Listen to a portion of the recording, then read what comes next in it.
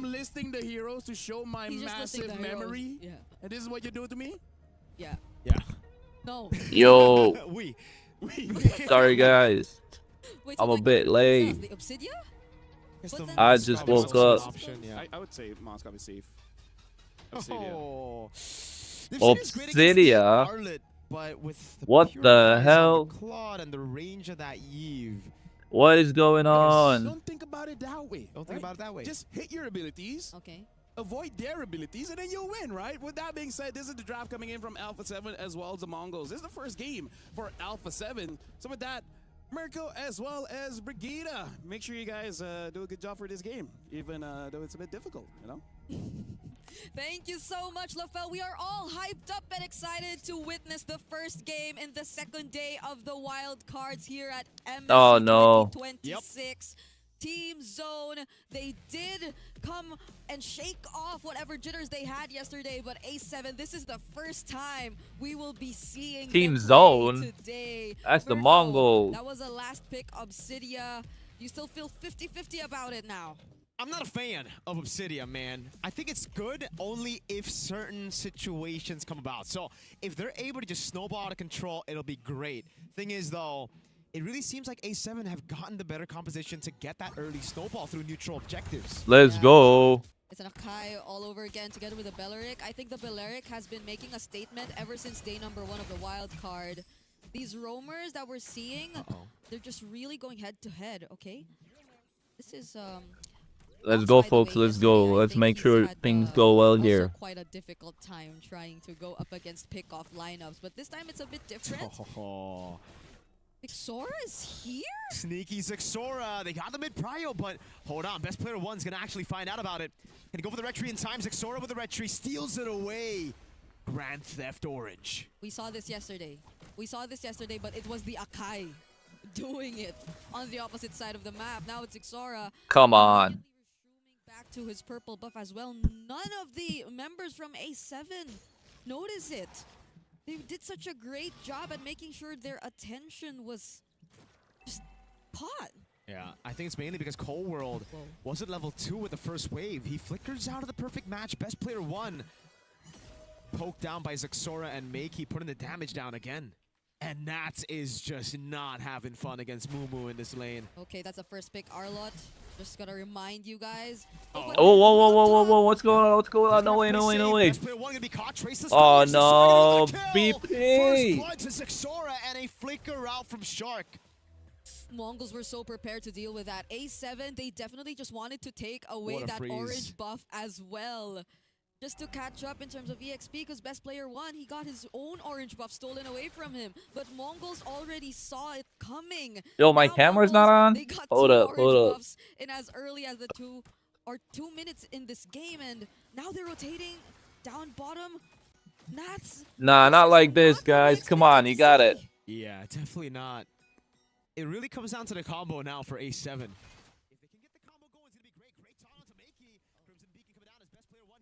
Over. RWM now. Yo, what's up, bro? Final slash picks him up. Coldworld picks up the kill. Best player 1 spins around McKay. Takes him down to Sia. Goes over the Let me check. He's going to go for more damage there. Could throw in a ruin, but Coldworld gets a double. And it's still a turtle over to the Mongols. K trying to sidestep, but it's Coldworld with a big triple. Our mid laners have been getting triple kills and savages so far here in the wild What's up, guys? What's up? I literally there's a landscape stream. There's a landscape stream. There is a landscape stream. I just woke up. Okay, hold on. Oh, Fatal Links is back up just on time. Coldworld, no flickers on cooldown, but no. Roots. Makey, Ox cannot deal with it. They're gonna have to just respect it. Shark though, he might actually get taken out. Good shot from Zixora. Traces forward. Shark gets a bit more HP. It is inevitable. Zixora with his second kill of the game. Still took quite some time though. That's the Belleric for you. Zixora did have to help them, but going back, Zixora. Come on, bro. You can't be losing like that. No. Pattern, you know? Alpha 7. One of those guys Not who just start off. has a very impressive. I don't even know where my glasses are. Wait a second. Mount Shocker lands. That's with the final slash. Not enough to keep him alive. What's up, chat? What's up? Zixora is immaculate. Agree. This is I was so tired I passed out yesterday. A7 could barely deal with. Like, their players or their heroes aren't exactly the proactive type. Maybe apart from the Arlott at this point of the game. Best player one could just watch. These are the type of mechanics you would expect from a guy who misses handshakes. Yeah, I agree. Maybe it's also because of that. It's exactly because of that, you know? Like, he just had to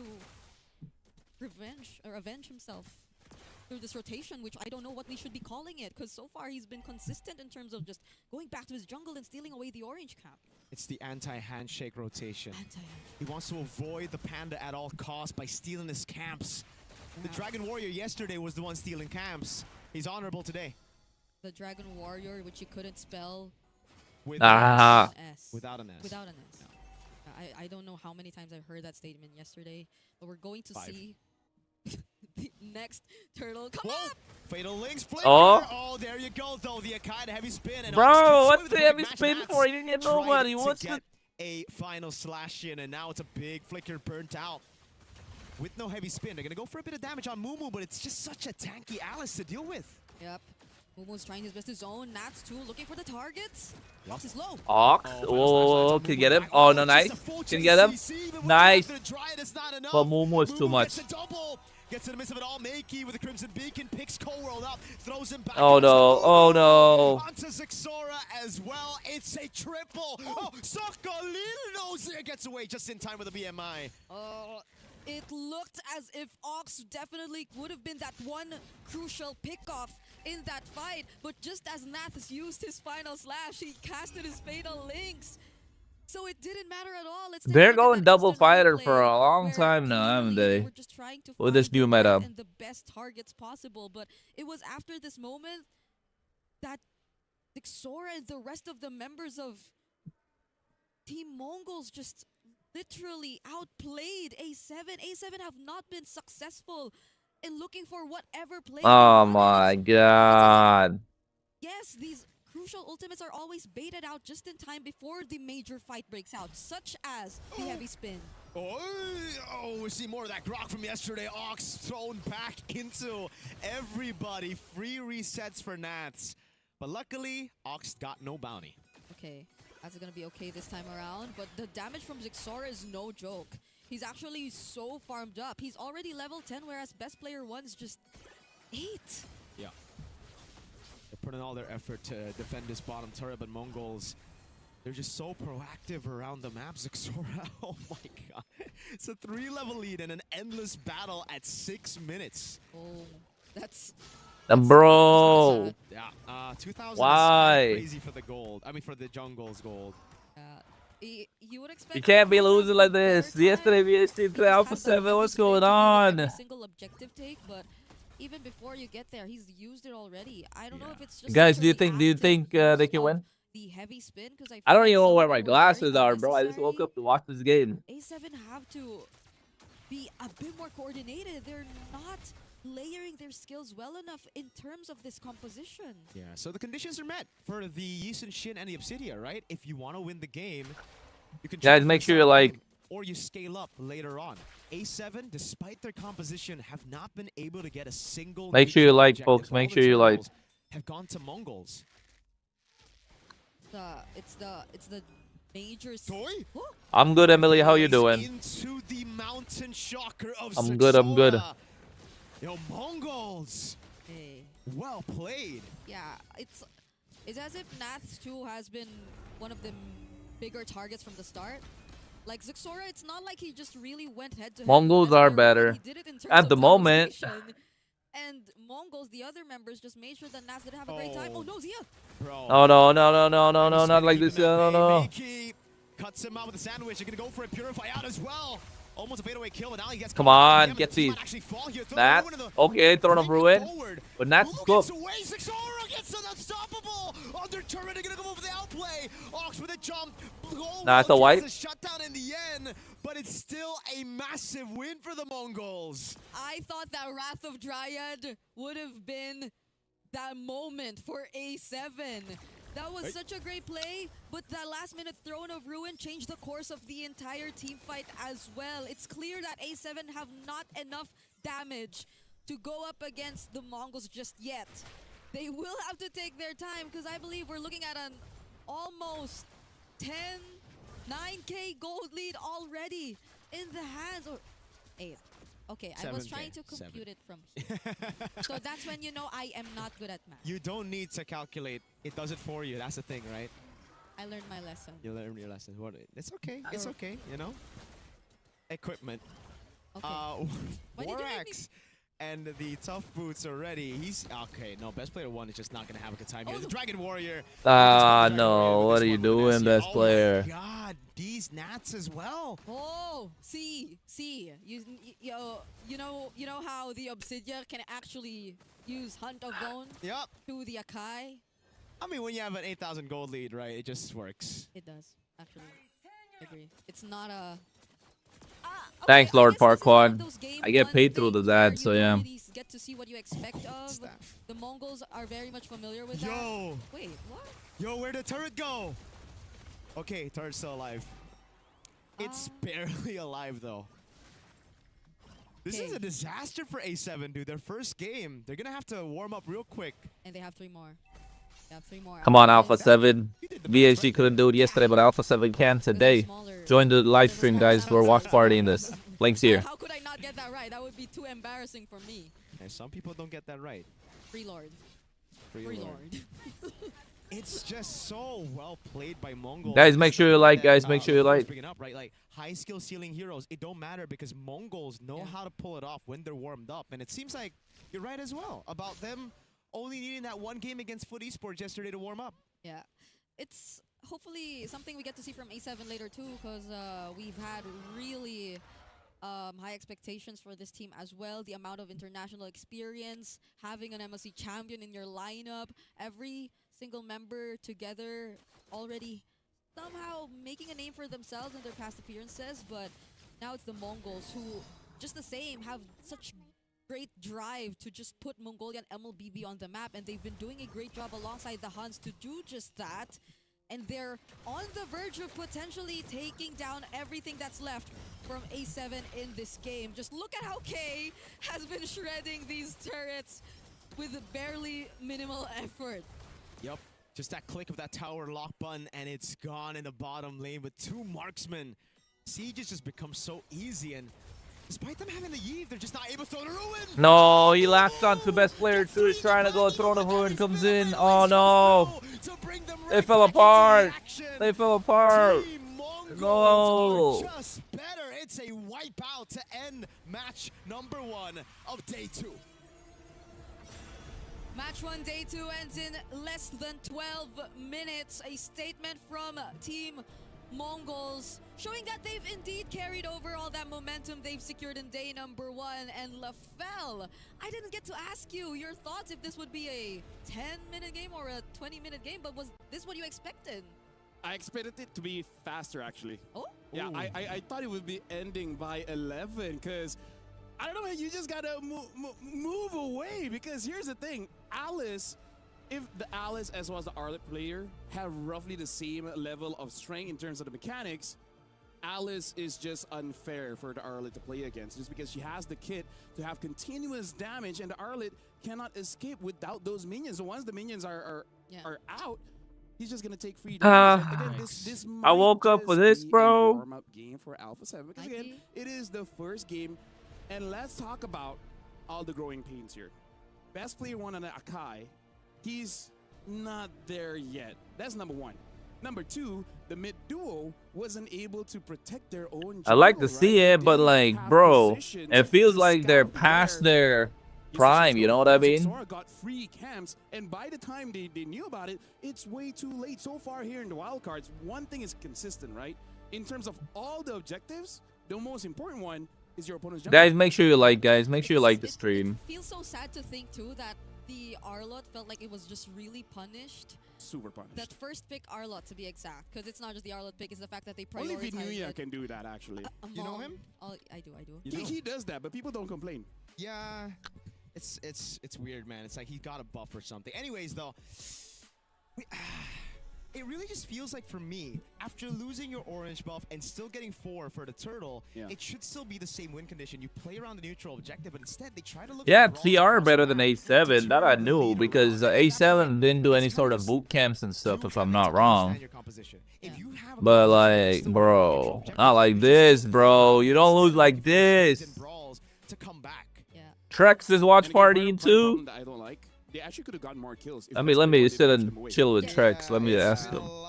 Like, it also should be used with the Arlet, right? It seems like best player is just doing his own thing, and then Nats on the other side dies. Dies Nats. Because it's like two things.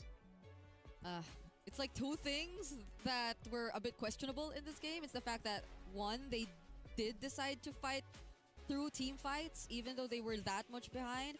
And the fact that they played out all these team fights as if they were just the same in the same level in terms of can't be losing like this, bro. They played it was just as aggressive as you would expect if you're at the same level, but they're not. It's again, that's why I kind of feel like I can say this might be a warm-up game because, again, they didn't play as a team, right? They're just playing individually, and I think they're just caught off guard because, again, maybe even during your scrims, you don't get this cheese that much. You don't expect Yi Sun-shin to take your orange buff like, what, 2-3 times in a row? And then you didn't expect Nats on the first pick Arlet to lose the lane. And they knew that he could get countered. That's why they banned out the I'm trying, bro. I'm trying to cope. I'm trying to cope for the Western regions. Ow, my hair. I don't know where the fuck my glasses are, chat. Worst comes to worst, you can even still use a Uranus, right? It can still work where you just control that Arlet. And here's the thing, even if they had a good laning phase, if best player won and guys, I can't see. It kind of doesn't matter, right? You go in, I can't see. Activation for your vengeance, I can't see. yeah, because I guess. But like, this is disappointing. This is disappointing from both from like VSG as well as Alpha. I mean, but it's the first game for Alpha 7, so I guess we can wait. We can wait and figure it out. We're quoting that one. You think Alpha 7 could have won if they didn't lose? Of course, Alpha 7 could win if they didn't lose. Jeez. The opposite. They should have been the ones to work together because that was what their lineup was. It's hopefully they didn't do the bro code, you know. No, bro.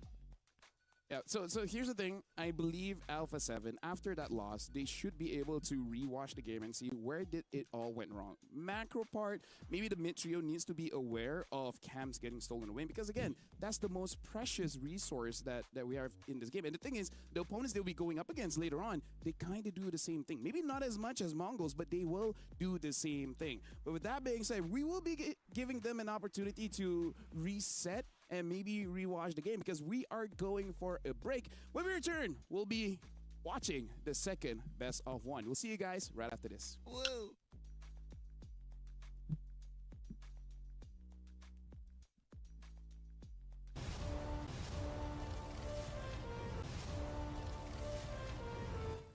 Alright, folks, I'm gonna be back too in a bit. So, you guys enjoy my wallpaper because I want to go brush my teeth. I'll be looking at the chat though, so chat with me on the chat, yeah? Oh, that damn, I'm half naked. What is that?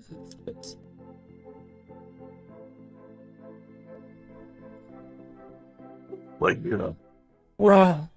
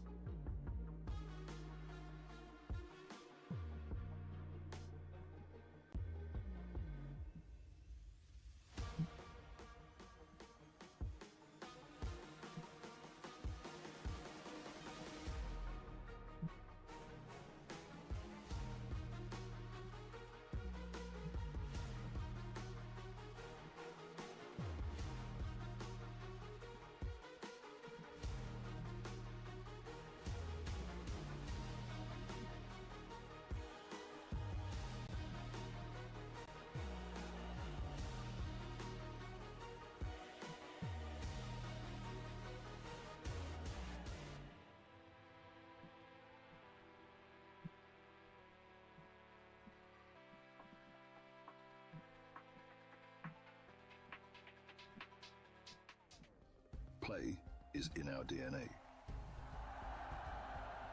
Whenever we let it out, it becomes our superpower.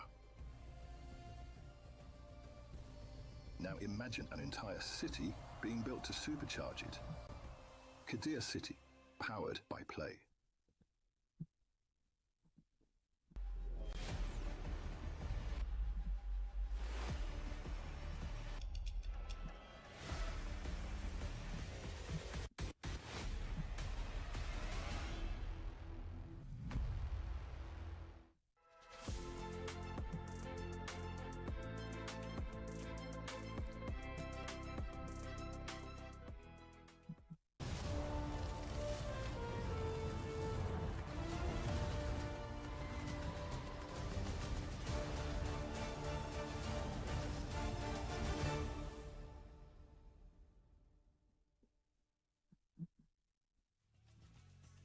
And with that, we are back here at EWC26. We just got done with game number 1. The Mongols show up very impressively against Alpha 7. But hey, it's their first game in the best of 1 here. And welcome, my name is Apel. Alongside with me is Mirko as well as Brigida. They have done an amazing job casting that game. Amazing jokes, a lot of entertainment, a lot of energy. Now here's the thing. We'll be keep looking at Alpha 7 just to see how they improve later on, and hopefully they get okay. Yeah. I think we're also looking at how another team would improve after their run yesterday, which we will be seeing up next. It's Sunset Ravens. Oh, yeah. Oh, well, technically, they don't need to improve, right? They're in the group of life. They're going to make it anyways. They might as well treat it like a scrim. Hey. Yeah. Hey, yes. Okay, if they're keeping strategies, okay. Yeah, but okay, let's just have one good game for... Yeah, I agree. Although, let me just say, as a roamer, it's okay to die a lot. Isn't that right, Mirko? Yeah, right? we had a 0-7 roamer. Your carries, because of the roamer dying a lot, your carries only died once. Yeah. And then having like 9, 12 kills and then like 10 assists. It's only a problem if you're up against a Sky Piercer. Oh. Which that roamer did not go through, Exactly. Yeah.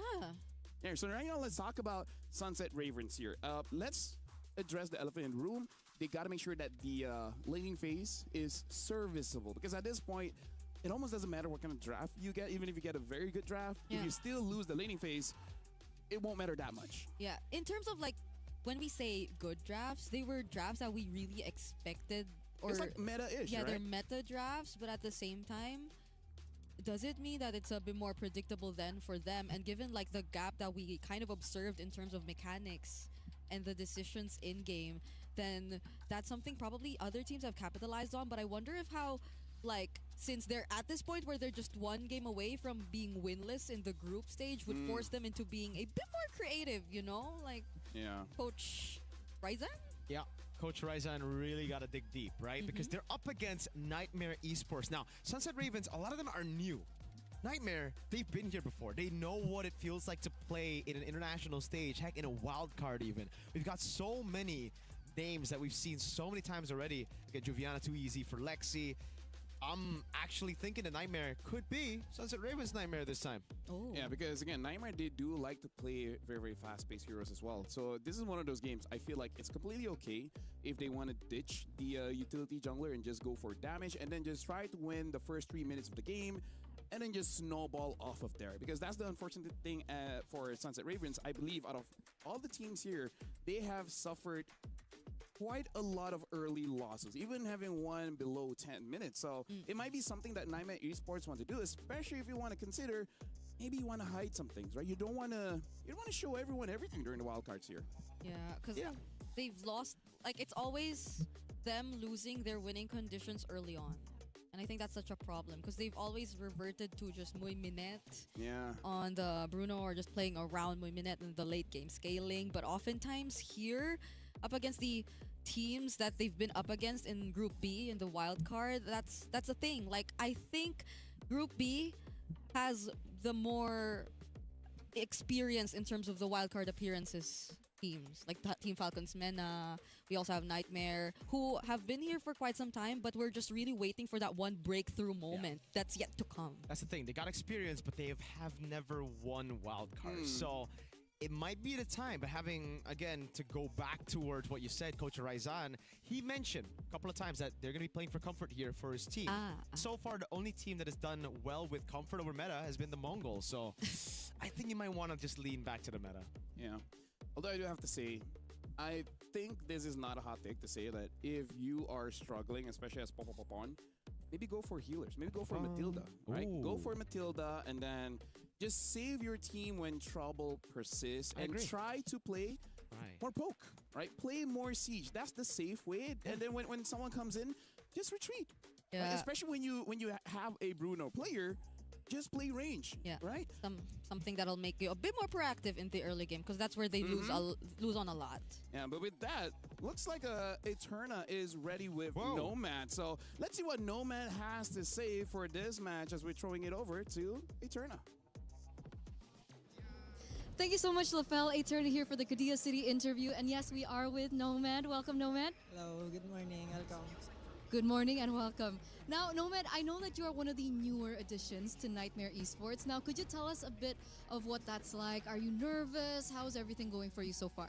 I think for me, it's more on I'm comfortable with the team because the team is so good and they just we adjusted a lot in the upcoming meta and yeah, they so good. They can play. They are so good.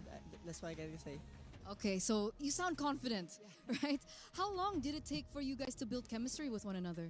Yeah, I think for us, it's just a little bit more time because the team can adjust so fast in the what they need to do and they're always willing to learn. So it's so easy for us to adjust. Okay, it's good to hear. It's good to hear. We're excited because obviously we've seen a lot of teams play yesterday, but we finally get to see your debut today. Now, Nomad, we gotta ask, do you think it's an advantage for your team because you get to scout yesterday, or do you actually wish that you could have played yesterday as well? I don't think it's an advantage, but yeah, but because we can review the other teams also, and I think we can use this. You can use that as an edge for our team. Yeah. Okay. And now, final question before, of course, we let you go for your first best of one. We do want to know. It looks like the community are saying that Nightmare Esports is just another team to fill in for the wildcards. What do you have to say about that sentiment? Yeah, we're gonna prove them what we are capable of. Okay, and we're excited to see that. So good luck for your first game. And of course, we're gonna throw it over to our panel. LaFell, take it over. Thank you very much, Eterna, as well as Nomad. Yeah, prove to the fans and non-fans what you are capable of. Now, I think even he said it wasn't really that big of an advantage because, again, I feel like it's really an advantage if it's like a best of 3, right? Yep. During that time, you see a lot. You have enough sample size. It's such a small sample size, even Brigida can get it. I agree. It's I would have said something that to counter that because I feel in best of ones you could just like only show so much, but no, it's a very small sample size. I agree. I just get the feeling though from that interview, it left me an impression that he is a mechanical god for just no reason whatsoever. What? No reason. Really? No, Zaxora. Yeah. We saw his interview. Nomad. We heard his interview. We're gonna see some mechanics on this kid. Because he sounds really confident. Here's the thing. Here's the thing. Yeah. If you have a lot to say, if you're confident and everything like that, you're a good frontliner, right? If you're a good frontliner, you have that instinct, right? You have that instinct on how to start fights and etc. But the ones that doesn't say much or like step on their words just a little bit, most of their stats go to mechanics, right? Go to kiting, timing abilities, buy and sell. That's just MLBB psychology. Life is an RPG. Put your skills or level up the right skills on the stats. So what about casters? Talking. Yeah, we're fluent in Japanese. Yeah, it's like, okay, creativity, stamina, and then all the mental health, you pull it all the way down, and then you distribute it somewhere else. Yaparini. Yeah, because I've said it multiple times. You cannot be normal and be a caster. There has to be something wrong with you. Yeah, and if you guys think that, oh no, there are many normal casters, name one. They might be retired. Fine, who? You are not normal. You are not normal, Brigida. My goodness. You want to know what she did to me, Mirko, yesterday? What? After you guys are done and during that long game, She was being a menace by WhatsApping me. Wow, what did you say? And then she was like, I'm nice. I don't do anything bad. He's like, 20 minutes, huh? I'm saying you're good. You're predicting it right. So, Nah. Hey. Anyways, looking at the pick of bands here, looks like Nightmare will be second pick, and Sunset Ravens will be the first, and they themselves ban out the Matilda. Ryzen's like, LaFell, no, I don't agree. aw. What? Ryzen's like, I don't agree. Because Yeah. you told him to go Matilda. Yeah, you told told Bro, you should have listened to me, bro. I don't know. I've coached before. The 09 glue looks a bit too good to let go, LaFell. Fine. What does he use? He's like used the what? Balearic and glue. Yeah. Yeah. Yes, sir. The glue which Died a lot.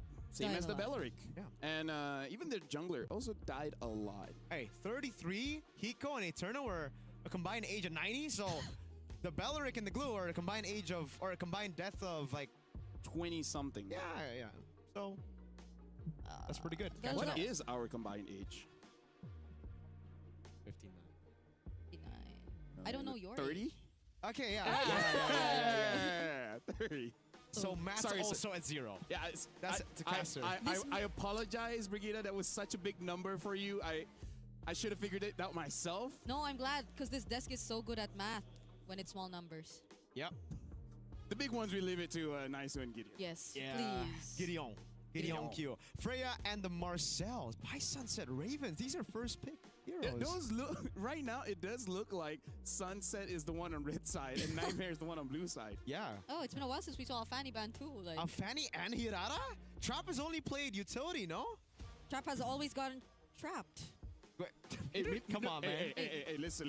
This let me put you in the mind of the coach. all right? Which coach? Coach V or Coach Ryzan? V. It's V. like, guys, All right. this is smoke and mirrors. You know what they've been doing? What, Coach? Day one, What? they keep using the tanks. You see how bad they are?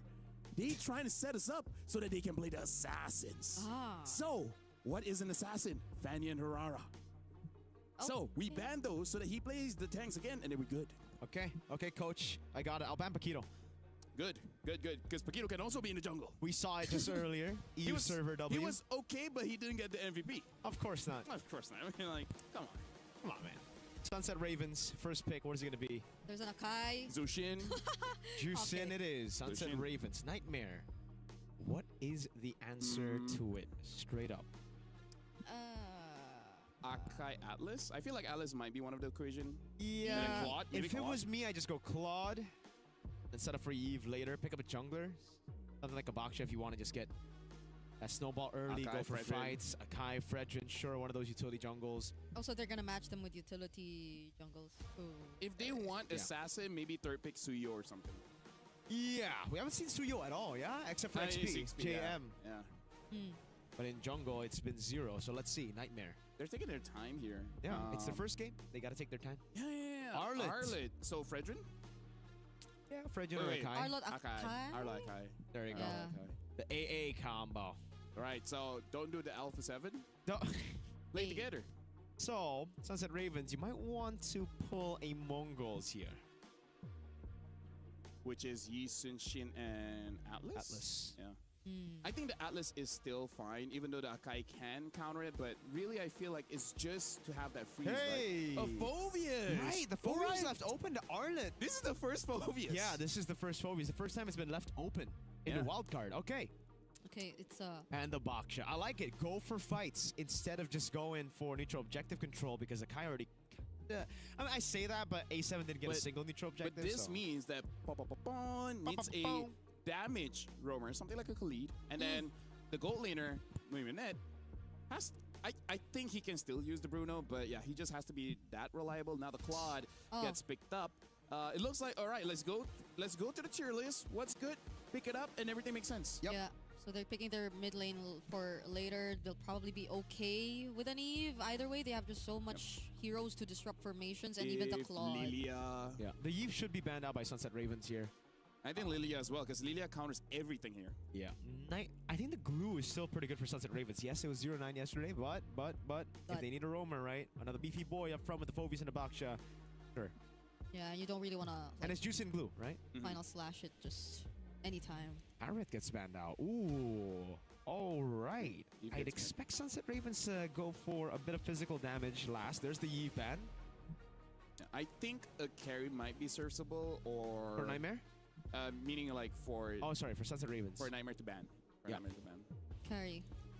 If it's not, maybe something with range just to respect the Bruno. I think that's still fair.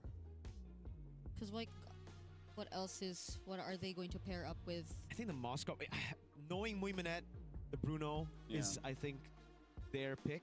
It's like that's number one. Yeah. Number two, there's a lot. Number 2 is all the other picks in the Yeah. meta. Has to be. Unless he has another like Obsidia in him too. Oh, they're not actually taking out the Bruno. Yeah, they get rid of the Moskov. All right, I think it's a Bruno. I think they should ban a Lilia. If they don't ban a Lilia, what other swap Valier? is- Oh Valier yeah. is- oh that my would be very God. annoying as well. Yes, Yo, yes, yes. this is yes. one of the best Valier games ever. As a Phobius, I hate the Valier. As a Baksha, I hate it even more. Actually, they can also still pick up a Gory. There's still a lot of mid picks. There are a Honestly. lot of mid picks. Because you also don't know what their roamer is just yet. So like you could just pick up a really terrifying mid I prefer duo. something just with a little bit more damage. Wait, right? they banned the glue. All right. Nani? I guess because Nightmare can go and pick it up first. Yeah. I think there's a choke too though. Like into the Baksha would just Into the Phobius be... though, I don't know. Right? Halid and Phobius. I mean, Halid, Cho to Phobius. They go Valentina. Ah. No big ults right now, but I guess they're expecting an Atlas? Or they just want to try to win the lane. Like later on, pick up either a Khalid or a Cho, and then they should have enough damage to have mid prior, right? But just ignore the Phobius, yeah? Just win out mid. There's the Bruno. For Mui, egoist Bruno. And they Khalid. take the Khalid. There you go. So this would be a Cho. I don't know. I don't know. Hey, where's your confidence, man? I don't know, Can you man. be Can't they a professional player and be like, does I don't know? Atlas know? Atlas. What else is there? Valeric again? I think just Atlas, man. Belleric's not that exciting. You want something? Not a bad pick, but not that exciting. Tigreal, man. What else showed up yesterday? The Minotaur. Ooh. Didn't work out well. We even had a game where someone asked us to report the Minotaur. Oh, that's true. It's not his fault, though. I didn't report him. I gave him a thumbs up. I reported him because, you know, I missed, yeah. Yeah, because Mean. you're from Indonesia, you know. You have that spirit in you. Yeah, toxic. Yep. Ah, Yeah, I'm toxic. okay, that's coming from him. Yeah, there's a song about it. Britney Spears? Yeah, there Yeah. is. I don't think she's Indonesian, but yes. Oh. Yeah. Atlas. Okay, wish granted. Does seem a bit, there are so many tanks. Not There gonna lie. is a lot of tanks, and you know what? That is because you guys from the Philippines, you guys made it good. Yeah. So with that being Thanks, said, Carl. Thanks, Carl Nepomuceno. Yeah. Mirko and Brigida, good luck for this one. Nightmare going up against Sunset Ravens. I think it's gonna be a quick one. Me too. Okay, we're jumping in as Sunset Ravens are looking to avenge themselves in their last series here in the group stage, in the best of one stage, whereas Nightmare are making their debut as well. This, again, so many tanks, not necessarily our fault. It's the players from the Philippines' fault. Yep. So it's the Filipinos' fault that we are in the tank meta. Thank you, Sanford, for picking up Akito, and Carl for picking up Baksha Fredrin Akai. Niall for Akai, so maybe a bit of Indonesian there. But welcome to the Line of Dawn, folks, for a utility versus utility matchup. And our first Phobius of the Wildcard on a concussive blast. Mexi against Juviana. Experience on the side of Juviana. Oh yeah, and Mexi, who just recently has joined Sunset Ravens. We also got to interview him yesterday. Oh, it's a trap. Whoa. Yeah, this is, you gotta be careful. This is such a fast... Hey. Huh? Okay, to be fair, like, Juviana did get level 2 first, so he probably got like an extra vengeance in before Mexi could get the Dark Wave. But yeah, Mexi should be a little bit more careful here, because if you lose out of this matchup against the person that you should be winning against, that is bad, because the Atlas and the Akai is going to give him so much free stuff. There you go. No, this Just don't miss the not. Dark... Missed it again. Not where you want to be. The micro has been working out for Juviana so far, and he will be getting the advantage in the lane. Popo will be here though. Yep. Okay, let's see. What did they do? Bang. Bang. All right, Mexi gets it. That's good, but Papapapon will take a bit of punishment. He hurts. Juviana's damage we're seeing from him. Doing some damage. Mexi also got Thrill, if I'm not mistaken, on the Phoveus. Yep. Just Good to freeze. compensate a bit. Just don't go in right now, Mexi. Oh. Juviana's gonna try to bait. Sunset Ravens are so careful with this, you know. Like, I can't believe we're just watching the micro in the EXP this early on. Wait. Oh. That's Master Assassin we get to see from Moiminet. I think they want to be a bit more proactive as well compared to yesterday where they did wait a bit. Uh-oh. Mexi's just going to give a full wave up top, and he's already level 4. Prio for Sunset Ravens. Wait. What does Juviana do? That goes the final slash. Okay. Now there goes the heavy spin as well. Trap will get trapped again. And is actually first blood in this game. Multiple targets knocked up by the Lantern Flare. Mexi gets to respond to the trade on I did. But it's just a 2-for-1 trade. Nightmare wins that one. Yeah, okay, there was a shoulder bash to the turtle. But it's okay. It's okay, all right? Like, we just gotta take these things. And Mexi, he did leave a whole wave down below. Now, Juviana, this is where you should expect the Phoveus to start winning. He can win. Jump, boom, bang. Okay, Flicker used as well, but that's 3 targets onto him, so this will be the clapback from Sunset Ravens. But Jasmine is gonna make it up top as well. But together with Tweezy for Lexi, they might not want to take on this fight. That's at least they somehow equalize things. This is not a significant gold lead whatsoever just yet. But the turtle is still up. But this is exactly where Sunset Ravens want to be with the Baksha and the Phoveus. They just want to fight it out before neutral objective. Oh, they're going to go all in. Okay, Jasmine now very, very low. Doesn't make it out alive. And Trap will pick up a kill. Sunset Ravens have created space for themselves as Too Easy for Lexi just resorts to picking up the orange for now. Wow, played. There you go. Just go for the fights. When you have this composition, this is why the Phoveus has always been banned out. You're a dictator. You're Dictator Phoveus up in here, right? Whenever you get this pick. Oh. They're really going for the 1-1-1s. Bang. Final slash already committed. They're just going at each other. They won't necessarily convert that into a kill. Moiminet. How has the laning been for Moiminet so far? He's ahead. Yeah, he's done well, but Nomad, he's going to go for the concussive, the corrosion side. So it seems like he's going to be rotating early instead of staying in lane with the Bruno. Again, this is where we start to see Mexi start to win, but Mexi doesn't want to bite on the bait. Could be an Akai over up top. Yeah. They're back in the mid lane here, 3 members. What has he been picking up as the Valentina? He picked up a glowing wand first item, and now the flicker's down. Trap. Oh, the Atlas ult. Wait, what? As a Valentina? No, the Atlas is on his team. Oh, no. He's Oh, taking it's a Khalid ult. the Khalid ult, yeah. I mean, they're the matchup, you know. So. Yep. No, Nomad. Nomad. Down bottom, Oh, will be ready what to is catch that him there. damage? Together with the concussive blast. Actually dealt quite a lot, but it's Mexi up top who might just get traded out. That's the Fatal Links. Oh, God. And the heavy spin. Multiple ults committed, but Mexi is still okay. Wow, what an escape by Mexi! Nomad though. Has the BMI. Gets to use it together with the Blazing Duet. Okay. They lose the turret. Sunset Ravens are flying in game number 2 of the day. They're doing a fantastic job. Mexi, Juviana might be in trouble. Can he get out of this? That's an Arlot. No minions left. Final slash committed as well. Infernal Pursuits together with Eska doesn't get to knock him up just yet. Poon burning the flicker. That's a lot of resources burned just before the next hurdle of this game. Dang! Like, these guys are just surviving, bro. Like, Mexi are losing so much. Juviana just pushed in the wave. But Sunset Ravens prioritize tempo over it. Juviana might be a whole 2 levels ahead. Dark Wave lands on Lexi. Okay, I did this here. What does he get? Will be joining the fight. Does Jasmine actually go for the Fatal Links? It's Poon who falls down first. Trap gets to bump into 1. Juviana falls next, and the heavy spin from Too Easy for Lexi. Isolating Mexi, but is that the target that they want? They finally get the shutdown, but they lost Juviana in the process. It's a 1-for-2. This could be a free lore, or a free turtle rather. Lexi doesn't have the heavy spin. Trap's gonna go for the fight. Oh, Eska! Whoa, Crimson Beacon in. Too easy for Lexi. And the turtle still gets secured even though it was almost reset there. Good job by Sunset Ravens again. They just fight it out. They're brawling it out with this composition, and it's working really well, especially now that Muimanet has some of those items. Nomad hasn't been able to walk up on the Claude. He's just been taking Muimanet's balls to the face. Yeah, he's been just focusing on farming here as the Claude. Joviana, though. Okay, he will just let go of that turret up top.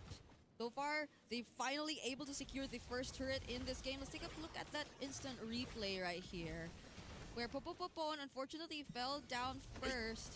Yep. And I think the fact that they already used the heavy spin here didn't allow them to just continue with the contest for that turtle later on. And the Claude, right, the way it works out together with the team is you need to play together. You need to dive in together so that the Claude can just be supporting damage, especially early on with those nerfs on the base damage. But there he went in all alone, so it just gave the opportunity for Sunset Ravens to just heal past the Blazing Duet. Muimanet has the Haas Claws. He's 500 gold ahead of Nomad. Right now, Nightmare have IDed and Too Easy for Lexi as the guys who are doing better than their opponents. But the thing is, oh god. Like Dark Wave will land. Joviana 1v2. No minions left, but had a flicker. Okay, yeah, I agree. And if things just don't get better from this point onwards, then it's not going to be a good record for the Arlot Akai together. Yeah. At least for today. Like, we're not seeing their combo put to use as much. If not, it's actually what's causing them their losses in the more recent team fights. Whoa. Too easy for Lexi. Gotta be okay. This is why I don't like the Valentino pick, though, into the Phobius, right? You're giving him so much more to play with, those dashes for the passive. And that's why he's just been oppressive in these team fights, constantly getting those jumps. Together with Trap, obviously, who's done a good job at targeting, man. Those shield unities have been lethal, and while all that's happening in the front, you got Muimanet just shooting for free. Yeah, and at least they haven't really picked him off, at least in this game so far. Now there's a Lord already spawning. We're only 8 minutes into this game, but there's a super slight advantage. I don't think you could even really call this a significant lead for Sunset Ravens in this game, as they positioned themselves first for this Lord. Nightmare still have to deal with their purple. Trap. But they might go focus on Hero. Perfect match. Okay, the Lord is actually very low now. Nightmare might not make it. Not unless! That's the Fatal Links and Too Easy for Lexi! Still secures it with the Retribution, and now it's Sunset Ravens trying to at least take some trades. They lost the Lord, but Nightmare lost too. There you go. It's all about that trade. Nightmare needs to just brute force their way in to take objectives. But Sunset Ravens will take that trade any day of the week. They want to go for those fights. As long as the Bruno, Muimanet, the egoist, is free, he will carry in the fight. And those frontliners, no one can deal with them. Nightmare do not have the shred to deal with this. And all Sunset Ravens need to do to deal with the Lord is group up, clear it up. Muimanet gets extra gold. Yeah, and they do not feel the least bit hesitant at all in this game. They're always just being so decisive. Even in that moment where they just decided to burst down the Lord, they knew what they wanted to go for. And they clearly won out in that team fight. They're still holding on to majority of their resources and even the mid. Oh. A Malefic gun? Yep, that's a Malefic gun. That's the power spike that he's been waiting for all this time, and it's still going to take Nightmare Esports some time before Nomad gets the Golden Staff. Yeah, in M6, if you get that item, it's GG. Yeah. Luckily, it's not M6 for Nightmare Esports. They can still... Who said that I left it? I didn't come back. It's really difficult because they're only main... I was looking for my glasses. I couldn't find them. Right now. It just seems like I left it in the toilet yesterday and I forgot about it. Wait, why is the Claw dealing so little damage, man? He hasn't joined the fight just Yeah, yet. don't say that I left you guys there. Dictator KRONOS, don't leave everybody alone. No wonder these Dictator KRONOS leads from the front. Nomad has just been offline. You learned that from Mbappe. I think what Nightmare have decided to go for. It's just really Oh shit. the farm and unknowingly What a getting name. control under their nose. What a Sunset name to Ravens have. may been well Pop. in some of the fights, but they're keeping this gold lead very small. That's why it's been almost insignificant for majority of this game. This is the first game of Nightmare as well, right? They're losing to Sunset Ravens, so I don't know if Sunset Ravens can win this whole thing. Point where you are going to be forced to fight. So let's see how things change now that we might just see Nomad be part of that fight. I think No also way. Seems like Nomad has kinda lost Exactly. that I power ain't spike. no He should dictator, already bro. have power spike by I now, mean, right? You get the 3 items. The thing is, You can't think of me as one. SNR It's just okay. way too tanky. The chastise Lead the Pokemon KRONOS first down army. from Mexi. Trap is building a lot of physical defense as well, so you're gonna have to But yeah. the Melfic gun Sorry, before you guys. start Today's beating been. I threats woke of up late and there's like a SNR. lot of shit to do for me. So yeah, As of the that's moment, why. SNR, I think I'll moving try forward, not to. big As you guys know, I work a for the full-time super job as well because tricky guys, Moontown don't pay me so making much that for this space stuff. So for yeah. him. Yep. And I think they've improved in terms of But formations too. I'm Like, trying to do all overall, this so their I can do it for team like fights have M8 been next more- by the end of the year. I think they're You guys think I'll make it M8? structured. They're more I didn't make close it to each other. That's EWC. something we failed to see from them yesterday. And now that's another Lord, and we'll see how it Exactly. goes. 1, 2, Take 3. this Where one you on, hit it's your just been salutes? Them dancing around, getting the information, and bursting it when it feels like it's the right moment. And they might just go for that same template now that we are in the second Lord of the game. Winner nature as well from Wimanet. He's gonna start shredding down too easy for Lexi. He's going in all alone, half HP. All Sunset Ravens need to do is bait out the heavy spin. Can he go? He's going. No, no, no. Heavy spin, heavy spin, heavy spin. Okay, they are finally going in heavy spin, committed to. Oh, he didn't get the red trade. No, they lose Juviana. Too easy. Electric is too low. Whoa, Movenet goes down as well. Now there you go, blazing the wet at the right time, comes to the back. Too easy for Lexi, still survives, yo, but Eska is doing too much damage. They got nobody to save. Well, he still gets it. He still gets the Jushin. He gets the Jushin, but he falls. What a retry from Trap. He laid it down. They poked the Panda enough to make him hesitate.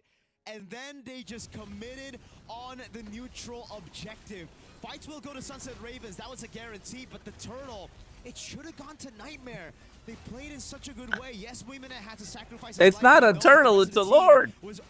Why do they keep saying turtle? And again, like I mentioned, the 3-item power spike is not enough at this point for Nomad. He needs the Melfic gun to get through these tanky boys up front.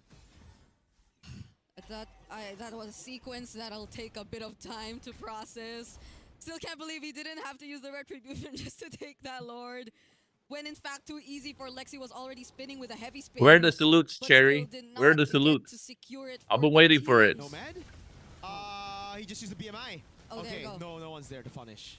Yeah, he's being guarded. Jasmine is gonna be there either way. There's a delay. That The feels final like there's call a is gonna help delay. just a bit to make sure that they actually still get to defend this game. We're already 14 minutes in, and majority of the resources are now going to be taken away. Now, whatever efforts Nightmare have been trying to do earlier on, it seems like it's not paying off just yet. Like they're focused on farming. Oh, the no. Damage! I did had to get out of there. Now it's going to be Sunset Ravens just pushing Trap forward. pushed Too back easy by Too Easy for trying to Lexi. walk away, but they really want to take down these turrets. Yeah, you really cannot walk up as I did like that, dude. Not against a full item Bruno, right? Wimanet is already full items by this time. Or he's close to full items. He's at 5 items. Yeah. 0, 1, and 5. Let's take a look at the items again. He's building towards. Is that a BOD? Let's see, folks. Yeah, I guess there's he's just lacking 1 item left. Nomad on the other Could be the C hand. Halberd too, yeah. What's But this? I'm feeling the ego. You know what I mean? Well, actually, Nomad just needs 1 more item too.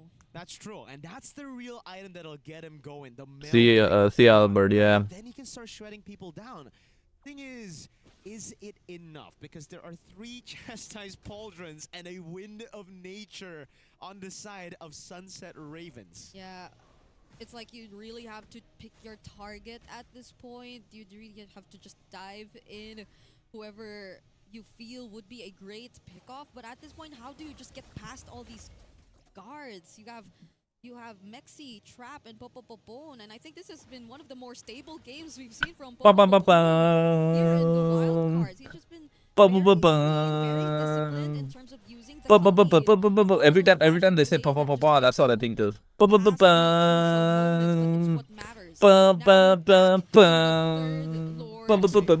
That's all I think of. Spectacular zoning yet again from Sunset Ravens. How do Nightmare Well. deal with this? Darkwave will land Oh. on too easy for Lexi. Crimson Beacon already Oh. get out from Eska.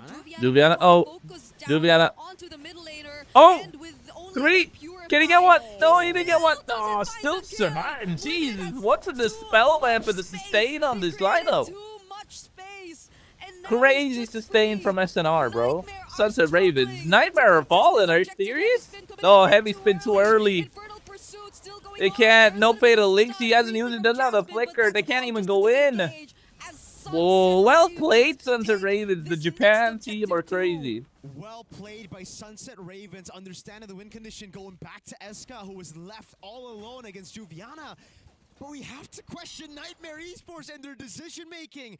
They had a Claude up top. Nomad was trying to build a slow push, yet the team went for a 4v5 against a very full item, doing a lot of damage. Ego is muy manette on Bruno. That was kind of crazy, no? Nightmare took a 4v5 knowing full well they didn't have Nomad. I can't tell if that's an effect of just them learning from the past two turtles that SNR are just not going to hold back. They're really going for those quick bursts. They have the anime plot armor. But yeah, you weren't fully equipped nor prepared to take on that fight just yet. So it did feel a bit reactive from Nightmare, and now it's 3 synced waves from Sunset Ravens. Nightmare making SNR. Yeah, I don't know why. For VHC go to the hope Alpha 7 to win maximum 1 game, but then win against the VHC at the same point from 1. We'll see, bro. Trap is walking up, Lord down below already. They're gonna be looking for the siege to end this We'll game. see. They do it. The Lord is already in the base, but they've somehow dealt with it. Gotta see how this works out. Decided to focus on the base turrets. Yep. So Nightmare had enough room to still prolong and extend this game. Main MSC starts next week, bro. Next week is MWI. Hey, something new. Don't. Hey, you might have jinxed it. Or maybe not. Imagine if you say that a Nightmare just go in again. I mean, it's a possibility. It went in 4v5, right? Yeah, I love how Sunset Ravens are taking this, right? Guys, I'm thinking of braiding my hair. What do you guys think? With 0 wins in a wildcard stage. MSC main stage starts at the last week of July. The second last week of July. Like 21st, I think. Sunset Ravens know that. Well, what do you guys think? What if I braid my hair? Take it slow when you have the lead. And they already have that far lane. There's no real reason for you to risk anything at this point. It's all up to Nightmare Esports to make the desperate play to come back in the game. Yeah, and they've been almost perfect in terms of like the objective takes. They've only really let go of Yo, what's up, Mimikyu? Nice to see you here again. Oh, by the way, I'm gonna be casting a Pokemon tournament, folks. And other than that, Nightmare have Gonna cast a Pokemon tournament. So I wonder how Global ban useless? Bro, global ban will come in M8 or next year EWC. I guarantee you that. Global ban's gonna be a thing. It's gonna be a tougher task for them. If they put Mark QT instead of Cold World, they would have a chance. Like, come on, it is good.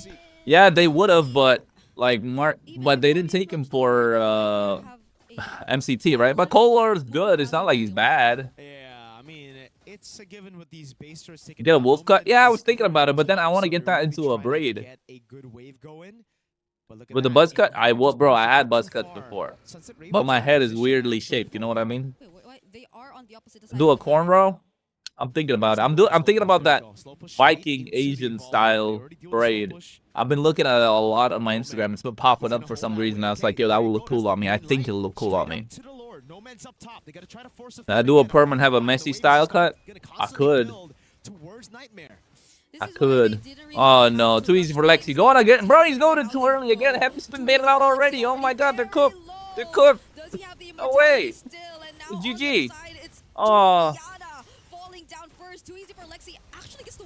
Oh, 3-man Dark Wave. SNR are going for the chase. They're taking on the fight.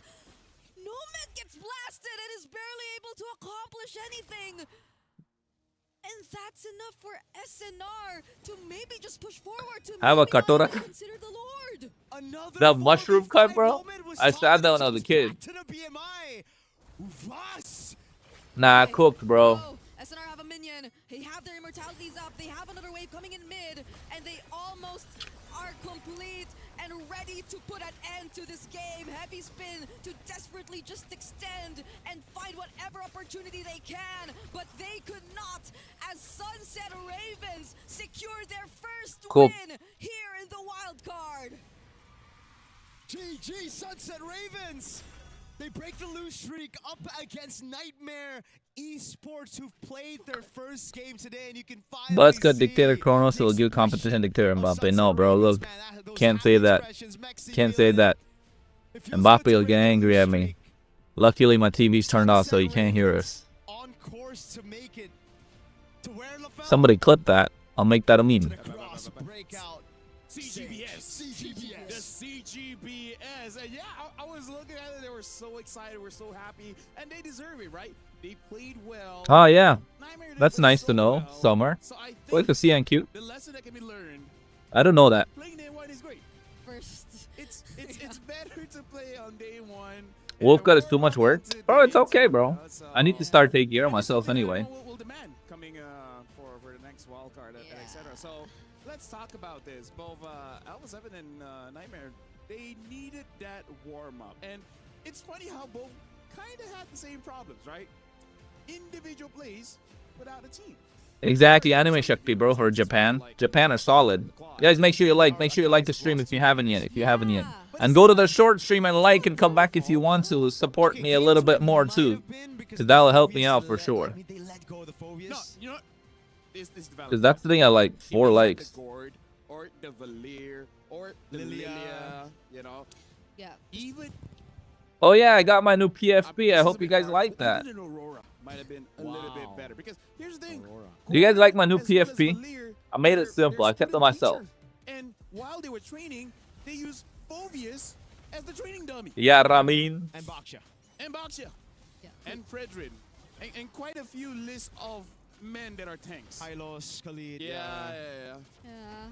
That Valid, I really feel like was the botch of Yeah. that draft. Because admittedly, I do not want to think that this is how Nightmare, who's been playing for so long and has made so much international appearance at the wildcards, actually has evolved their gameplay.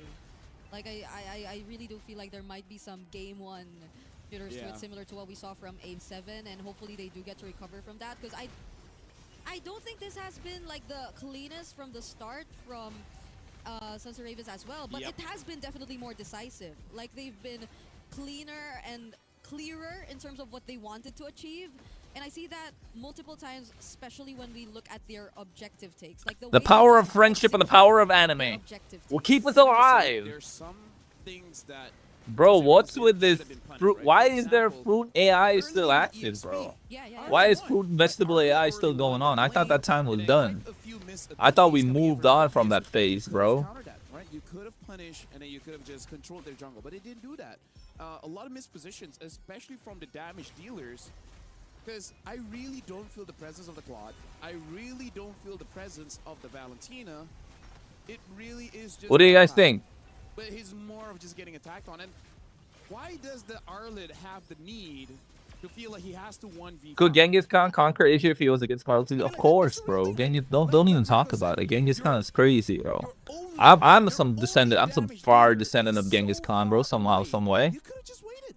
Waited when he came by. If he's Cheem sent you a message? like mid lane, then yeah, maybe you can start something so that he can... Hyper eventually- Shiva, why are you here, bro? I know you're playing in the... Oh, yeah. Shiva, I told Cheems a lineup for you guys to play. You should try that. Was that going too long? No, completely fine. I was just happy looking at Mexi, Pon finally seeing a smile on their face. Is so American take down Prime Tower? Yeah. KRONOS already predicting for the World Cup. For me in finals, it's France versus Argentina. Look, it's got to be France versus Portugal for me. And semifinals, it's got to be Portugal versus Argentina. That's what I want.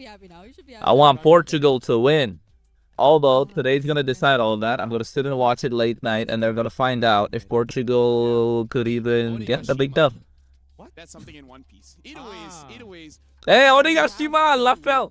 Two best of ones, and for now, Lafel is goated. The teams that just arrived playing for day 2, Alpha 7 as well as Nightmare, Esports, they need Lafel, time to get used to all the a man of culture. Sunset Ravens after day 1. It looks Lafel's like a man they of culture, have talking a about rough Onigashima and idea stuff, of man. what they really want. One But Piece with gang that, up. though, they have to consider what if they don't get the Phobius, because the Phobius was one of the big reasons why they won. But with that being said, 2 best of 1 done. We had 1 short game and 1 long game. We're going for a break. After this, going to game number 3, which I believe Alpha 7 will be playing again. We'll see how they shape up. We'll see you guys right after the break. Okay.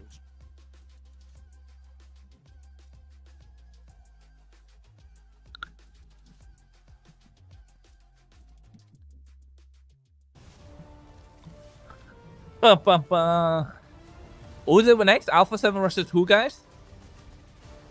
I'm reading the chat. Alpha 7 versus who?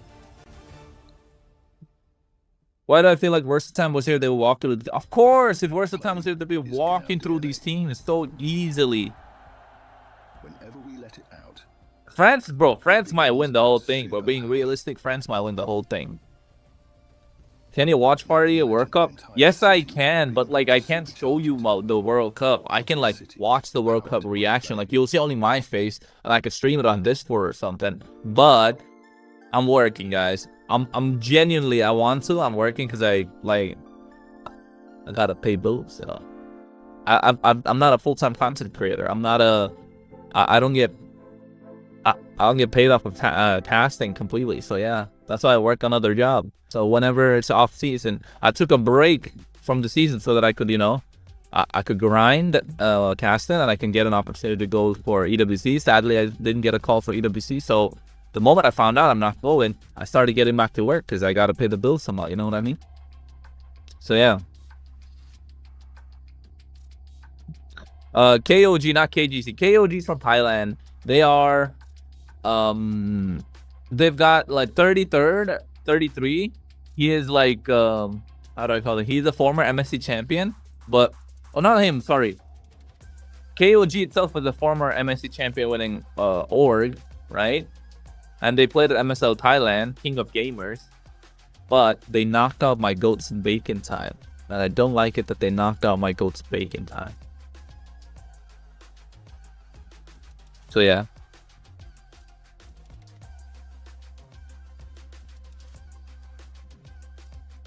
So yeah, we'll be doing M8 later on too. So yeah, folks, for M8 we'll be grinding again.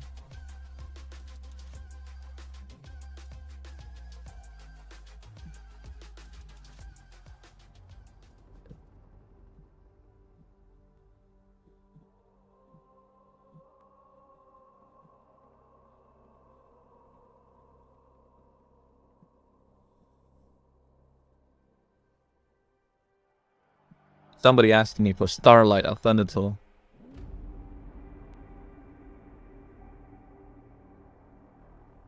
Got new emails and stuff too.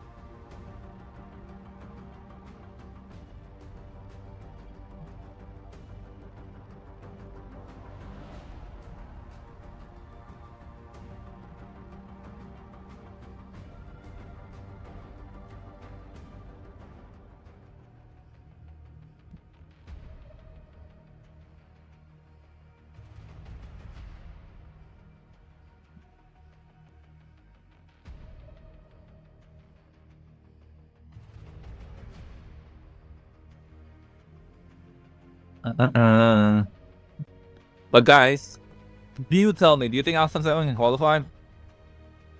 Do you really think Alpha 7 can qualify? Be honest, do you think Alpha 7 can make it?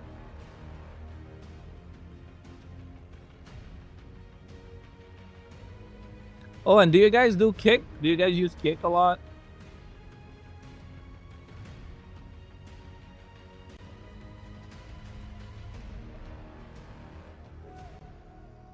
Did I even get paid for a lot of the stuff? I've got to check. Do you guys use kick? Tell me, tell me.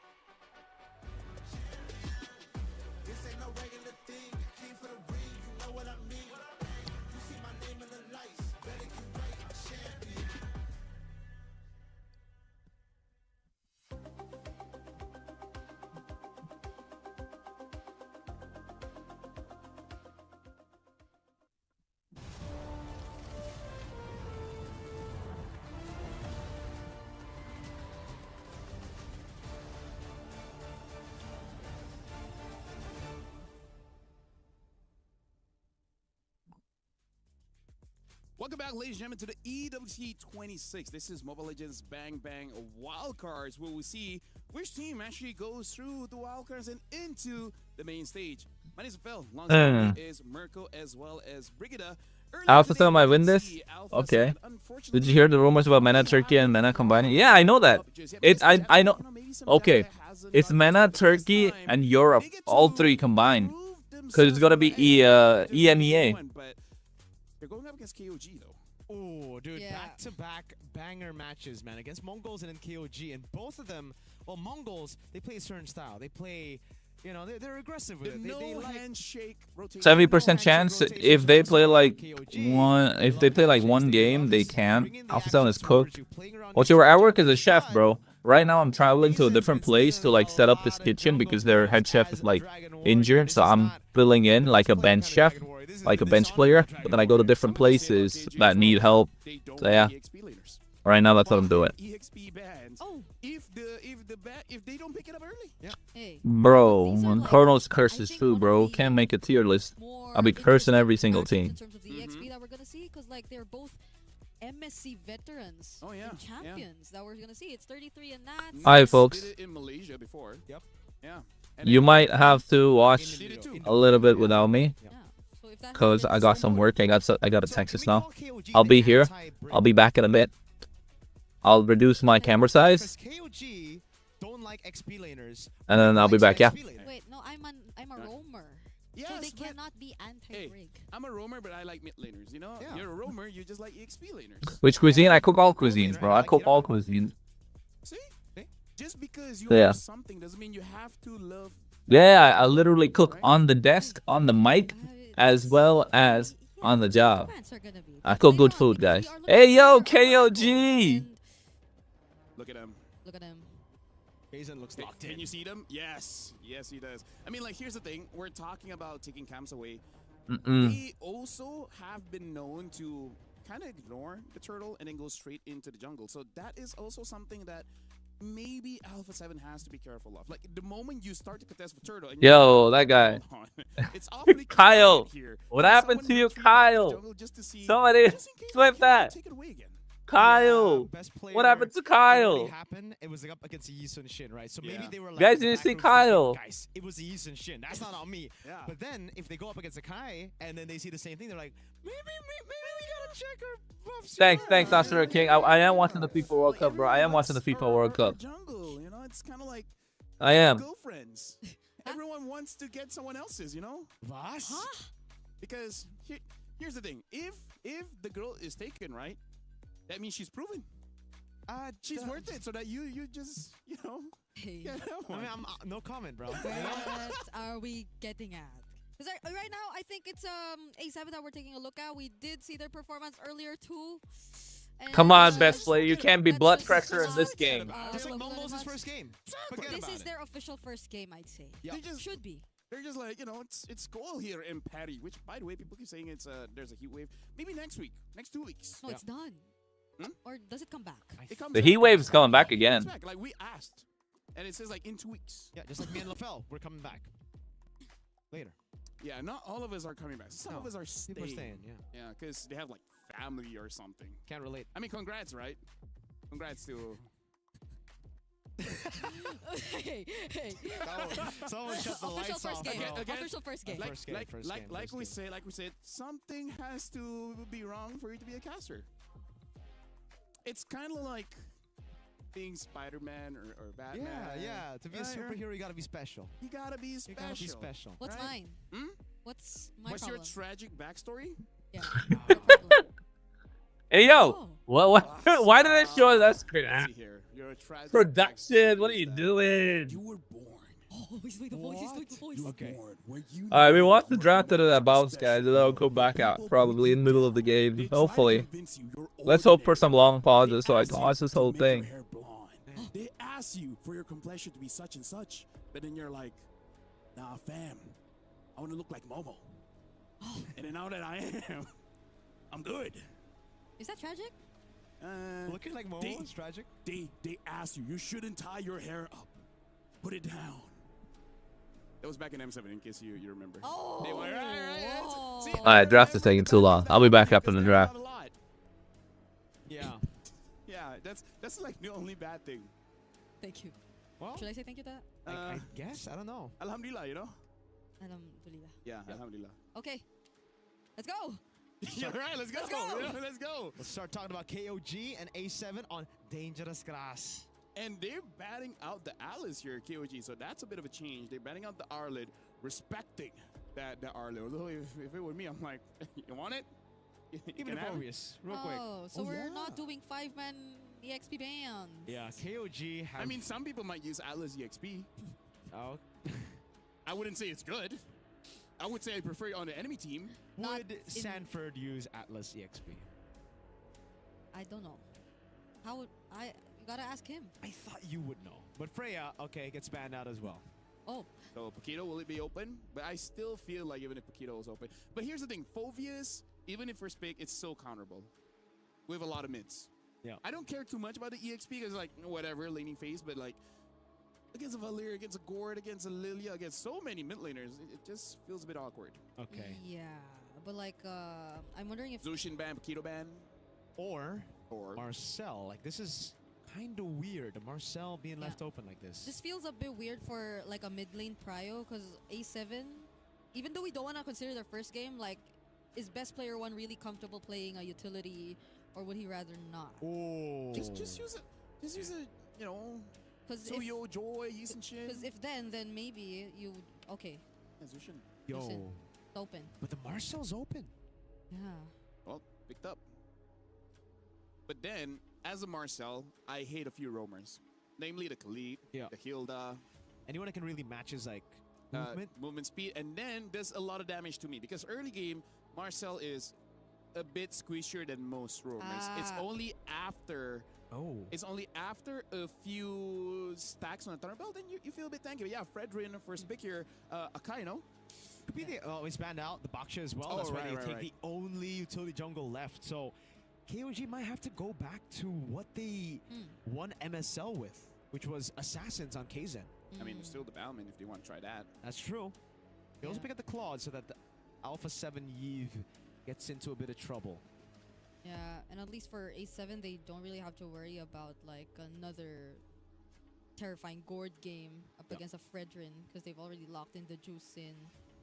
Wait, that's actually something they could pick themselves, but that's only if KOGs also consider like one of the last few remaining.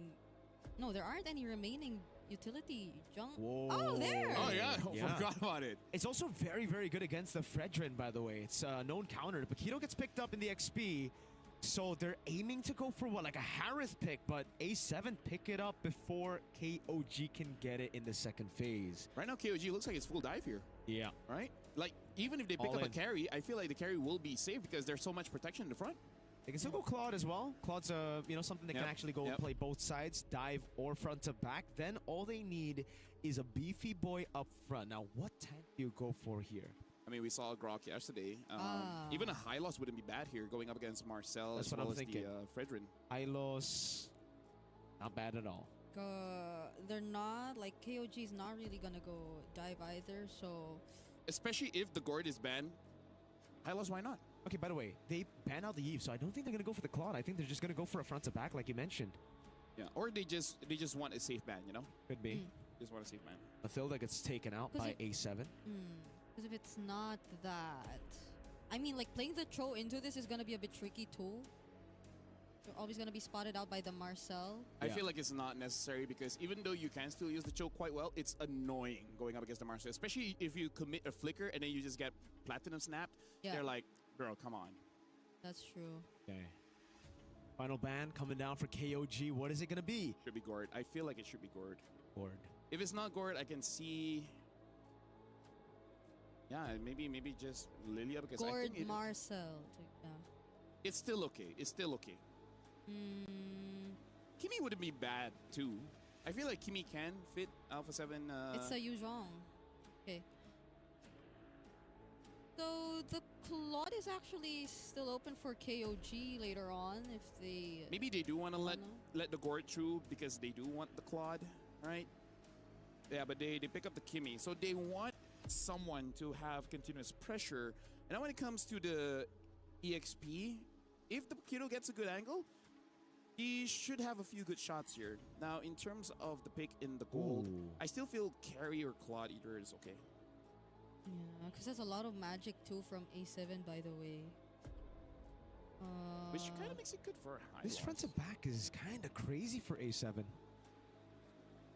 And it looks like both teams kind of want to play that, right? Yeah. We'll just... It's front to back with... It really feels like AOT. Yeah. What? Titan's coming this way, and then the Soldier's coming on this way, and then just like... Sasageo. Hey, you know what? A7 might actually take a bit of inspiration from the Mongols here by picking up an Alice last pick. They need a frontliner. But that's all magic, Shred. really. That's true. That's true. Oh. Whoa. So 3 damage dealers. And Nice. not really a tank in Marcel. The only frontliner is Fredrin here. They're Front really... to back. They're really trusting So- best player one here. Yeah. Hey, you can have your opinions to yourself. I'm going to be throwing it over to you, but I would say KOG, they have a pretty interesting draft. It is good, but it requires high execution. With that being said, I'm going to throw it over to Mirko as well as Brigida for KOG going up against Alpha 7. Here we go, folks. It's a Guinevere. Honestly, on paper, I like KOG's draft. It feels much more... Normal? Normal. I mean, the 3 damage dealers with a Marcel. You got a combo with the Marcel with a Kimmy, Yeah. but you got a lot of magic damage. I guess the balance is with the physical damage. At the end of the day, though, how the heck is this Fredrin going to go up against a Guinevere to win out those red tree battles? Yeah. Okay, we're heading into game number 3, and I'm thinking that could this be their way of just really keeping it quite similar to the first game that we saw from them, but this time a bit more successful, because it feels very individualistic, like the draft. Now that you mentioned that, it makes sense. It's like they were very individual in the first Yeah. match. Maybe they just need to lean more towards that side. But is that really gonna work? Because it's a macro team you're up against. It's KOG. Yeah. They play as a team, literally as a unit. And if you're just really aiming to go for these individual plays, like the Benedetta on Naths, the Kimmy, and the Marcel doing their own thing. Oh, I'm here. All right. Hey. One thing's for sure, to counter that argument, A7 got no synergy. So Yeah, if because they try to out-team fight, if they try to out-macro KOG, I think it's just...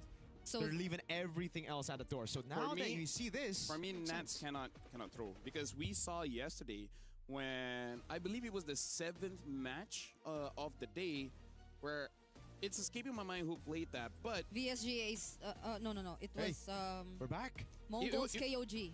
No, I think it was VSG. But yeah, like, the Benedetta dives in and then just puts his own team in a situation where... Yeah. Yeah. Oh, that's right. JM. But yeah, still, this is just something that I feel like when you're using a Benedetta, when you're using an Arlet, when you're using a hero that can dive, that can set up for your team, you just gotta be careful because you. Yeah. As a roamer, right? You and me, Brigida, we're roamers. We know when we make a good engage, we feel good. But we also know we have those engages that just sabotages our team, right? Yeah. And then people have the gall to say, okay, then right, you guys can go in the game. Hey, welcome to the Land of Dawn, folks. Both XP laners go for lethal ignition. Whoa. Oh my goodness. That's the MSC champion matchup in the EXP lane for you. That's true. That's very true. 33, 2017, right? Yeah. And that's 2022. Lethal Ignition, Festival of Blood. But there's a bit of difference. 33 has gone for extra penetration. Now Nats doing a good job against the Paquito. This should be, on paper, a winning matchup for Paquito. Okay. Now I see how they're planning to make it work. Kaizen is very low here. Whole World and Shark are actually looking like they're going to be a very dependable mid duo this time around. So if we were to go back, then yes, A7, that might be the game plan. It's just probably really the trio mid that we need to see a bit more coordination from. Because it's a Fredrin, I don't think you can really be like too individualistic if you're a Fredrin. I like the improvement, though, straight up from A7 already. Game number 1, they completely let go of their topside jungle. So best player 1 got evaded very early. Here, it almost happened as well. KZ straight from the Raptor over, from the Lizard straight to the Beetle. But A7 caught it early, and it will not be a full-on buff take. Oh. That's in 33rd here. Get a bit of help from Shark and Nile. And I like how it's... I agree. There somehow in the wild card has been quite, or a bit too much explosiveness coming in from the damage EXP laners, specifically those getting a hold of the Benedetta. But I'm hoping and I'm seeing how they're definitely going to try to keep it a bit more balanced this time. Yep. You definitely could not make as much mistakes as Nath this time around. Now look at that advantage he's gotten over 33. Really good eye for an eye there to take away some of that damage from the jab of 33. A7 with Prio. It's Cold World and Shark already in position. Best player what? Holding on to the neutral objective. Oh, Shark scouting out majority of the members. Traction pulls laid down too, What? but Kaizen actually wins out the retribution. Does A7 still go for it? It's a no. Okay, this is a much disciplined A7 we're seeing, but KOG do not want to let them be like that. 33rd picks up first blood. That was Shark that they found, and now is the purple buff slowly being taken away from best player 1. But at least they're able to regain their position. That was supposed to be their lifeline. A7 to win out the turtle and to start things off good with this greedy lineup. But KZ's gonna go in. Okay, now they're after best player 1, and now picks up the kill. Nats could barely do anything. He could just watch. Oh my lord. KOG are just outclassing A7. In game 1 for A7, it looked like all right. You know, they started off the game really bad. It was a few cheese movements from the anti-handshake man, Zixora. Oh, but this game, they got their pathing. They're forcing out fights. yeah, but KOG, when they know that they're not prepared, they're not really taking on these fights. Knock up, though, once again, coming in from Zed. And the spatial migration from KZ, not really going to land on anyone. But A7, they couldn't really farm as freely as they want to. Yeah, KOG has just been getting so much tempo on the map. Payan, after that turret goal taken away, KZ just gets out after taking a beetle. And it's another gold crab given over to Payan.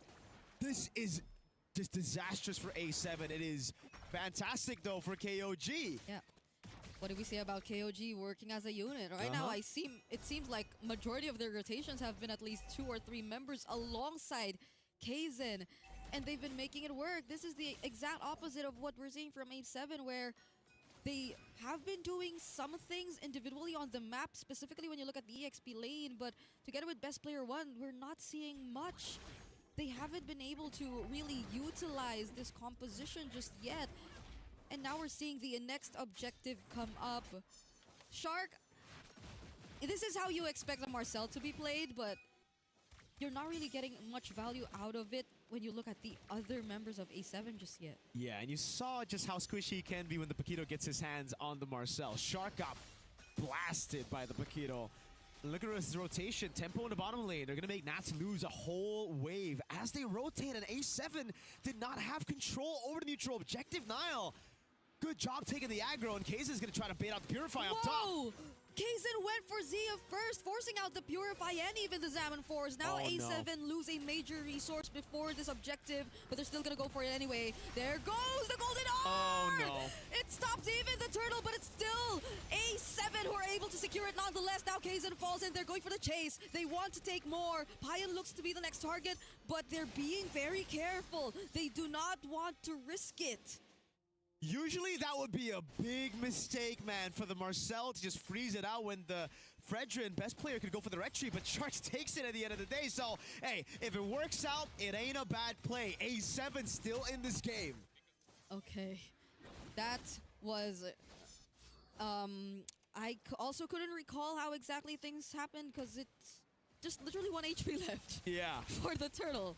Before it actually went over to the hands of A7, and I don't know if the Retribution was already used in time. Wow. Okay, damage EXP. This is why we also called in Nats Entertainment way back. There's just so much action going on. EXP damage.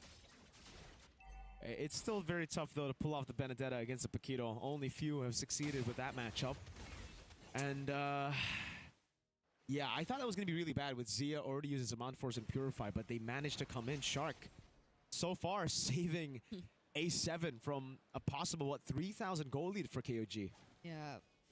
At least they also are really holding on to the majority of their resources just yet. Even though we've seen KOG multiple times just really attempt to keep the tempo going, even occasionally stealing away some jungle camps from A7. Best player 1 is a bit behind, but not too significantly. So I wonder how A7 are planning to be a bit more proactive this time. They definitely are with the Marcel. We've seen that countless times, but the damage doesn't seem to suffice just yet. Traction pulse that's used though, and Crimson Beacon is down for Zed.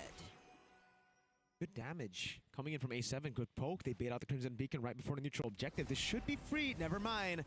Payan up top, staying in this lane. The man that I thought was going to be the star of the day yesterday. Predictions. With the Claude, it's his comfort pick, but finally, there you go. A7 with the neutral objective control. That's 2 turtles to 1. Yeah, the macro team that KOG is clearly just decided to let go of that turtle in exchange of more structures across the map. And I think this is really one way that they could definitely deal with the threat of the Benedetta and how they're able, or A7 is able to utilize it. Because now they're forcing reactions slowly against A7. They're going to force a fight down bottom as well. But the damage coming in from Zia will be enough to take down 33. But again, it's a damaged Paquito. So kind of like expect him to be one of the better targets too. Yeah, and that's why we don't really see too many Paquitos go full-on damage. Usually there's a good mix. Good ult, golden hour. Okay, now it's best player 1 intercepting from behind, making sure that he will be providing assistance to this team.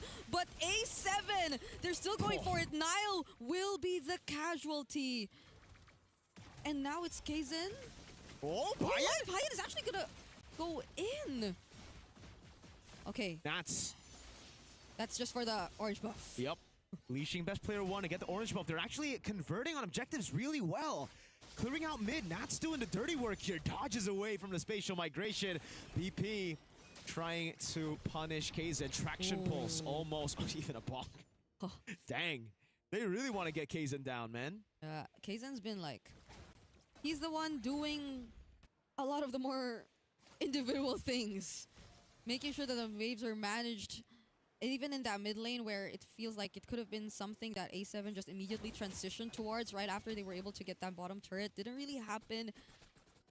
And now it's a bit tricky if you think about it. Because even against best player 1, or especially against best player 1 and Zia, it seems like Kaizen has been very particular with who he wants to use the spatial migration Violet Requims on. Like, you see him walk in front of you very honestly. Yeah. But it's a mystery how he's still able to land these spatial migrations on the targets that he wants. And there's usually just a combo together with a Gwyn. That's why you pick it up. You want to have a combo with it. But here it's just an independent Gwyn. And it wasn't even like a full neutral objective win, right? I mean, Turtle won, 50-50 retry he wanted, but then after that, it's just been a Shark and then a free one for BP up top. It's a 1v1, 33 versus Nats. Whoa, okay. They probably are not going to continue this anymore. At least we know both XP laners are up top, trying to deal with the waves before we fully transition to this next objective, which is already the Lord. Kaizen's already here. Best player 1, 2. They're just seeing each other. Who's going to go first? It's all about the combo. Nats has Prio up top. He already rotates first. Tempo on the side of A7. Oh, they're bursting it down. They want to make his store. And now the traction pulls. They're bursting down Kaizen. The best possible target before this objective taken. Now Payan using the blazing duet, but it's cancelled by the energy eruption. Whoa. 33. He finds Zia though. Cold World trying to deal with him. But the Lord, Payan. Payan actually takes the Lord. Seals it away, the Art of Thievery from the Claude. Payan saves the day, getting the kill on BP. Nats and then the Lord. Oh God, what a chaotic fight. They got Kaizen at the start of the fight. They could have just gone for the Lord, but instead they looked for the chase. It initially looked good as Nats got the Petri, but no one else was on the same page. They were all held down by 33. KOG side laners with a massive save, with a massive play to keep them in the game. Yeah, they were both low, but they both agreed to just go for the Lord. And that was knowing that the entire team fight has been split up anyway. Nats, Kaizen finds him yet again. It hasn't been such a great time for Nats just yet in this game. Traction pulls. Crimson Beacon out.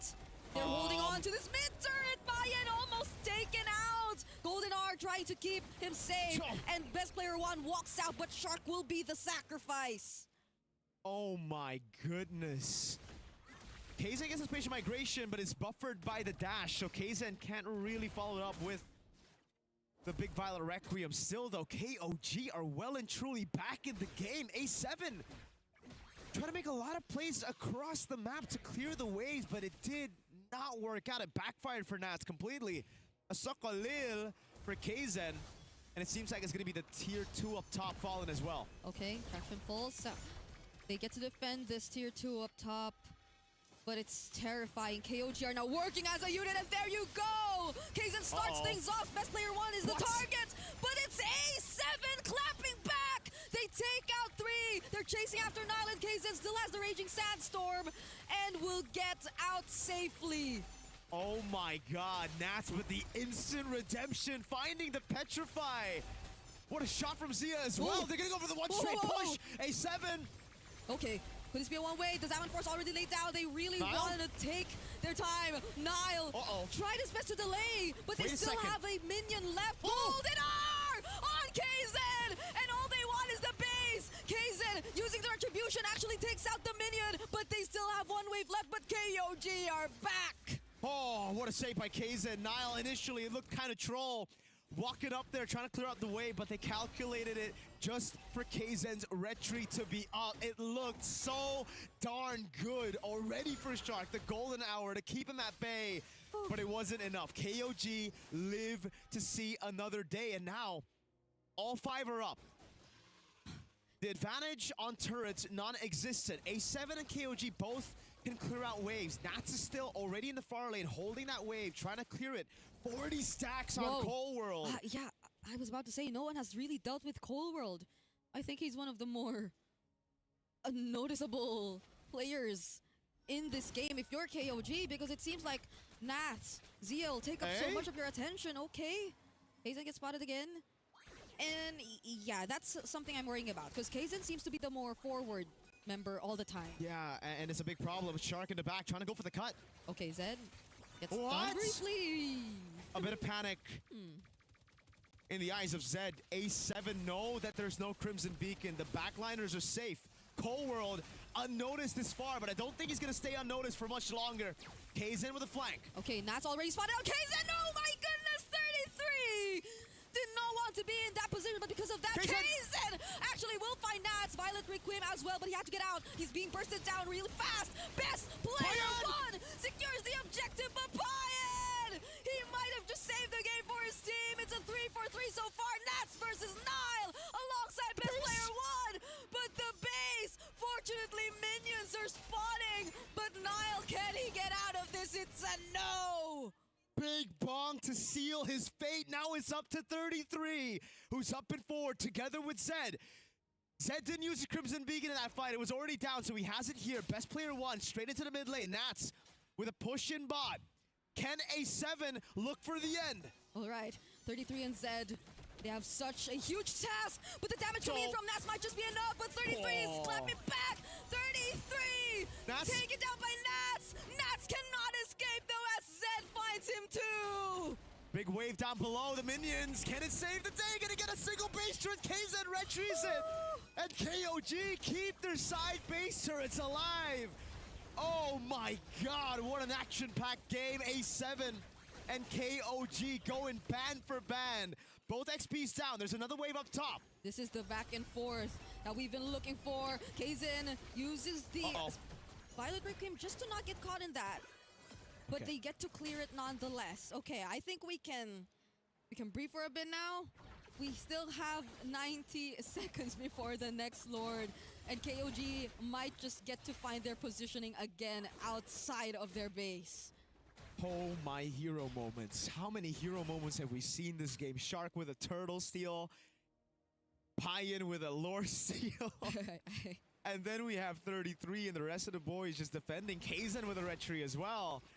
That's getting some big petrifies, and it is a Queen's Wing, so that's why 33 was able to really hold on for such a long time, and he's going to go and build some more tanky items On the other side of the map, though, it is just pure damage for Nats right now, at least. Rose Gold Meteor being the only defensive item. He's building towards the Ares belt. Yeah. So a bit more HP. And I think another good thing is the fact that KOG were able to somehow shut down Cold World, so the stacks have been lessened by just a bit.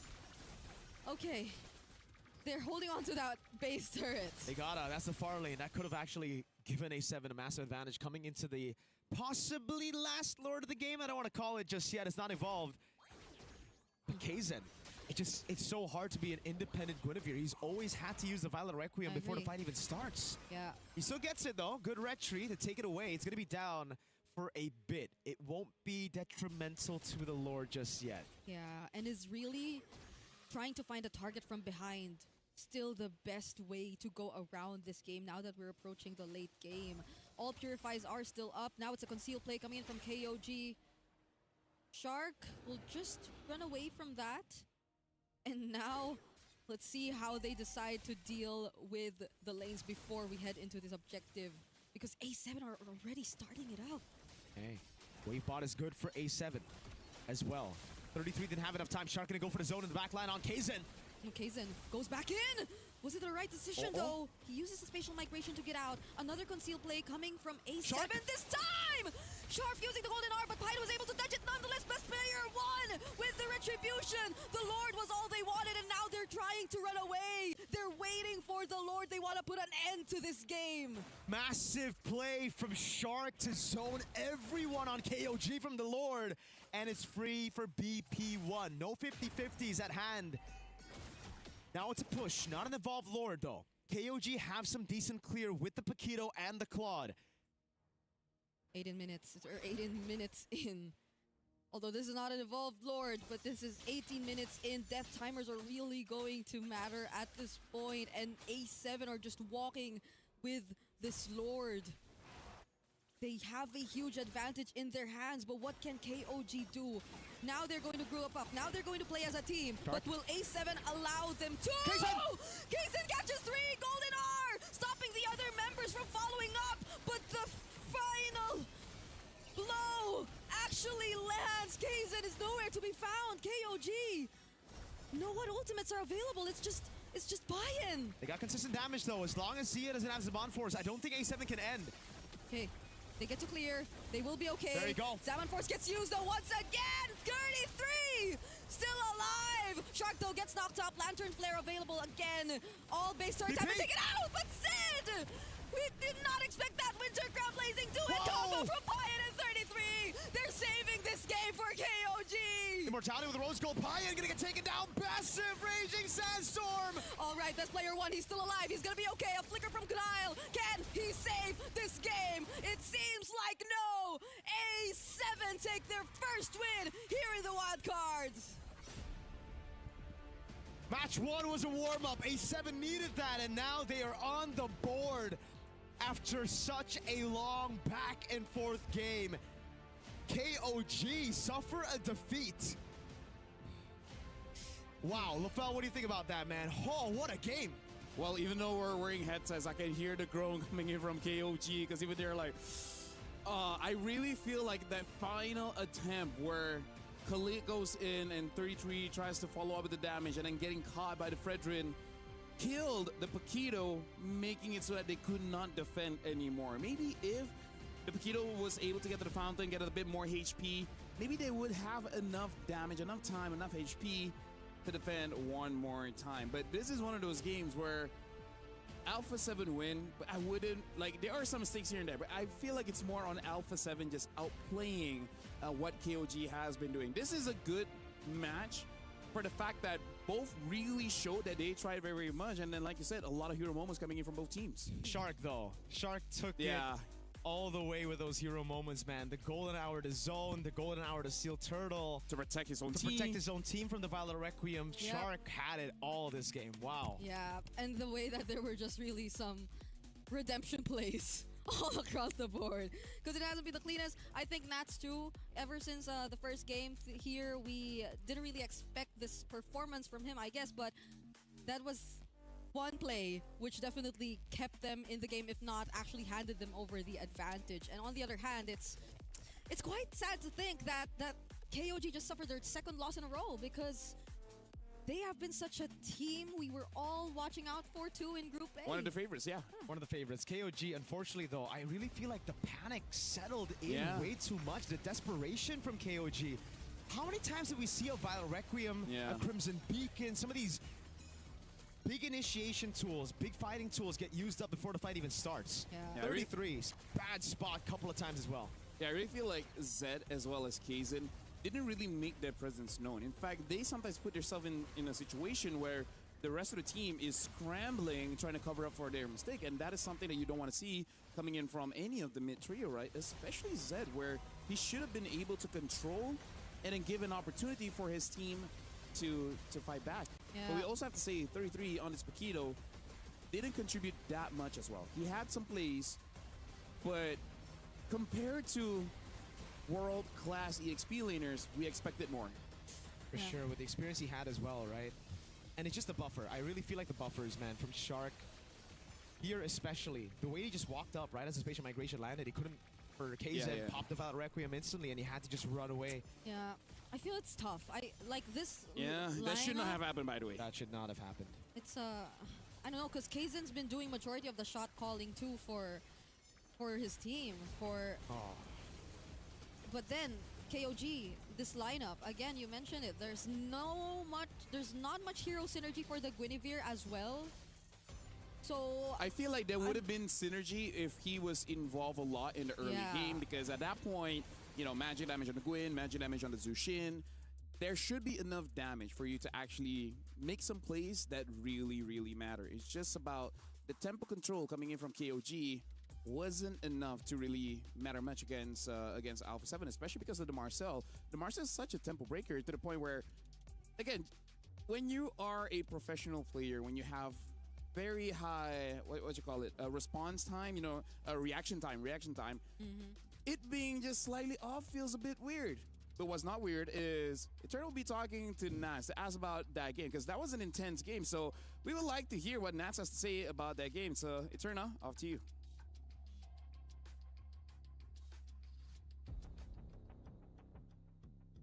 MSC 2022 champion. We finally get to see one another. It's so nice to see you, Nats. How are you doing? I'm doing good right now. Doing good. And I gotta say, that was one of the longer series that we've seen. And of course, you were unable to win your first best of one. So how were you able to reset coming into the second game? First of all, after we lost in the first game, in the first match, we just review our game. And I think we didn't really perform our game style in first match, but now in game 2 we won, so I think we can continue it furthermore. But how's the morale of the team so far? Is everything okay? In the first match, it's not kind of okay, but now we won.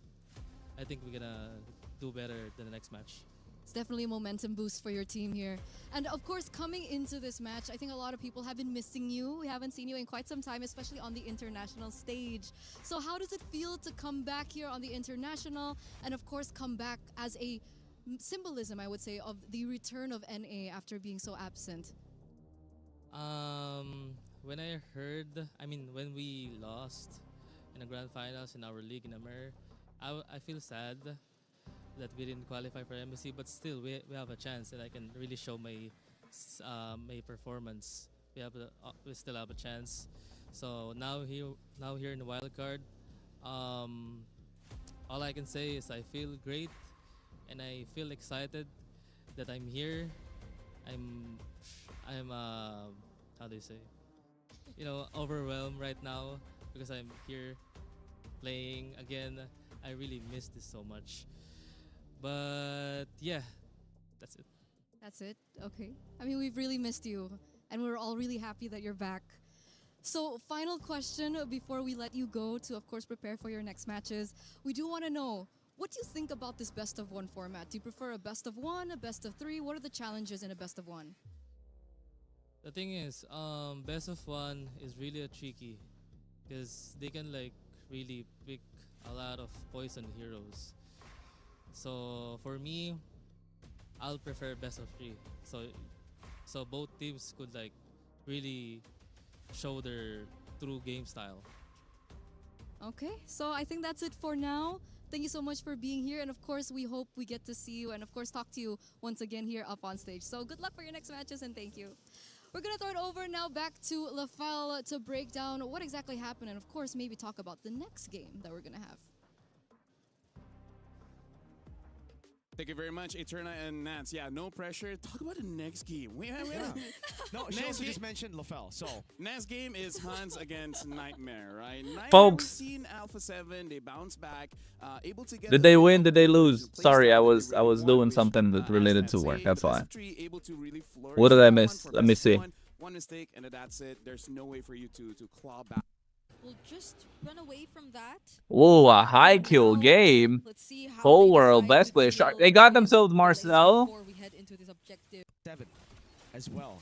33 didn't have enough time. No way they didn't lose. They lost this, right? Kaizen goes back in. Was it the right decision though? He uses using the golden arm, but Pyde was able to touch it nonetheless. Best player won with the retribution. The Lord was all they wanted, and now they're trying to run away. They're waiting for the Lord. They want to put an end to this game. Massive, and it's free. I missed an absolute cinema of a game. Nah, bro. Now it's a push, not an evolved Lord though. KOG have some. I missed the decent cinema with the game. Keto and the Claude. 18 minutes or 18 minutes in. Although this is not an evolved Lord, but this is 18 minutes in. Death timers are really going to matter at this point, and A7 are just walking with this Lord. This was Can KOG do? Now they're going to group up. Now they're going to play as a team. But will A7 allow them to? Kaizen catches 3. Oh my God, no. Stopping the other members from following up, but the final blow actually lands. It's just okay. It's GG, right? Still out, but Sid waving this game for KOG. Oh no, 33 gets a double too. He's Not. He's gonna be okay. A flicker from Kyle. Can he save this game? It GG. seems like Wow. no. Absolute cinema of a game, huh? First win Absolute here in the cinema. Wildcards. Nice. Match 1 was Bro, up. I was A7 doing needed something that, related and to now work, they're bro. up. Sorry. I couldn't like I couldn't miss this, so yeah. I mean I couldn't miss this work stuff, so yeah. Sorry guys, today's been back and forth with me. Life's been up and down in terms of work and stuff, so yeah. Crazy, absolute cinema of a game.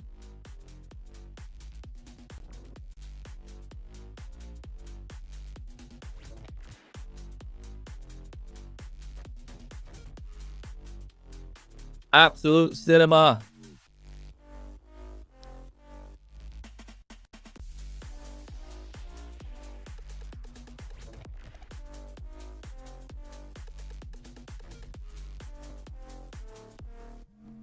That's crazy. Alpha 7's still in. Do you think TR can clear the wild cards? No chance. If TR was there, TR was not going to clear the wild card. Sorry, guys. Jesus. Gooning session over. Yeah, bro, it was. Genuinely, I had some work stuff to take care of. That's why.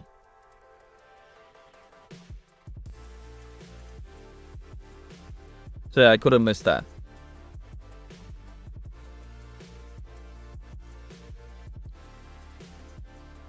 So yeah. I was too busy listening to Boobis Bootaloo.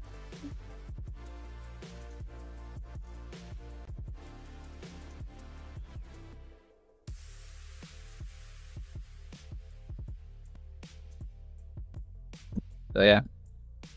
But do you guys wanna what was the big moments? How was that so high kill game? Good, but we also folks, both That's what. laners go for lethal ignition. Whoa. Oh my goodness. That's the MSC champion matchup in the EXP lane for you. That's true. That's very true. I 33, 2017, right? Yeah. And that's 2022. Lethal Ignition, Festival of Blood. But there's a bit of difference. 33 has gone for extra penetration. Now Nats doing a good job against the Paquito. This should be, on paper, a winning matchup for Paquito. Okay, now I see how they're planning to make it work. Kaizen is very low here.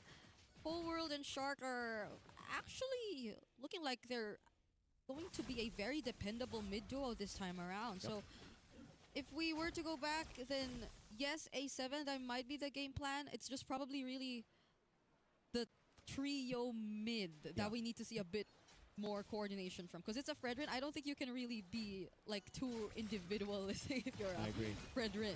I like the improvement though, straight up. Fredrin. I like the improvement though, straight up from A7 already. Game number 1, they completely let go of their topside jungle. Nice, nice. So they were controlling pretty much half the game there.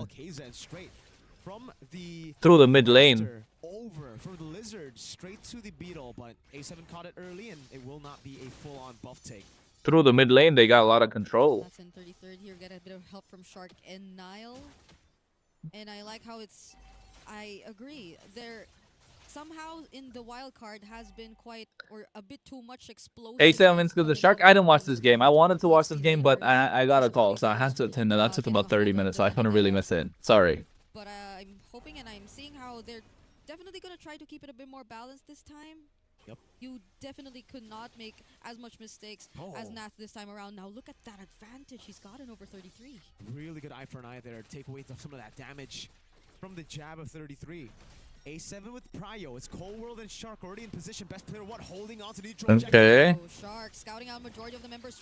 Okay. Oh, they lose the red tree. Actually wins out the retribution. Does A7 still go for it? It's a no. Okay, this is a much disciplined A7 we're seeing, but KOG do not want to let them be. They got them. Oh. 33rd picks up first blood.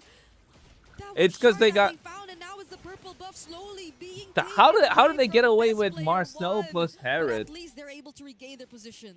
That was supposed to be their lifeline. A7 to win out the turtle and to start things off good with this greedy lineup. But KZ's gonna go in. Okay, now they're after best player 1, and now picks up the kill. Nats could barely do anything. He could just watch. Oh my lord, KOG are just outclassing A7. In game 1 for A7, it looked like all right. You know, they started off the game really bad. It was a few cheese movements from the anti-handshake man, Zixora.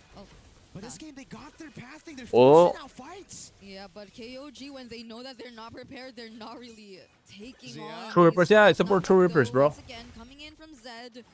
And the spatial migration from KZ, not really gonna land on anyone, but A7, they've... No, I won't be watch partying tonight. Grand final, sorry.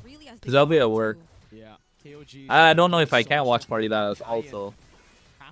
I mean, I can if you want, but I'm not going to be watching it live. Like, I'll be at work and my phone will be watching it.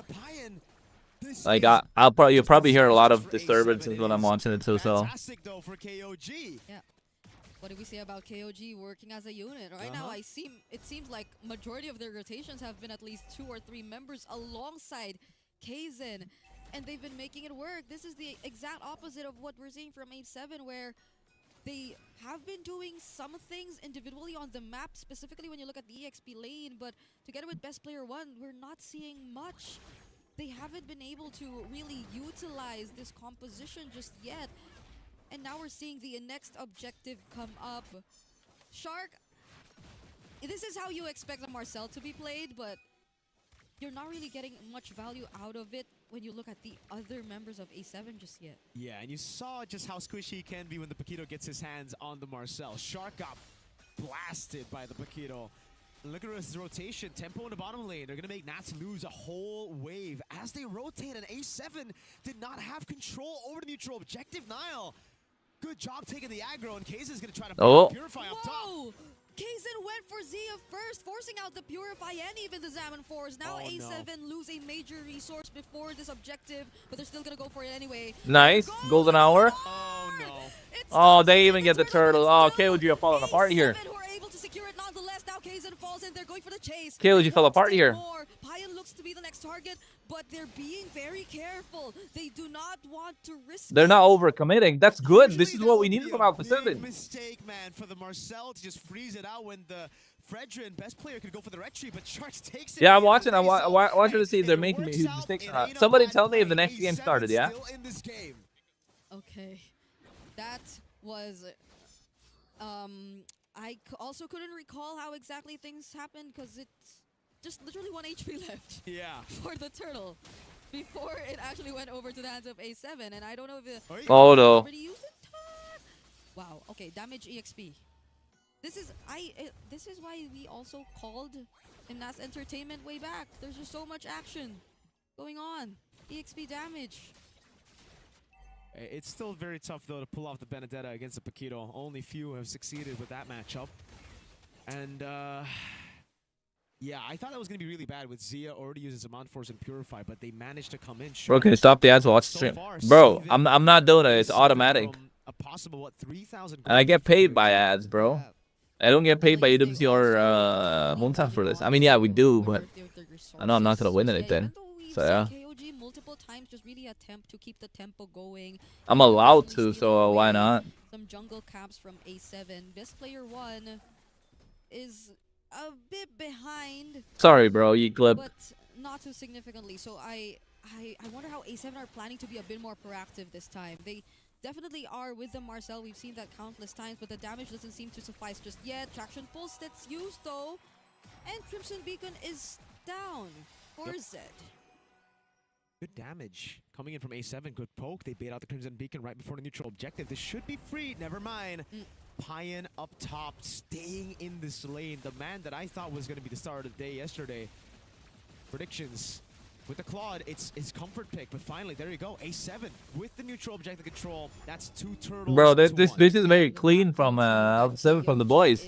Very clean. Clearly just decided to let go of that turtle in exchange of more structures across the map, and I think this is really one way that they could definitely deal with like that. Of the Benedetta. Alright, I'll do it for the next one. Because right now now they're forcing reactions. How do I say this? I only one monitor, I don't have the other, so it's hard. Ooh.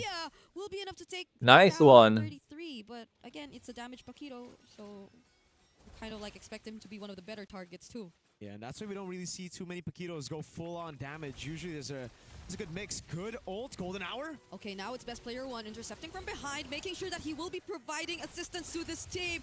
But A7, nice. They're still going for it. Nile will be the casualty. And now it's Kaizen. Oh, Payan's cooked, right? Ooh, Shark actually almost went down. Okay. That's just for the orange buff. Yep. Leashing best player 1 to get the orange. That's a good idea, you clip. I'll do that. Really well. Clearing out mid. Nat's doing the dirty work here. Dodges away from the spatial migration. BP trying to punish Kaizen. Traction pulse almost. Oh, even a bonk. Oh. Dang.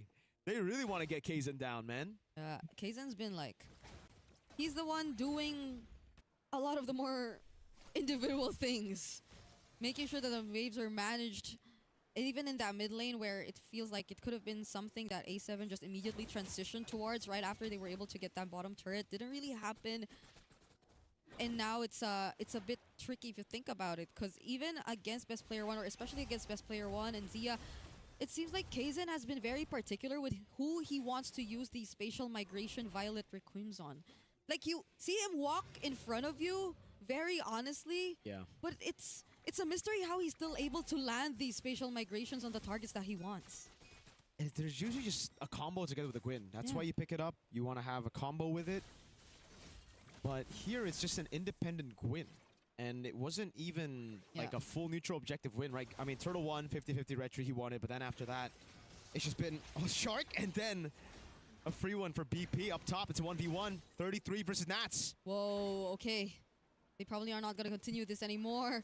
At least we know both XP laners are up top, trying to deal with the waves before we fully transition to this next objective, which is already the Alpha 7 is North America, already here, best player I mean, Alpha 7 is South American, org, but they sponsored the North American team, so they could make it.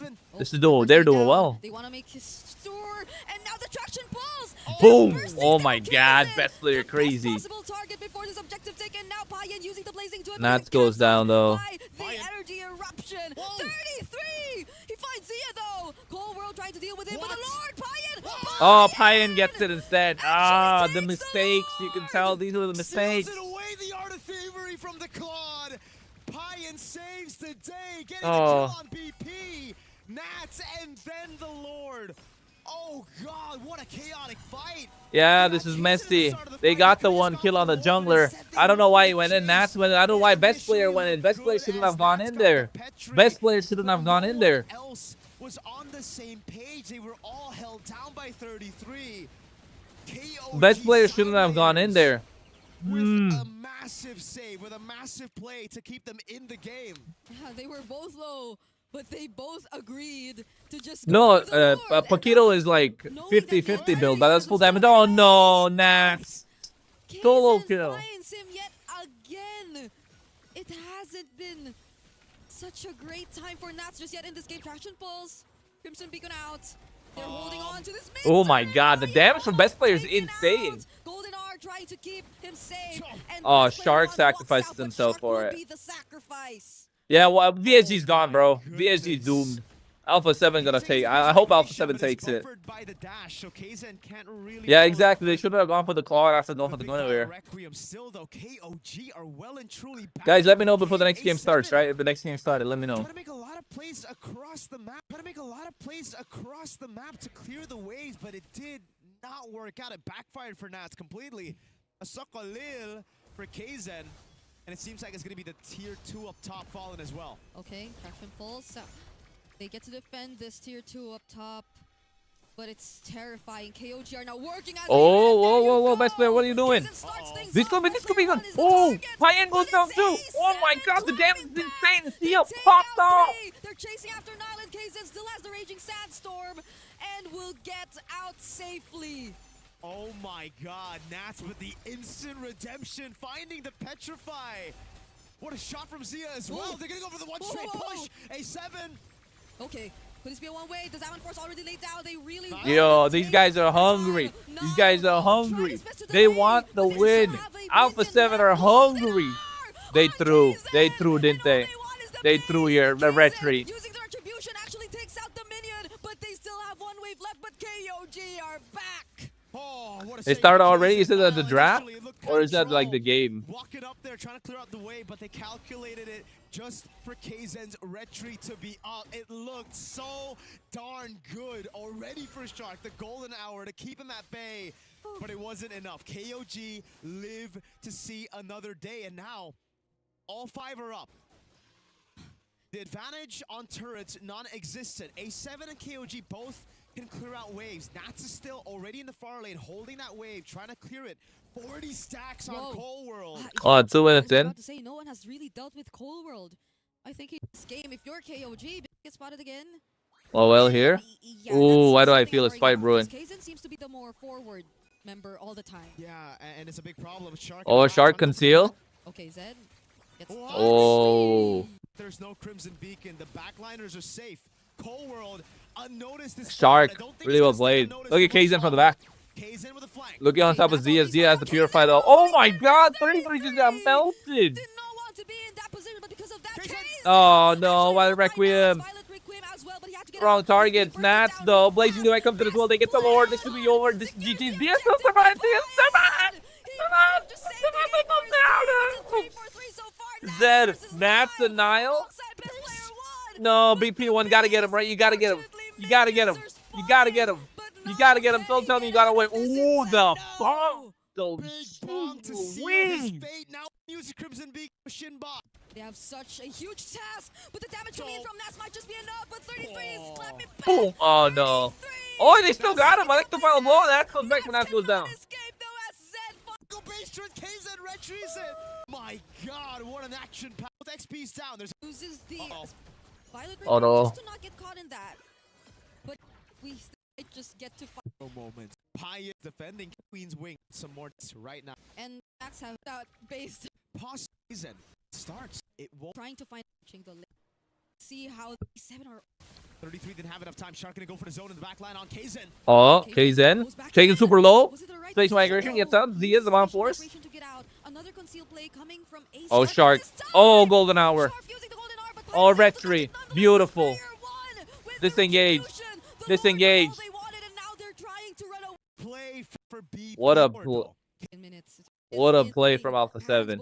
Ain't got no blood pressure, bro. He's raising the blood pressure of other people. Oh no, 2 members. Golden hour. Stopping the other members from following Boom. up, but the final blow That's actually GG. lands. This was KZ GG, isn't nowhere it? to be found. Well KOG. played. Know what ultimates are available? It's just buy-in. They got consistent damage though. As long as Zia doesn't have Zaman Force, Wow. This is the way you want Alpha 7 boys to win. This is the game we've been waiting for. Once again, 33 still alive. Shark though gets knocked up. Lantern flare available again.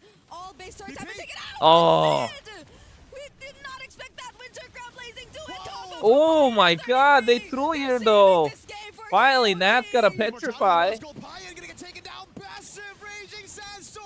All right, best player one. He's still alive. He's gonna be okay. A flicker from Guile. Can he save this game? It seems like no. A7 take their first win. Alpha 7 boys, let's do it. Alpha 7, got it. Purple buff.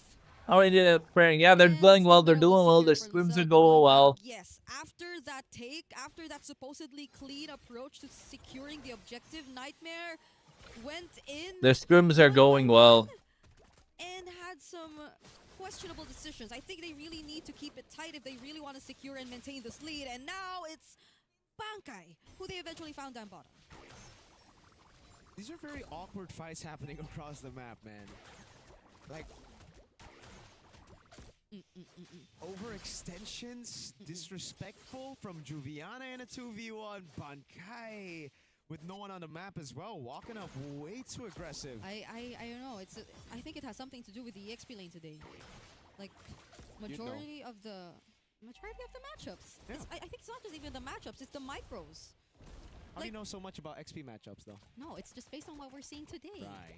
Right? Like we're expecting so Bro, much. Miracle is just, they're just bullying Brigitte at this point. That's just bullying, bro. I don't know if that's the way they really They're wanna just go. bullying Brigitte at this point, not gonna lie. Relatively smaller lead that Nightmare has in their hands compared to earlier, because again we've seen a couple slip-ups from their side. But still, this is the last objective. They're in position first. And let's see if the Huns would like to contest. They're at least the same level for both junglers. It's back to a slow game, 3-3. This is very Filipino, right? PH games, very slow, just playing it simple. Nightmare walking up. It's actually prio for Oyu up top. Holding on the turtle, delays it for a bit, but too easy for Lexi. He's on it now, and Bankai has a place going. Oyu with a he just goes straight in for it. Oh, heavy spin, he still gets the turtle. Meta actually takes it away from Oh wait, he took it from I did. Now in the mid lane is gonna be Juviana. Juviana's gonna go down, yeah. Goes in for the blazing duet. Bankai taken down, still Meta also taken out by Nomad on a double. Oyu wants to get on top of him. The mount comes around. They don't need to hit him. Oyu gets brought into the turret. It's a triple kill for Nomad. They shouldn't have gone for the fight. They should have gone for the mid tower. Picks up a kill on too easy for Lexi as Nightmare. Oh, Nightmare is gonna fall apart here. Moment catching him now. Kenny gets a double, but it's without the Sky Piercer. Only now does he get it. I initially thought that would have been the wisest decision for the Huns to still go for the fight despite losing 2 of their members already, but them catching up actually equalize the trade somehow. Now it's less than a 500 gold lead in the hands of Nightmare, and even without Oyu nor still Meta, I think it's just fine. They have all their damage dealers still intact, and the fact that Idid was also gone and taken out really hurts Nightmare and the kind of rotation that they still want to pull off from this point onwards. Now taking a quick look at the equipment again. The junglers, the gold laners, they're all very, very close. So we're seeing just a matter of back and forth and the need to just really polish these errors that we're seeing, because I think it's just majority that gets punished for both of these teams. It's so rough. Nightmare. Like, they did everything well. They controlled the turtle. They had a Fredgen. They had Idid with a heavy spin, but still Meta brute forcing his way into the turtle, just like he brute forces his way into the meta with a lot of the non-meta picks. Yuki's been doing a phenomenal job as well, man. Yuki, Kenny. Yeah. Hold on. Too easy for Lexi, getting a bit of poke. Yuki finally hits the 3-atom power spike, and I think Nomad gets there at the same time up top of the 1v1. Again. Bankai versus Juviana. Bankai, no ultimate. He's just going to go for the fight as the mount-down comes around, as well as Jasmine is able to escape. Too easy for Lexi now. Caught on slam, the pass, immobilized a bit. PhonPe still fighting. Oh. Oh, golden hour. They catch them. Nightmare might get this one. Juviana tries to go in, but Nomad has forced out the heavy spin. Final slash cash Yuki. Oh, Blazing Duet solo, Yuki. As well. And it's Juviana that respects the Lantern Flare of Kenny by flickering out. The team fights feel very staggered, or it's like they're not fully breaking out. They're not really committing. It's like they're dancing between wanting to just really fight and not. And I think Nightmare, in that particular instance, the fact that I really couldn't get much value out of the ultimates that he steals away, that was a defensive heavy spin that we got to see from him. So majority of the damage is just really coming in from Nomad, which currently is bursting the Lord. Oh, PhonPe's getting bursted as well. Oh, no. Slashes is not enough, though he gets bursted down by Nomad. Oh, final slash by Juviana. Yeah, but carries too much. Double for him. Carries just too much. Huns are forced back away. Nightmare win the fight and the neutral objective. Wildcard is so unpredictable. Group B is so unpredictable. Now it's Nightmare taking the lead up against the Huns and pushing forward. Together with the Lord, they just left it down bottom and they're taking out as much outer turrets. Final slash again from Juviana. Gets both still meta and Kenny straight into The carry is too fed, bro. The carry is too fed. It's 7-0-0. James. Let's forget about game number 1. This is also Nightmare's official game 1. Just look at this performance that you're seeing individually. Nomad on a 7-0 stat line, and them taking out almost all the energy shields together with the Lord. Nightmare has solidified the lead. Oh, they're going in! Hold on, Juviana. He's gotta take a chill pill. He's gone in again with the final. Oh, no. Oh, no. Juviana's cooked, right? Oh, he still makes it out. No way. No way. No way. Bro, Juviana still makes it out alive. Nightmare. Oh, Nomad's cooking, bro. Gets away barely. Nomad with the flicker in and the win of nature, but Yuki gets out with a BMI. Now Aiden with a splash of damage. Huns looking to go in. Aiden with a heavy spin. That's a good frozen moment by Jasmine, and it will be a disengage for Nightmare. Imagine Juviana still walking out alive after. That's crazy, bro. And now he's back. He didn't even need to recall. He just took some time off, regained some of his HP back, and the Huns, they felt very desperate to just really take that kill, but Nightmare, with the presence of the Golden R, still are able to stop them from really finishing him off. The Huns, at least for now, are able to somehow move outside the map, but that's 39 Thunderbelt stacks for Jasmine. How much does it get to a point where you're like, okay, I don't want to play against this Marcel anymore? How many stacks does it take? How many stacks did I get Today? Yeah, I was thinking. Did you get Thunderbelt today? I got a Thunderbelt earlier today, but then that's not a Marcel. And at least for this point, just look at how safe Nomad feels in this game. I think that's also one of the biggest differences here. Good juke out of the golden hour, but now he's caught all alone. Oh, you're gonna go for the mount down on Nomad as well. This is a very staggered fight, and Yuki has done a good job. Nah, Juviana's cooked. No, Nightmare went too far. I did. Flickers in. Why did I didn't go? What's going on? Worth it. 2 for 2 in He was already dead. Yuki was the other casualty, though. Bro, he was already dead. Why did he go in? I think that hurt the Huns a lot. Oh god, he's just gonna have to. So he was out of the meta for sure. What? Okay. I could hear the. Way too aggressive. He just walked up knowing that 2 members were down, and now. Fred and Boxy have been in the meta for a while, so yeah. Very good for them. They'll definitely get to just. Ruby is still good. Ruby's good. I'm gonna be casting Hindi broadcast MSC. I'm not gonna be going to Paris. So yeah, Ruby you'll see a lot of Ruby in main stage, I'd say. The backup wasn't really there. The follow-up wasn't really there. And Nightmare just the same. Even if it's Juviana that they lost, I don't think that would really hurt them. So now it's a Lord. The base is wide open. Nightmare Esports, they're just this close to potentially putting an end to that win streak for the Huns. The Huns have looked fantastic throughout the wild card, at least day number 1, but day number 2, Nightmare.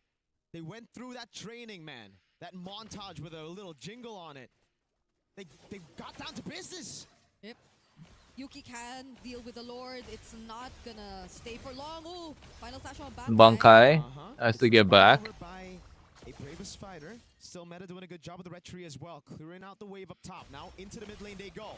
No bravest fighter. Jasmine going through all of them, collecting so many Thunderbolt stacks. Oh, nice final slash. But OU's able to get the pass in time, and Nomad has already used the ultimate. Idid with a splash of damage. Jasmine trying to go for the turret.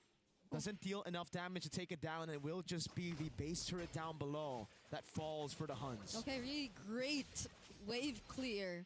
That we're seeing from the Huns here. For Yuki. Electric gun picked up for Yuki, and again, one of the standout players too.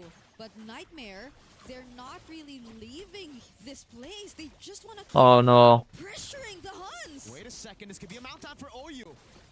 Oh, it misses big. Good sidestep away from it. Jasmine walks up on the Marcel, as annoying as ever. Yuki tries to bait it a bit more. Very risky moves. Idid with a splash of damage again. Has heavy spin. So how's it been? On Yuki. That's gonna be the heavy spin coming down as well from Still Meta. A big fight. Nomad already with the ultimate going in. Now OU trying to get a mount down onto too easy for Lexi. Let me see what I can do about the ads right now, bro. Might have to use his flicker. He gets thrown back by the Lantern Flare. No one there to follow it up. A wave up top. All they need is one hit on the turret, but they are able to keep it alive. As Juviana goes for the final slash. Golden Hour catches Kenny. OU trying his best to get that mount, but the Krabby Patties just ain't full.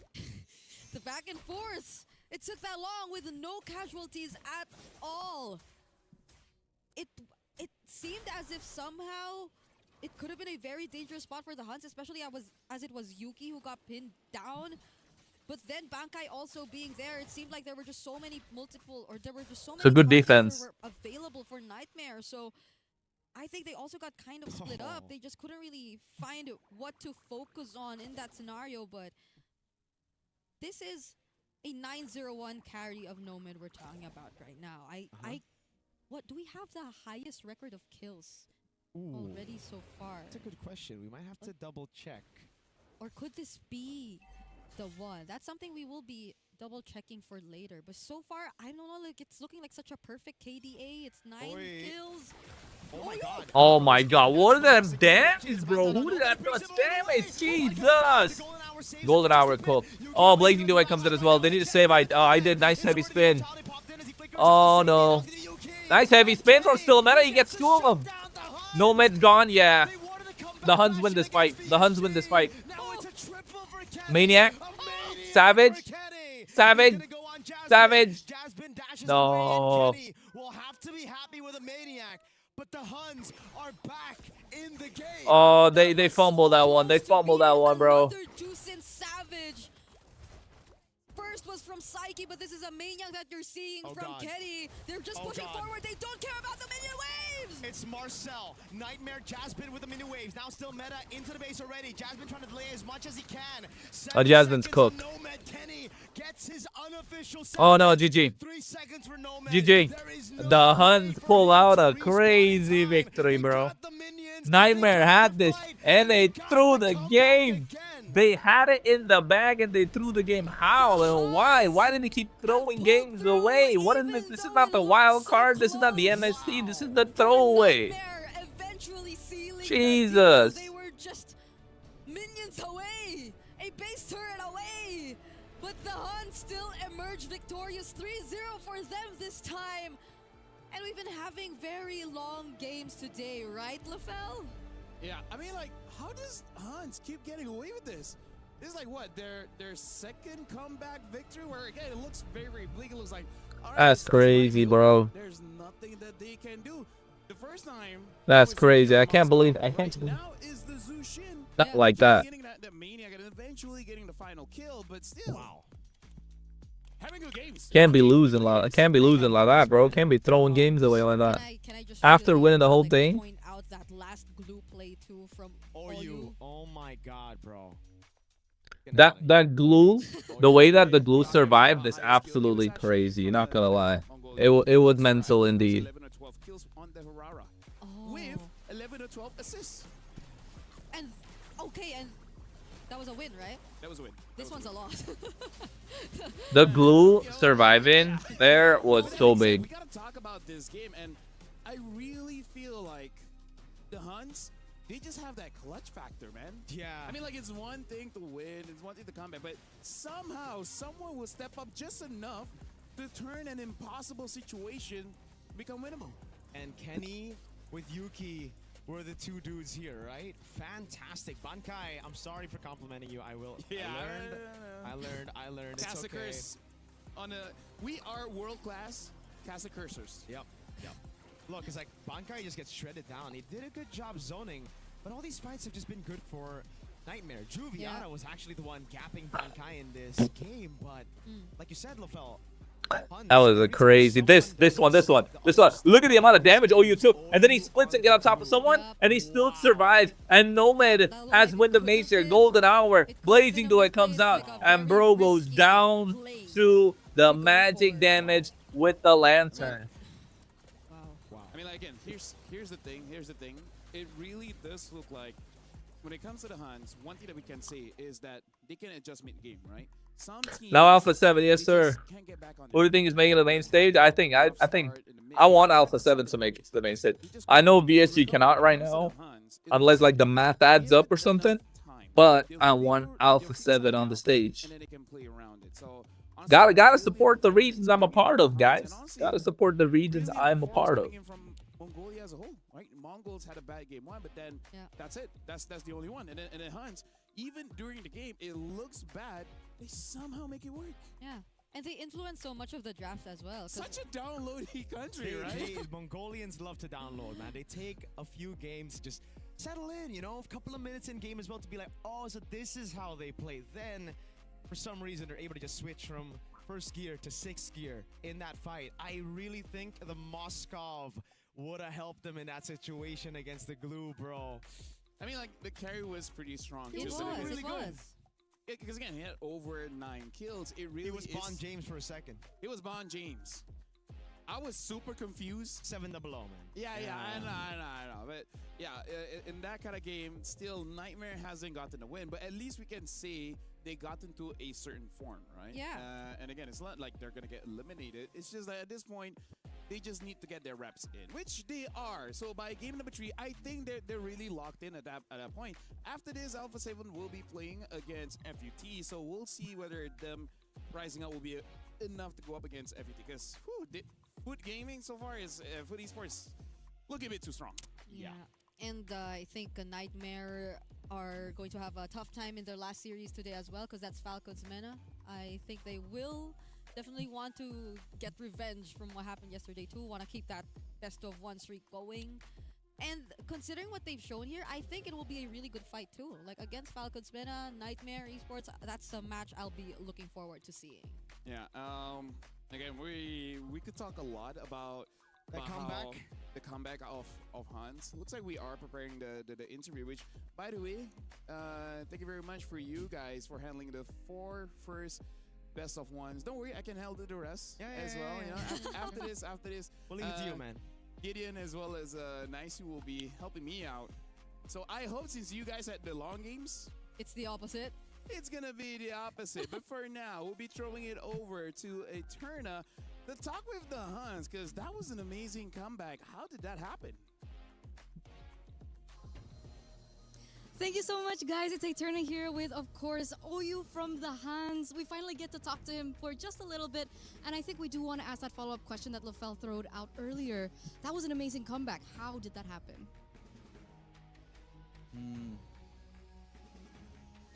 I think it was mainly. Bro, he's glitching. He's glitching. On our drafts, I think, because like we had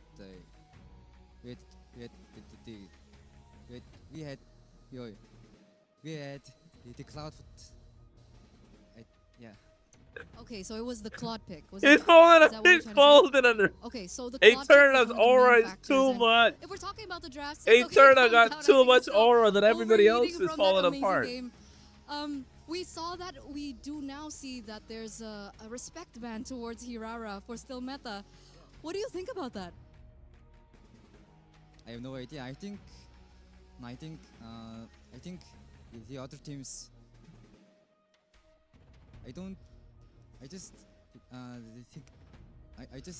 think the other teams can't play against Hirara, I think that's why. Okay, so they haven't found a way around the Hirara. That's why they always try to ban it out. Okay, so congratulations though on this victory, because now you are going to be heading towards the next stage of the wild card. So I don't think we're going to be seeing you play up until maybe day 4. So what is that preparation like coming into that best of 3? Maybe maybe more scrims and more. Yeah. It's just that. Okay, so they're gonna scrim more, they're gonna prepare more. Why are you so nervous? What's going on? I started when I speak, so I'm kinda. It's not because of me, right? We're okay, right? Yeah. Okay, we're okay. I just had to make sure. Okay, so who do you think you are going to be facing, and who do you want to be facing here in the wild cards? Who do you think is as strong as you that you want to face? Mongols and Foot Esports. Okay, Mongols and Foot Esports. All right. Thank you so much for this interview, and congratulations once again. Hope I get to see you again, because we are going to throw it over back to LaFell and friends. Bye-bye, guys. It's LaFell and friends, and Eterna, you make us nervous, man. But shout out to you. You're an amazing interviewer. A lot of charisma coming off of Eterna. She make us nervous. At this point, bro, Eterna might be Mongolian team's #1 public enemy. Right? It's the Huns, and then yesterday a handshake. There's something going on. You want to get right on now. stage? Come on, look at Eterna. Hey. She's lovely. Come on. Yeah. #1 Mongolian enemy. For some reason, man, there's just Something about her. like whenever they're Maybe on stage that's with why. Eterna, they're like. Is Hirara good? Nah, bro. Hirara is man, bro. It's like just an- Psychological. Oh, he was like, Are you watching MSI? I saw my Yes, but I countryman can't getting stream hugged it. by you when he went for the handshake. So it's just I like- can't stream it, so yeah. I learned from others' mistakes. Speaking of, again, thank you very much, guys, for... Yeah, I'd rather not have a chair when I'm casting, guys. If I'm standing, it's easier. I just tried it. Suyo is terrible right I now. just tried it. This is why I say she has to go through a villain arc. Dictator. Because she's been so nice, I didn't thought she would do it to me. I expect that from you. Yeah. I expected that. That's why. I also expected it just from me, but she did it, and I was like, wow, that just happened in front of my eyes. Thank you, Mirko. I'll see you after this, but for now, we're going for a break. After this, it's going to be nicer as well as getting cute. It will accompany me for the other 4 matches. So we see you guys right after this break. This is gonna be absolute cinema. This will be absolute cinema of a game. And I'm glad I'm watching this one.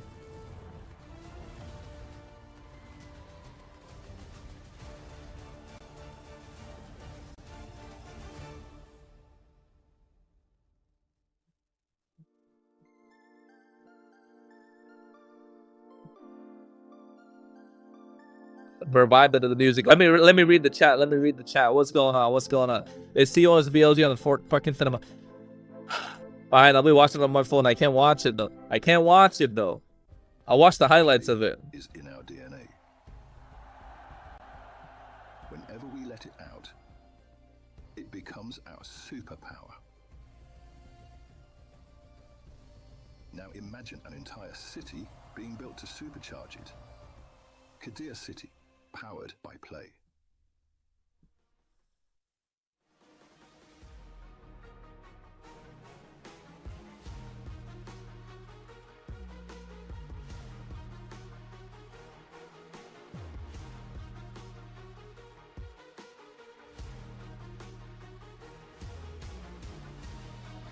Honestly, South Korea region in competition. They didn't qualify, right? Sadly.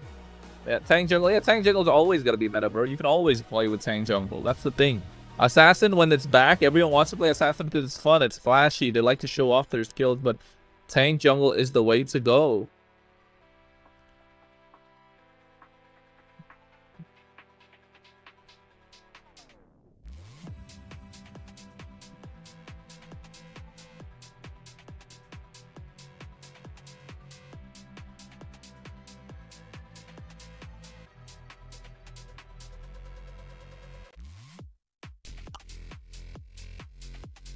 One more minute.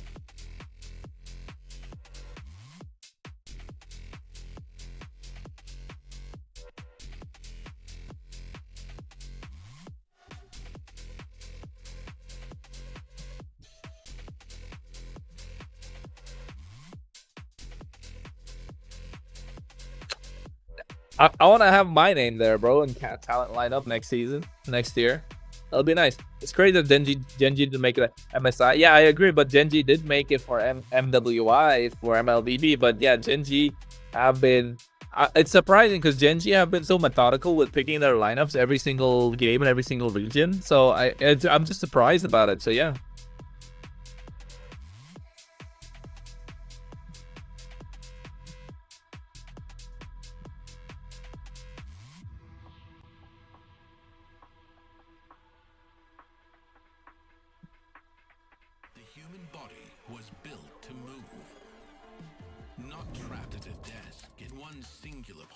For 12 hours a day. It's time your chair evolved. This is Secret Lab Titan Evo. Ergonomically engineered for you, gamers, hybrid workers, artists, backing your every move.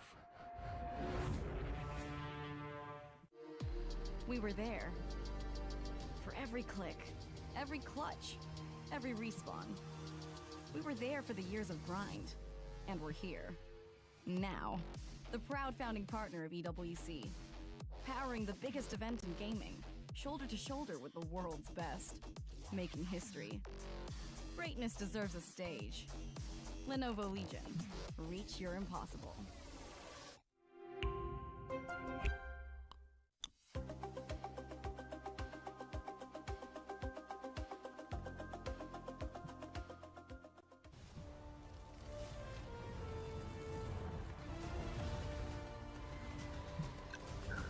Sorry guys, I'm just so basically I'll be making reels for Alpha 7 for Moonsan and stuff. So since I'm not gonna EWC. Yo, I'm like white, bro. What the hell? This is like some baby skin. No melanin whatsoever. Jeez Louise. I don't know when the group stage draw is. I don't know. We'll find out. We'll find out. I know the dates of the matches, but I don't know when the group stage draw will be. Eliminated VSG, and for Food Esports, if they win this one, they secure top spot of Group A. Welcome to the EWC26 here in the Mobile Legends Bang Bang Wildcard. My name is Afel. Alongside me this time is Gideon Q as well as Naisu. This time we've seen Merkel and Brigida having longer games. So, okay, a bit of fairness. So, hey, we'll see. I think we're still going to be having longer games, though. But if we have short ones, what do you complain? Stop. Don't jinx it just yet. I think that me and Naisu here, we're ready to have a pretty short day. And we also want to figure out whether or not we're going to see that #1 spot from each of the groups. Because, again, it's pretty high stakes. If you get #1 spot in the groups, you just get to chill. Bro, swapping races? I think also what do you mean? People are waiting to see Alpha 7 play. And, you know, it's hard to call them either. I still call TR match is not yet announced, guys, but it'll be happening from the 21st to the 24th. They're 1-1 right now. Bro, TR draw with giant teams, I'll just be like, bro, we can do it. We gotta believe. We need a coping system, bro. Here's the thing. If I believe if you're #1 Group A, you'll be fighting against #2 of Group B. #3 will fight #4, you know, etc., etc. But for now, it's really on Alpha 7 because... Again, VSG is going to be watching, and they're hoping that that was the last win for Alpha 7, and it was a bit of a struggle. But we have seen micro brilliances coming in from Alpha 7, but with that, we also see some mistakes. One of the biggest, I would say, win conditions for them actually was securing the Marcel for Shark. So I think that is something that Food Esports have to be careful of. Well, I think that this entire tournament, the two big standouts that we've seen, well, one is big, the other one's not so much, is supports. They have been phenomenal in Wildcards. I don't think we've seen like an awful support just yet, but we've definitely seen some hit or misses when it comes down to the EXP. Oh, okay, that's less on the player and more of the hero. No, I want him to work, man. I want him to work. I want him to work. You know, let the Minotaur work. But you know what's funny? What's funny? Just now, me, Mirko, Brig, we were in rank, and we fought against Minotaur. Just now? Yeah. And then, even FUT versus Alpha 7. We got Alpha 7. Keyword imagine, yeah? Imagine. It's not his fault. What can he imagine. What is wrong? What is that? What is the hate for Minotaur? I don't know. He's one of my most played roams. Same. And I've got a pretty good win rate on him. I don't know. We'll see whether or not we might actually see it again, because we're looking at that Foot roster. I'm excited to see something new from them, whether it be Minotaur, maybe something else along those lines. Not Florin. Not Florin. Not dear Florin. God. I do not want that in my ranked games. Me neither. On the opposing side. On the opposing side. You know, but I think not just the roams, because I think yesterday we talked about the impact of the XP laners right now, and I feel like that has been an apparent difference in a lot of the teams is the XP lanes, their performances, what they're able to do. There's been a whole lot of Claude, too. That just hasn't been the usual of what we've seen in terms of, like... You want to see American get humbled? No, bro. Alpha 7 got to win, bro. What are you on, bro? Alpha 7's got to win. Stop saying that shit, bro. The Alpha 7 North America, baby. We got to make sure North America wins because VSG are already out. That's one of the reasons I casted. VSG are having a tough time. Don't want Alpha 7 to get chopped too. Alpha 7 are going to do great, and then we're going to get TR to do great as well. We got to make sure the regions I represent do well, bro. Stop saying that. It's not a 50-50, right? It's 100%. Those who just zone everyone out, so that is not going to get contested as well. But again, this is just the thing that you have to get used to as an assassin jungler transitioning into a tank. Yeah, it's definitely not going to be easy, but I also want to highlight that as much as the support system of Nats and Shark is there to help, I think that Shark, standout player with his game IQ in terms of his timings of turning around fights. The one that I'm going to be a little critical on, because he's got the most important role, Cold World. He ended that game 8-1. He was looking so good. That one death costed them 4 extra minutes into that game. So I'm really looking to hopefully he plays a perfect game, and this should be a sweep. But then again, that's just me. Hey, you know what? I think a lot of people share their sentiments when it comes to Alpha 7. Again, they've seen 2 games now, sitting at 1-1, and yes, Shark, we called it when we were watching it in the talent room. We're like, oh, dude, it comes down to this one big ultimate from Shark, and it happened right on the dot. So I'm just thinking, hopefully they've had enough to kind of shake things off because they, they got the one game warm-up they needed. But we got to talk about our opponents for the esports. Number 1, first Savage, game number 1, That's true. already set a tone. And the other thing is, they haven't had a hard game. They haven't really been challenged. Like, all the wins so far is just kind of like, we're just doing our thing. I totally agree with you. I think that Foot has had a comfortable experience. Obviously, there's some, like, a little bit of resistance here and there, but the most important thing is that their fundamentals are strong. Their players have the mechanics, and so far... Exactly. Alpha 7 gone through hard times, bro. Alpha 7 gone through hard times. We can't let Alpha 7 lose. Yo, is my forehead getting bigger? Am I losing hair? No way, crazy. I need to stop. I need to cut my hair. I need to get a haircut. I don't want to lose hair. Or do I get a braid, guys? Do I get a braid? Like, braid my hair? You've seen the changes.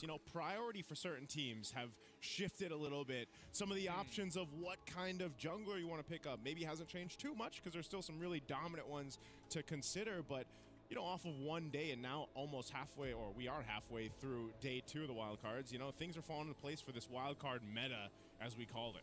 After watching every single game, I feel like Foot Esports, they are main stage ready. So if Alpha 7 is able to beat them, then they clearly deserve to make it through out of Group A. But, that it's fortunate, but one team will be eliminated. So now, if we're talking about the bans, picks and bans, so far Nats has been using the early as well as the Benedetta, and especially for me, not the best performance so far. It's okay, especially on that Benedetta, a few redeeming plays, but we'll see how it shapes out. Right now, looks like Alpha 7 will be on. I need a haircut. True Adam, KRONOS. What is True Adam, bro? Entity 7 got some cocky players. They need to be humbled by some cocky players. Entity 7 are in the main stage, not Wildcard. We're talking about Alpha 7. Why you slandering around my boys from Entity 7, bro? And I think they just want to be able to have options open. Whatever best player plays for World Stage, the meta will shift to yeah, bro, it's sad. That's actually a good point. I gotta talk to them about it. And a good shave. Yeah, I gotta shave. I've been lazy. I've been late. Sorry, folks. That's actually going to change on this one. They do ban out the Eve. I think they want the Fredrin, but if they ban the Fredrin, I should have done it last night, to be honest. I was lazy. I forgot to. No matter what, going to be a powerful pick in the hands of the blue side. Whether it goes into Nats is going to be a very different story, but I think that Freya, it's a good flex pick no matter what. That's something that Foot has to decide upon. I think it has to be banned. Just deal with the Fredrin, right? Deal with the Fredrin, try to counter with either Gord, carry, stuff like that, That's a hard decision right now for Foot. Again, if they do just kind of let that Fredrin slip through, then you have plenty of tools to deal with. Well, we got Marcel's taking off, Akito's taking off. Can already help that. They're actually going to take out the Atlas. Very smart. Very smart, yeah. Because that means they're going to have access to Zushin. So no matter what A7 does, they have some form of They took it. Wait, so... Okay. They're giving Freya Fred. They give Freya away. Jushin is for themselves. No, Phobius is still open. Oh, yeah. Okay, Fredrin plus Freya, right? Matilda. Bro, Matilda's too much, bro. We saw that already. Options, and you got to remember, yesterday, this was a really good performance from Blotsvet on the Matilda, you know, that they had in their hands. So this is comfort, but it also just works really well with the Fredrin, just like we saw yesterday. So now coming in, the quad is still open if they want to get that priority over. But again, Boxia? No, not Boxia. Old thing. Leomore? No. It's just unfortunate if you pick up early. Yves is left open too. So I think they also need a mid laner that's relatively independent, right? Because unfortunately, Freya, depending on what that matchup looks like, it's hard for her to actually help with the push. Not to mention she's good. Phobius. That's kind of it. She's good at assassin. But not against Matilda. I am Phobius plus something, right? Ruby, there you go. I like it. We talked about the Ruby yesterday. I like it. I like the Ruby. I like the Eastern Shin. It's going to be interesting. Because again, we don't know where it's actually going. It can still be played in the roam position. It can be played in the EXP. Ideally, more towards the EXP, but we'll see. Oh man, if it happens to be roam, that is so annoying though. Yeah, but I think it can, because right now the change for the passive is that the lower your HP, the more spell them you get. So you kind of want to be a bit more damage. At least one War Axe. Yeah, at least one War Axe is definitely understandable. And keep in mind that Nats, this is one of his, picks that he had when he was winning the previous MSC as well. Yep. Not only that, but I'm wondering, do they pick up a Kimmy here for Foot Esports? I was thinking about that, but I feel like Gore just makes a lot of sense. But you look at the Boxia was banned. Boxia is banned regulated. So I'm just looking. Should be okay, but they get Freya instead. Freya, okay. Freya's fine. Because even during the Asian games, that's the most. They got okay. Eve is banned, so I didn't see that. So Kimmy's got to go then. Especially with the nerf on the mana for Zushin. Yeah. Yes. Hey, she needed that though. I mean, there was just too much of just. Agreed. Here's my. You think Gold Ruby? Here's my Lantern Flare. I agree. I think Gold Ruby would be crazy. I think that we were already coming to a point in the meta where we figured out ways around it. So I didn't think the nerf was necessary, but I guess it's a quality of life for everybody else. Yeah, and she's as still a tank good. player. As a tank player, you I'm guys like, have no rights. Obvious, okay. If they expect this will be to go gold. Justice for roams. Justice for roams. Mirko was using the Claude, I was using the Zushin, and we're just competing against each other for MVPs. Yeah. Rome lives matter, I guess. That's crazy. Just now Brigitte was using the Rome. She sacrificed, right? She sacrificed herself a lot for us. More than necessary. But still, we survived. Was she the Cho? The Cho, the Kalia, and the Khalid. Oh, you guys had plenty of time to play some games, huh? Yeah. It wasn't long games. It was. Oh right, we're on a different server. Yes. That's true. That's true. Good ban by Yu Zhong, okay. The Kimmy was taken out. That's what we were thinking. Yu Zhong is the answer over here. Look at him on the EXP bans. Exactly. If Navs is gonna end up playing this or not. So. I think no matter what, it's going to be pretty rough. You get Arlet on the opposite side. If you ban out Arlet here, then that's fine. Okay, Gord's gone. Yes, sir. Yeah. I mean, you were the one calling out the Gord because even picks like the Hive doesn't like the Gord because you just channel your Mystic Gush and then the Hive's like, I mean, I kind of want to dash there. Yeah. I guess I can't now. There's a big beam in the way. I suppose. Oh, wait. What if this Ruby goes to gold lane, huh? No, so, yeah, that's the thing. It's like flexed. It is flexible. I'm telling you, Ruby Gold. I feel like Ruby Gold. Double fighter. I mean, they have been. It's also because it's a YSS too. That was the move back then when the YSS was dominant in the jungle. You pick up the two fighters, kind of helps you alleviate some of that pressure. But yeah, mid lane. What's left open? Lilia. Yeah, there you go, Lilia. Alpha 7, Rome, Hylos, Gato Kacha, Hylos, right? Oh man, it feels like Foot. Khalid, I guess.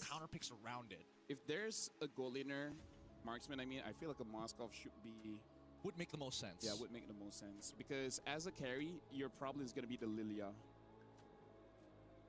Oh man, this one's a really tough one. It's a tough position, but now they end up taking the Arlet. Double fighter. Don't know where. Double fighter. Khalid, yeah. So gold lane Ruby. Yeah. All right, gold lane Ruby. Khalid and Arla. Okay. I'm interested to see how double fighters work now. Especially the Ruby. The funnel. Because of the bit of a buff. The change. I haven't seen The funnel. Let's see how it works. Let's see how it works, guys. Let's see how it loses, works. But not because of the Ruby, you know? Yeah, I'm a little concerned, right? Because no matter what, I think that as long as the early game goes well for A7, things should smooth over from like mid to late. But now, this is what I'm worried about, right? So now you have a composition that has insane scaling in the later stages of the game. The early game just needs to sandbag your opponents, and the base damage just isn't enough from the side of A7 unless they all commit onto Kazue, but he's got escape buttons on multiple angles. Multiple angles. Yeah, the utility from the Matilda alone helps so much. Yeah, looking at Alpha 7, looks like they're changing up their strategy every single game, and coming in from Foot, kind of the same, just changing the hero. So I'm going to be throwing it over to Gideon as well as Naisu to cast over Alpha 7 going up against Foot. And welcome here. Oh, once again, it's me, Naisu. Gideon, we're bringing you match 5 to 8 to round out day 2 of the MSC Wildcards here at EWC 2026. This one is crucial. LaFell already laid down the groundwork for this one. Again, whichever teams. All right, let's see. Yeah, Alpha 7 needs to have this. They have engaged, they have disengaged, so hopefully it works out. Shared our thoughts throughout the draft. I mean, it's hard to pick which side is going to be able to make. I hurt my happen, finger. But I will say, I have to agree with you on the scalability, the infinite, essentially scalability that comes with this kind of lineup that Foot Esports brought. Whoa. This is a very early invade coming in from Xe, trying to proxy the wave, but best player one is there to make sure that his eyes are set. Hey, you don't get to do this. You don't get to do whatever you want here. They are prepared, and it looks like Foot might actually have to take some time in this game. Okay, so pretty much. Come on. Anyway. They farm super fast. That Lith Wander. We'll see who gets there first. Bit of a poking happening here. Shark already going to flicker out of there, but I think they are able to get control, at least for now. I mean, just look at the way that they're calling upon for resources, right? They fought for Litho Wanderer. They managed to kind of break the freeze on top side with the help of Shark moving up and towards Nats' lane. It's still going to be a difficult lane, don't get me wrong, but he can't afford to fall too far behind. Yeah, this is one of the things, though, when we talk about that infinite scalability with Foot Esports' lineup, like we've seen previously with these kind of heroes, you have to start to think, all right, for A7, leading into the first objective, which seems to be the case for them. They're going to wait for that, right? That's where they are going to be able to shine. The precision I feel like that they need to execute this kind of composition is what's so important for them. I'm talking about you have tons of crowd control, but is that enough? Or was the game plan, you know what? Obviously not exceeding utility zone. They won, bro. If we miss one, we've got another, and then another, and then another, and then eventually one of those will connect and land and give us a favorable fight. But then is there enough damage to actually... Midori, you need to change your name to professional rage baiter. For the most part, that's why we're seeing No, and that's already level 4. Beautiful timing. Shark made sure he got there too. But Shark's 2. Oh, now gets to 3. Kazue, no Nats. Final slash come through right now. He's forced to use it. Yes. Can he get out alive? He makes it out alive. He makes it out alive. As Xe is now opening up the map, creating that space, and Cold World and best player one can fight for Oh no. They'll just dance around him. They're going to dance around this turtle here. It's held at half health, but down 1. Oh, they're going to go for Shark. Shark's good. He ends up going down, and it goes over to the worst person possible. Xe finds it, and now continues to open up the map. Whole World gets the first initial knockup, but here it comes. Too much. The back, and they can't deal with this any longer. Oh, man. A really interesting decision there from Alpha 7 to go ahead and stay around that. They now have to deal with this pressure towards the buff, but Foot Esports will get out. They're happy to go ahead and actually counter punch plus get the objective. Turtle secured. Carlton's the first start of the green camp first though. Yeah, I mean it's unfortunate that even if he didn't start it, everyone would, guys. It's just because of the patch update. Now a lot of work here for best player one. He's gonna have to hard carry this because he's the only one really scaled. Yeah, it's the best of one. Late into the game. Orwell is doing a very good job at maintaining his presence and also slowing down the rotations for Blotsfet. But this game continues the way that it's going. Foot will eventually win. Yeah, it looks like the plan right now is just to go ahead and feed as much resources and gold over to best player one on this YSS. Xe doing his thing. This is what we saw yesterday. The Freya just able to go 1v2, sometimes 1v3 eventually when you got those items locked in, and you're pretty much fine on your own, whereas in the opposite case for Navs on the R-Lot, you're relying on being able to set things up for your team with the final slash, but also he's just a little bit more, I would say, squishy than the Freya, right? So his positioning is so important for these fights. And you saw how quickly he was brought down in the previous matchup. Oh, the Purify too, just to get away. All the resources necessary are out as they extend the fight. Nice. There's only one game, Eudora. Stop doing that. Man, as I was just saying, you know, that final slash is going to be important there. Does get the War Axe. Best player gets the Sky Piercer. A counter map play from Foot.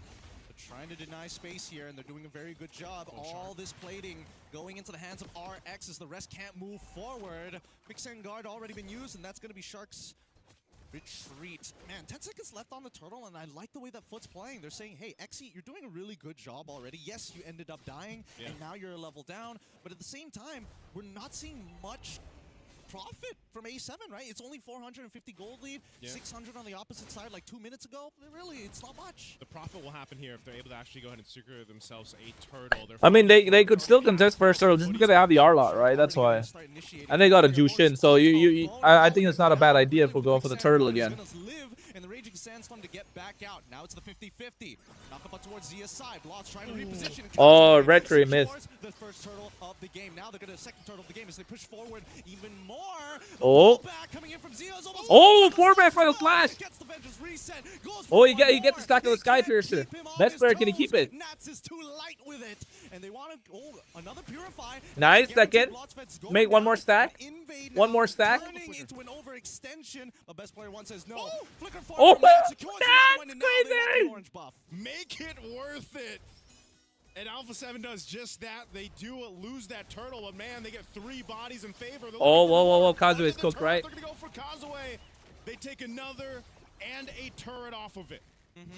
Looks like A7, they don't negotiate. They just immediately start these wars in enemy territory. They need to make sure they take all of the resources away from Foot to slow their scaling down. Okay, so after all of that, literally in the last couple minutes there, around that turtle, A7 has gotten themselves a good lead, right? 2,000 up. Blotz is going to pick up a Flask of the Oasis. This is a really good item, obviously, for the Matilda. Helps with the survivability, but what I'm worried about is they're just dealing with this momentum right now from A7 thrown at them. And so for Foot Esports, they might have to calm down a little bit here. Or do they match fire with fire? I think not yet, right? We need to look at the items. We need to see how far RX is off, whether he's going crit or whether he's going for the traditional golden staff. When we look at the items, it looks like he might actually be leaning into the crit side of things. He's got the Wind Talker. I think he's going for the Sky Piercer almost immediately after. And then probably Berserker's Fury, Haas Claw, the usual. Yeah.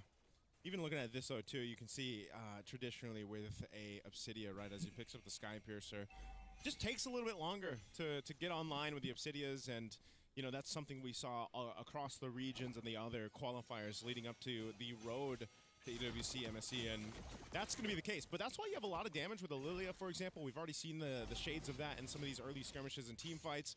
And so for leaning towards Xe's damage and, of course, Psyche, that's something they can do. But right now, A7's just holding down the zone around this last turtle. Oh, Kazue. Cook. Oh, nice shark. Oh, Zia able to get it. Bro, they're doing it. Alpha 7 are doing it. Yo, they're doing it. Xe's cooked. Another stack on the Sky Piercer. Best player's got 50 stacks, by the way. Man, Xe trying to do what we've seen before with the Freya, and it's just not. Best player got 50 stacks of Sky Piercer. This is doable. This is winnable. This is why I put Alpha 7 above FUT. This is why I put Alpha 7 above put Esports. And right now looking at 4,000 gold ahead for Alpha 7. They've got plenty of time to go ahead and get it situated. They've took care of all the tier 1 turrets. Don't speak too early. Touch wood, Carlos. Touch wood. To set themselves up for that lore in about a minute and 10 or so. 4 levels, bro, not 3 levels. 4 levels, Kazue. You know you gotta wait. You gotta let your Obsidia get online. He's behind 4 levels. Best players ahead of him 4 levels. Could be 5 right now if he takes his minion. Being expended so quickly, and it's just I would say the power spike that comes with a lineup of Alpha 7 right now. They're gonna go. How does Sky Piercer work? It works because he gets the kills. Oh my God, he's finally with that. He got 60 stacks from Sky Piercer. Let's go. Down on bot side on the opposite end though, Xe not going to give him a chance to breathe as he's looking to trade it back. And now, unfortunately for A7, they got to give up the T2 down on the bottom side. All right, now it's taking a little bit of poke here. Good push, Xe. He'll handle it himself. It looks like it's going to be a trade. This might not be the best decision just yet. Causeway, he needs to clear this up. No, Causeway, cook! Take the tower! Take the tower! Thank goodness! They took the tower. Oh, you got another stack! 80 stacks! Max stacks on the Sky Piercer. Let's freaking go! Oh, man. Think about what this is saying right now for Alpha 7, man. It's true damage, bro. Sky Piercer is true damage. It's a best of one, but Foot Esports, we talked about it leading into the matchup. They haven't exactly been challenged. Well, now I'd say they have been challenged against Alpha 7. This Lord spawns in. They've got bro, 11-1. 11-1 score. That's insane. It should be a Lord just for them. I think the main point here is Foot Esports is having a difficult time at trying to dissect this lineup and the way that it sets up around objectives. Best player one will go ahead and start it up, and this should just be a Lord in their favor. I don't think there's going to be much of a contest here from Foot Esports. Yeah, there shouldn't be much of a contest at all. It's really difficult. A7 has hit all of their power spikes. They're good in economy. They're 5.4k ahead against Foot at this point. And Foot, I don't even think they've gotten their third items, right? It's 25k at this point. Even their carries really struggling to get the components. Oh, man. Oh, no. Causeway, get him cooked. Nice! And now the Sky Piercer from Best Player 1 is just too highly stacked. It's the percentages, the executions. What can you really do? They're praying for a little bit more, but XE, I think that if by some stroke of luck, Best Player 1 traceless in the wrong direction, we might have an opportunity. Yeah, like true damage is just, but that depends on that. it's just based on HP. Needs to connect. Hey, man, his name's Best Player for a reason, right? I don't know if he's going to trace us in the wrong direction, right? So like the real damage without the defense stuff. Regardless if you're physical or magic, so yeah. Base turrets, the tier 2s fall up top and mid, holding on to the holy defense. Ignores any sort of armor, any sort of... We'll have to pretty much use everything to clear this out. They're really relying on the Lilia's damage to clear out these minions and hold down what they can, but hey, A7 knocking on the base. They've got their flickers available. Navs or Shark can actually force a situation that Foot Esports might not want to be in for this, as the waves now making their way to the mid. Okay, Causeway. Oh, Causeway, what is he doing? Okay, nice. Take the guiding lane. Shark, no, what are you doing? Oh, the damage! The insane Causeway got melted, yo. The Lord still didn't take out the bot, though. You can see, oh, Cold War goes in. Best player. He's raising the blood pressure of everybody else. Oh, no, what are you doing? Get shit down. They are not getting real profit. It's a 2-for-2 trade for a bottom inhibitor. All of this, 2 lives for a better position for the next Lord. Turret question mark is what I'm thinking. Under the turret, they go for that fight. And I get it. I mean, it makes sense. You're ahead this much. You are confident that you can win that. But it ignores everything. The team fight just didn't go in favor. True damage ignores everything. Alpha 7 there. And I mean, looking at this too, you know, the build alone, we're going to actually look at the instant replay real quick. Look at this. They get Causeway, right? Shark goes out. Best player gets one. They still got the tower. What's best player doing? He's already found one. They've traded it out, and now they take the mid-tier one, and now we already have a best player. Why? Why did you throw? He just got back, bro. This changes it, right? Foot have finally come into a position where RX might actually be able to have relevant damage, right? He's been stacking up, you know, stacking up the bone shards, making sure that he's strong, making sure that the calcium's there. Come on. Shark, go for it. This is a good engage. Oh, no, they don't. No Cold War, I forgot. That was a good angle. Single shutdown could reset the whole game. This is tough. Again, just a bit ago, they had like 7,000 gold lead. Couple mistakes on trying to knock on these base turrets has lost them about 4,000 gold over to the right people for Foot Esports too. This Lord is coming up, and now what earlier when we saw just a clear sign to take the objective, that's not going to be the case now. Foot Esports is in a really good position to contest this one. XE holding down that mid. I don't know if they're going to want to force a fight.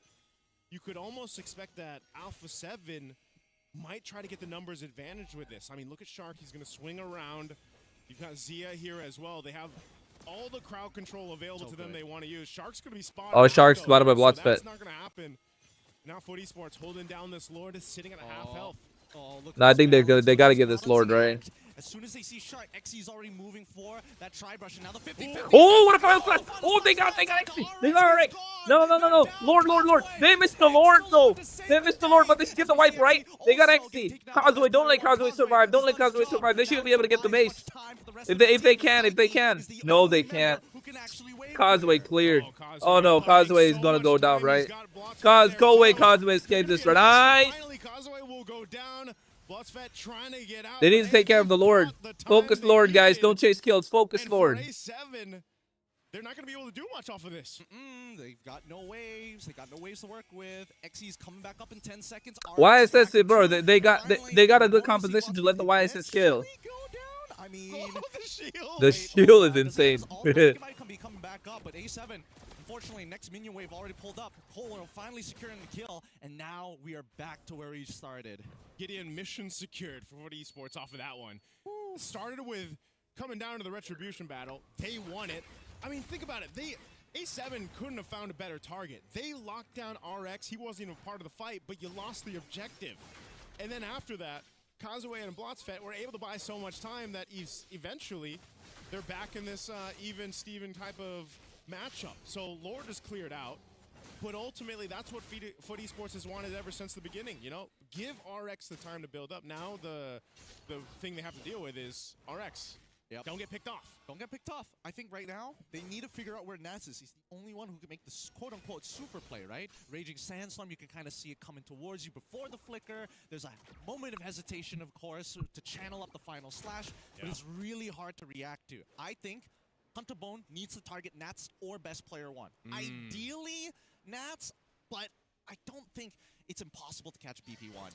One thing I will say is Nats, you know, he's done this back when he was a former Raider, and it was the surprise factor that he was so known for in the XP lane, especially in his early days into the professional scene, and that's exactly what Arlott does, right? Arlott, in the hands of these XP laners, they're able to surprise the opposing team, and Nats has been able to do that, right? He's got that many assists for a reason. 14-1-4 on best player, bro. 14-1-4. Yes, Nats is having a great performance too. 1-1-13. He's been the playmaker the entire time. Cold World is there providing the support. This is like crazy best player funnel. This is the pure definition of a funnel strategy. Look at the kills. 1-1-1-1. And he's got 14. I think Foot just needs to kill BP one time and then catch Nats. Guys, Alpha 7, Foot Esports. This is what you mean by funnel for those of you who don't know your rankings. For those of you who don't know, look at the kills. 14 kills for a best player because they funneled everything into him. Oh, XD. Oh, they get another one. Now they've caught them. Let's see if they're going to get the trade back. He's trying to create some space, some distance. They give up their orange buff, but that's totally fine. Now they move forward, and they even use the Retribution for it. Oh, they cross slash. They get two. They get two. They get RX. Oh, they're cooked. They're cooked. They're cooked. The wafer, the favorite, come on. What are you doing? Push through. Why did he black shoes? And now he's going to die. No, he's cooked. He's cooked. What the hell? They cooked. For Foot Esports here. A mistake. Oh, I get it. And one more to clean it Alpha 7, get it. 7. Let's go. Foot Esports. Oh man! After all that hard work, after everything that A7 let's calculated fucking go. to try and push for that game, dropped it to make sure that Foot has one more opportunity, and even then it wasn't enough. Devastating game. Oh man, we were talking about how important Naps would be throughout this, and you saw how many final slashes ended up making a big moment in these team fights. Even that last one, we're gonna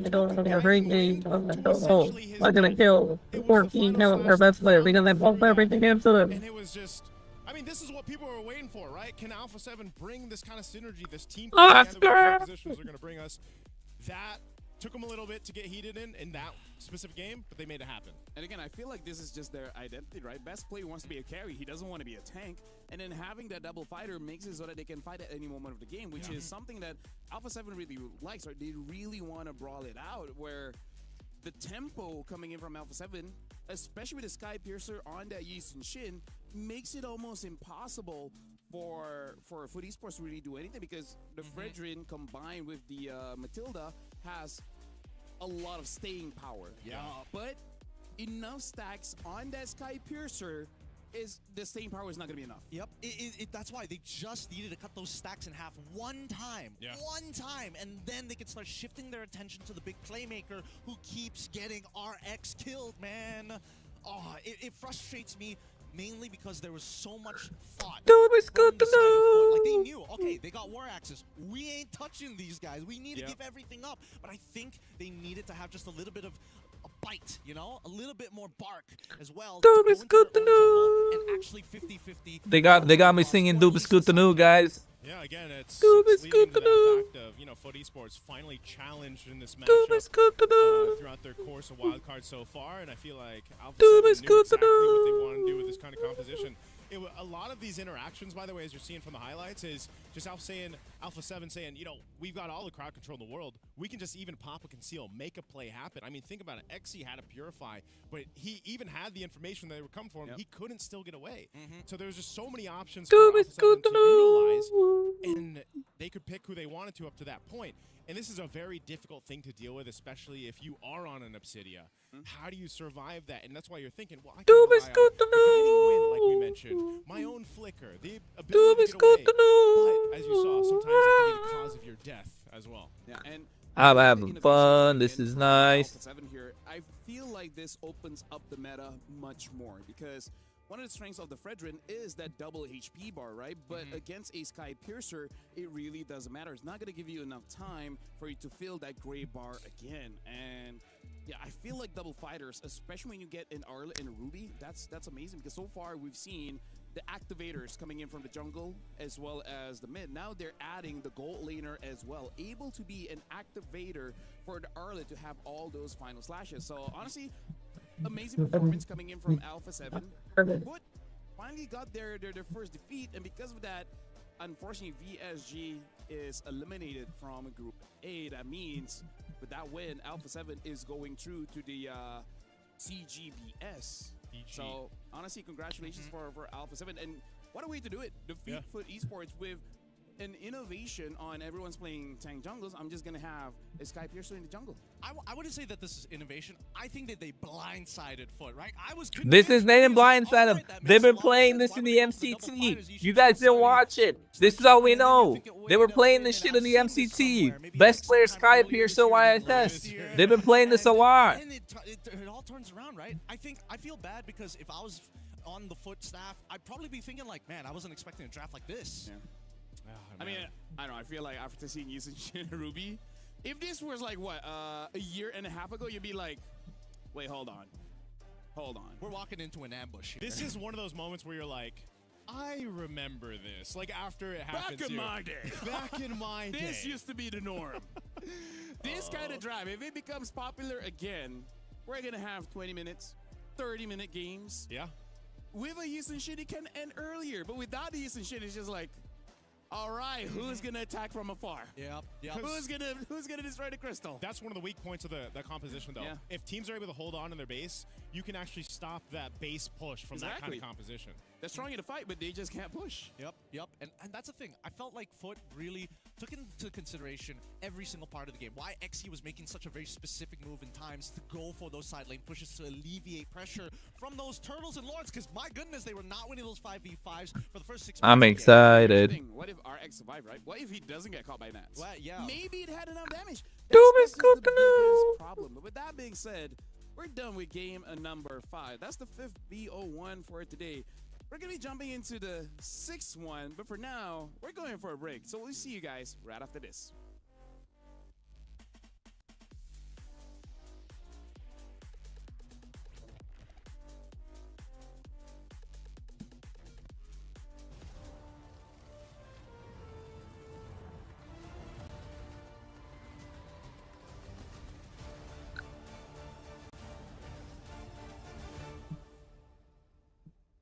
I'm excited, folks. I'm excited for Alpha 7 now.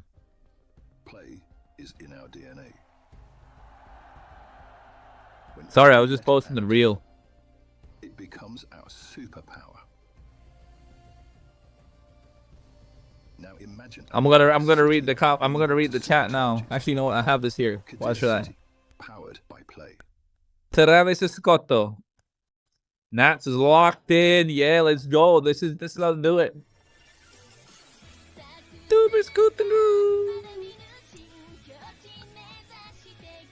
Yeah, big indeed. Thank you so much, Jay. Nice to see you here. Go Alpha 7 on Reek. They're doing it crazy.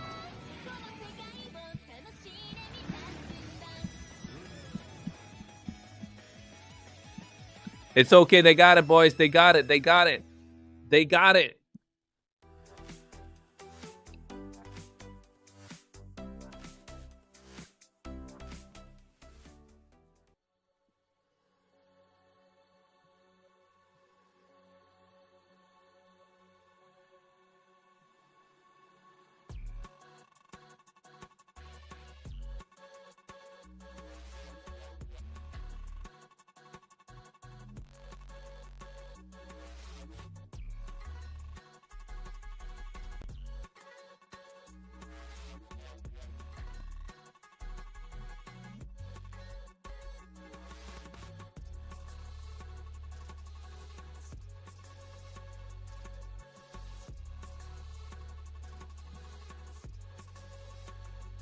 Who's leading? I don't know. I'm happy. I'm happy.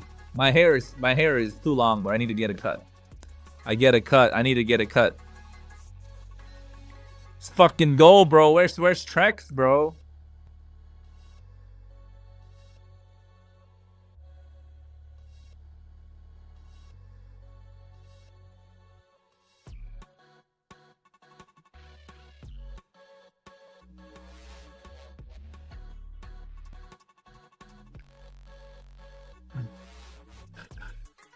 I think Ruby is good at goal line because good as Ruby. Exactly. I feel you. I feel you.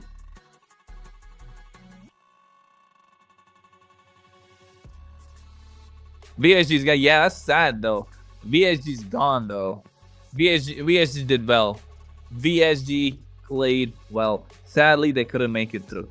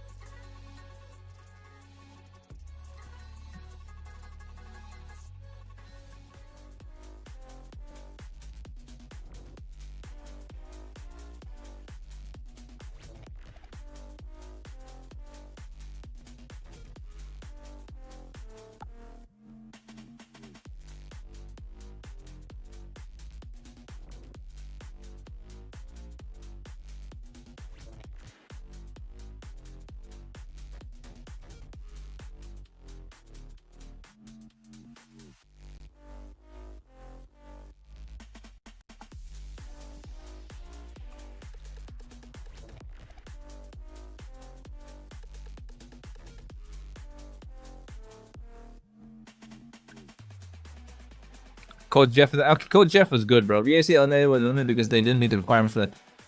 I mean, VSG, Coach Jeff is good, all right. Don't cut looking good, Suti. Oh, thanks, bro. I'm saying Coach Jeff is good. I just think they probably weren't prepared.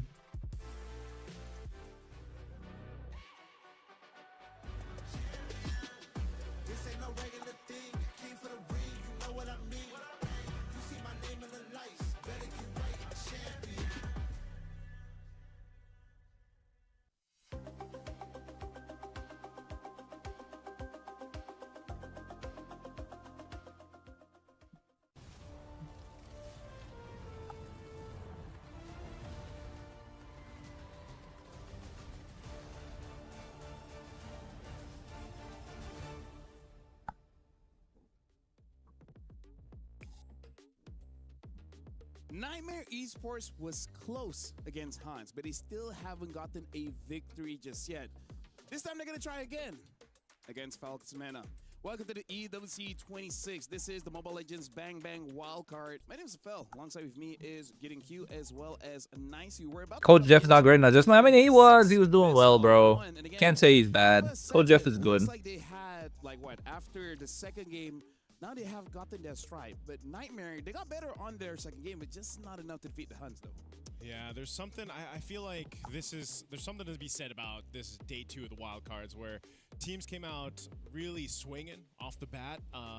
Alpha 7 being one of them, and they found their momentum, I feel like. But yeah, for Nightmare, but also for Mena, man. I feel like yesterday's matches, I was left wanting more from Mena. Yeah. Especially from, guys, think of how many games we've seen Mena play. Like, these boys from Mena play in all these internationals, and I just felt like it wasn't where we were expecting to see them. So Coach, speaking Nepali ke भन्नुभयो? नेपालीमा बात गर्दा म नेपालीमै भन्छ छु. Where I was expecting, man. It was to actually fall Coach into don't play. because Don't of blame way the that coach. meta No. has been kinda shaping out, right? Like if the meta jungle and everything else. Exactly, right? I think if the meta was like a little bit similar to what we were experiencing in the regular seasons for professional leagues across the world, I think maybe we could have seen a better showing. It was more refined at that point. I think the meta thing is right. Is that remember back in M7, they were the one bringing back the tank jungle and then bringing the Matilda and everything, right? But then they're like, damn, that didn't work. We have to follow the meta. So let's go assassin jungle and then picks like the Cho and everything. And then after they mastered it, one time is like, by the way, Matilda buff. And tank jungle is going back. And they're like, bro, we were too smart for our own good. We spent all this time relearning this. It's like, now we gotta go back. But that's the true test, right? And I feel like at the same time, like again, we've seen so much from meta where even their own jungler, boy, like they're so used to utility junglers if they need to. Whether there's a fight for it or it's an assassin jungler, it's more so of it's very punishing in the I heard your ancestry is Nepali. Yes, bro, it is. I spoke in Nepali, bro. Sort of. Last game we just saw.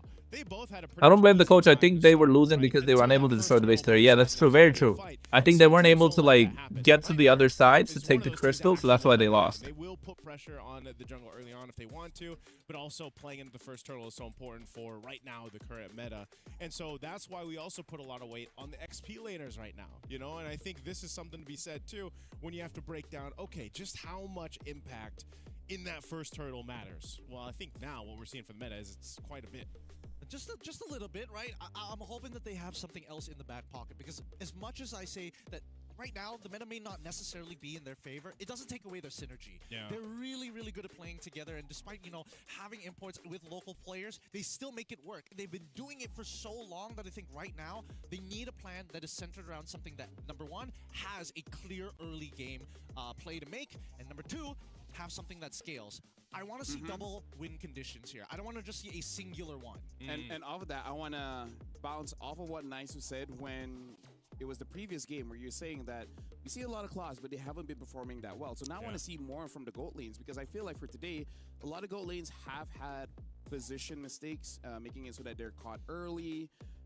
So I want to see that being improved, especially coming in from Nightmare. When they got the carry, they were phenomenal. They were amazing. But the moment he got caught, being like 9-1-1, and then that's it. That's all that Hans needed for them to take down a Nightmare. So honestly, for both teams, I just want. I'm Native American. Yeah. When is the MSC? This is the MSC, but this is the wild card of the MSC. Well, with the carry, I want to see with the other picks as well. I would agree with you. I think that, you know, Nomad was in an awkward position sometimes, but, you know, you're expecting him to do some great works. I'm looking at Juviana here. I'm thinking when are we going to see that big play? Because they set up for him. So many compositions set up for him, and then all of a sudden he's like, man, I don't make it hit. Yeah, well, that I feel like was the main feeling watching the previous Nightmare games. You know, it's like you're just wanting to see them execute what they brought to the draft. Main tournament is last 2 weeks, bro. To speak here, when you look at this, how it's going to be played, that can be the case for them too. But I do have to lean towards the same thing, where it's like these guys have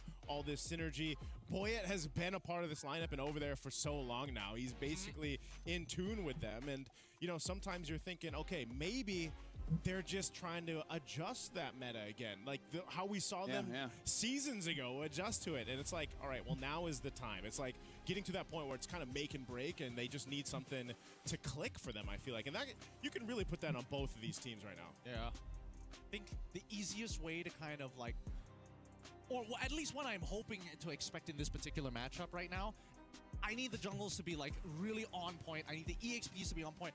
I'm looking at the mid laners now. We've talked about the goal. We've talked about how both roams have done good work. Yeah. Cuffin, I think it's just a little bit more consistent. I'm going to be casting 22nd July, though, by the way. That we have here today, but he doesn't have enough cool back pocket picks to really open up these drafts. With that being said, like it or not, Guard has been lowered a bit in terms of the pick, and now Zushin's going back up because, again, tank jungles, right? Yeah. And then we only saw like 2 Kimi so far, I believe, for the first 2 days, which I feel like is one of the better options going up against the Zushin, because like you want to constantly fight. Well, Kimi can do the same thing. So I do agree with Giddy. We got to look at that mid, because right now it seems Zushin and Eve, which, how long have we been seeing this too? I would say it's been a while. This is like the new Fredrin Baksha.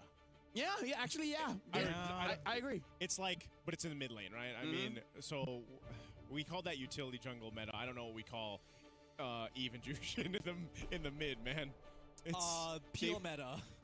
Peel, yeah. No shoes meta. Circle and square meta. Yeah, basically. Box and cylinders. They replaced Farsa with Jushin. I mean, sorry, Farsa, you don't have as nice of a frame, maybe. I don't know. Maybe that's what it is. She didn't get a cosplay announcement video. Maybe that's what they need to do. Maybe Yo, Big KRONOS, how are you, boss? I'm doing well, Stick. Nice to see you here, bro.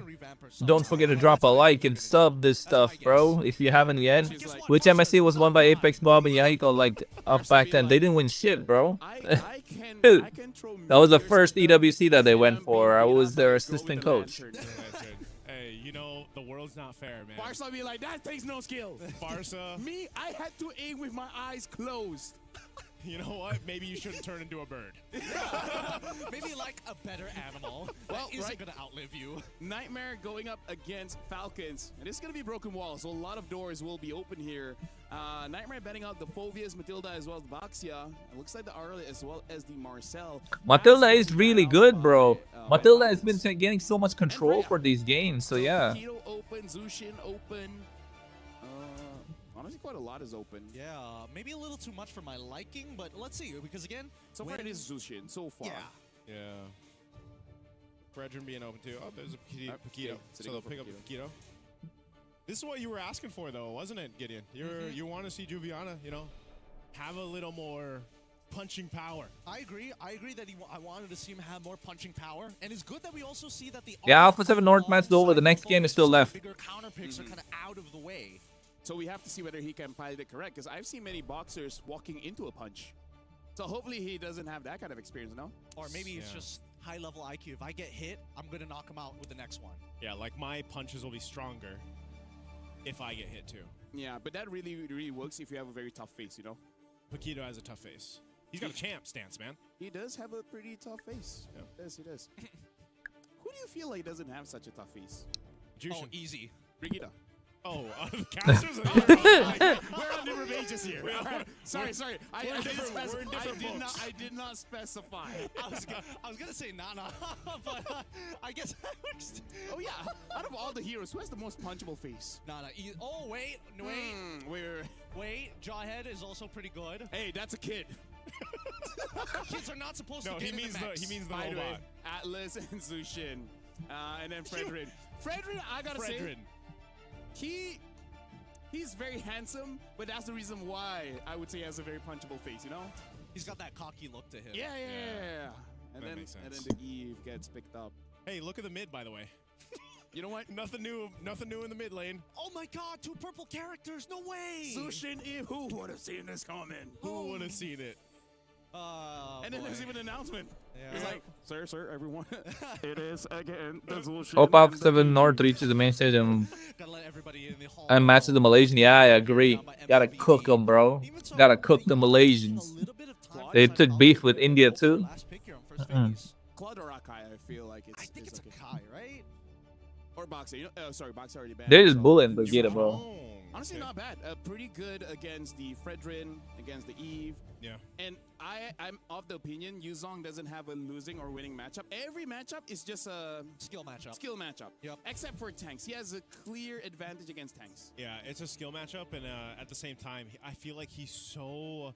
Like, he can snowball himself so well. Like, if you get even at 1 kill early on, it's like you won your lane, now you can kind of do your thing. But also, it's on the opposite end, too. If you get snuffed out, like early 1 death, maybe 2, you're just a flying vision. Yep. Your flying vision. It's, you know, your Black Dragon vision form.